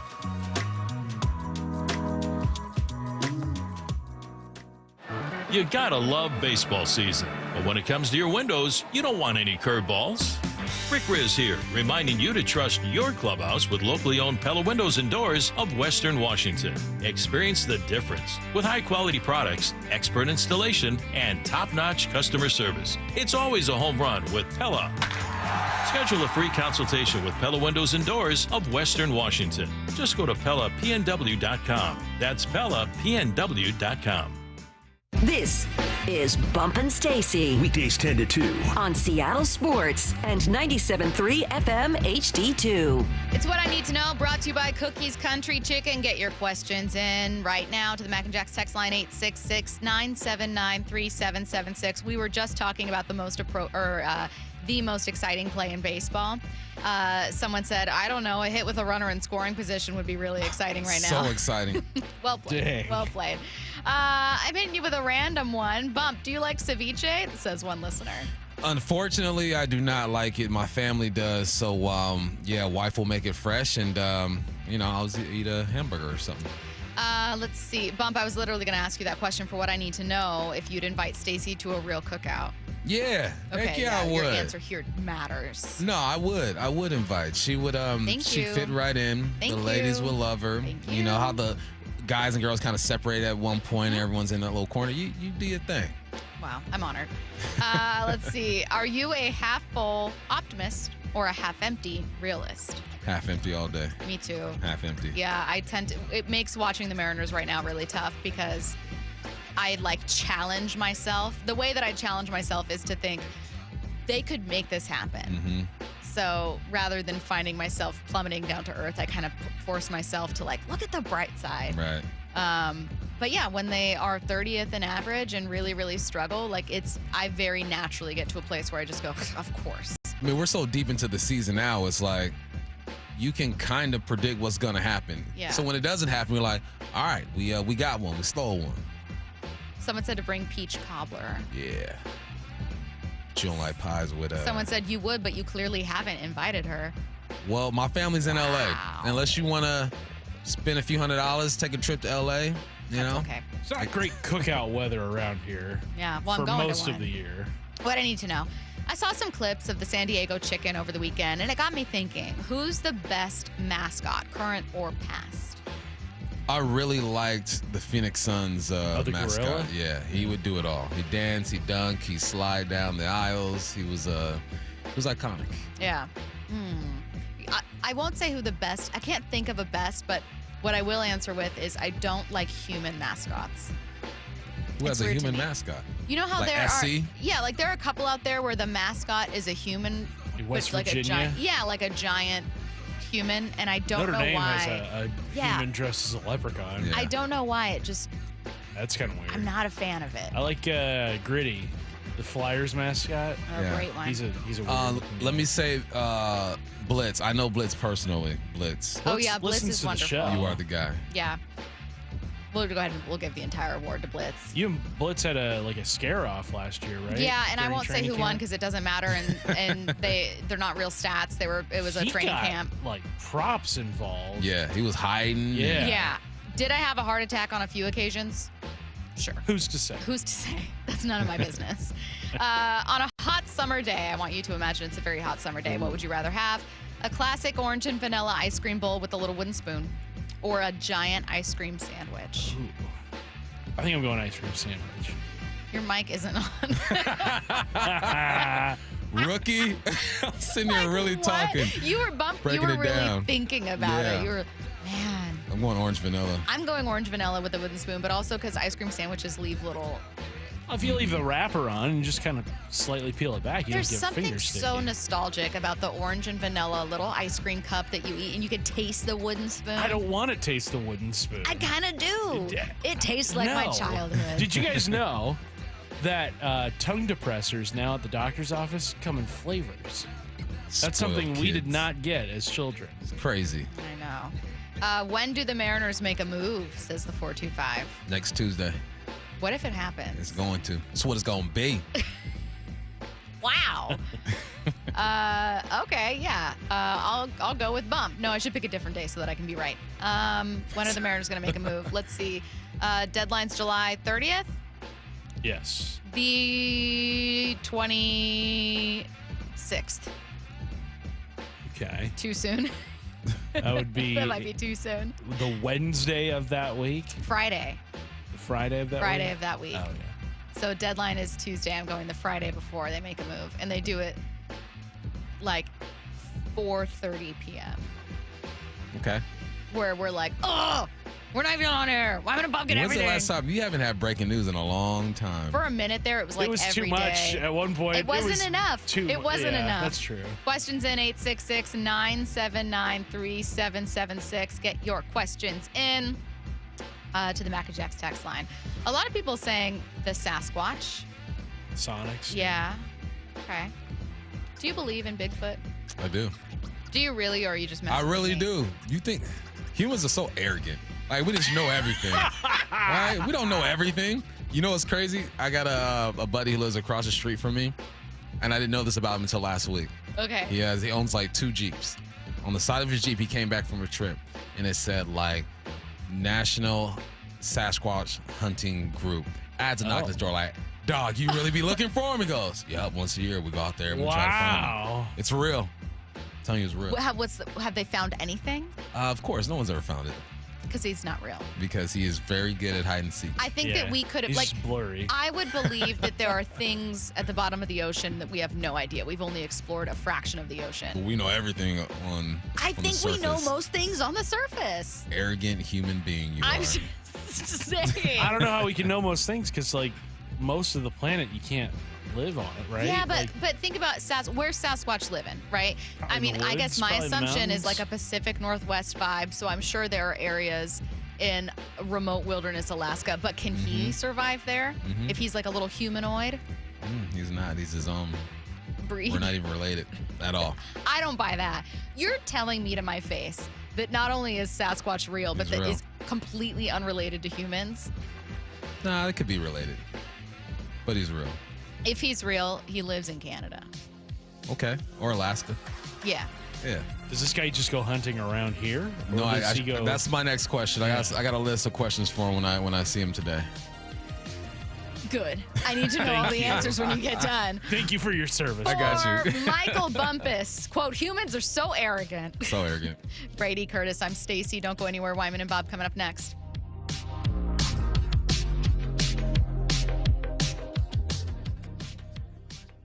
The Dugout. Go in depth with the Mariners. Leaps up and he makes the catch. With voices like Ryan Roland Smith, Gary Hill, and Mike Blowers. Long-term pitching, if you have that foundation, good things are going to happen. It makes him so valuable when he's hitting. This team is a team that's going to have to bunch hits together, put pressure on the defense. Hear from the players and coaches, and go behind the scenes with insider Shannon Drayer. They find a way to grind it out, stay in the game. I thought it was a really good win for them. The Dugout, Tuesdays at 1 p.m. on Seattle Sports.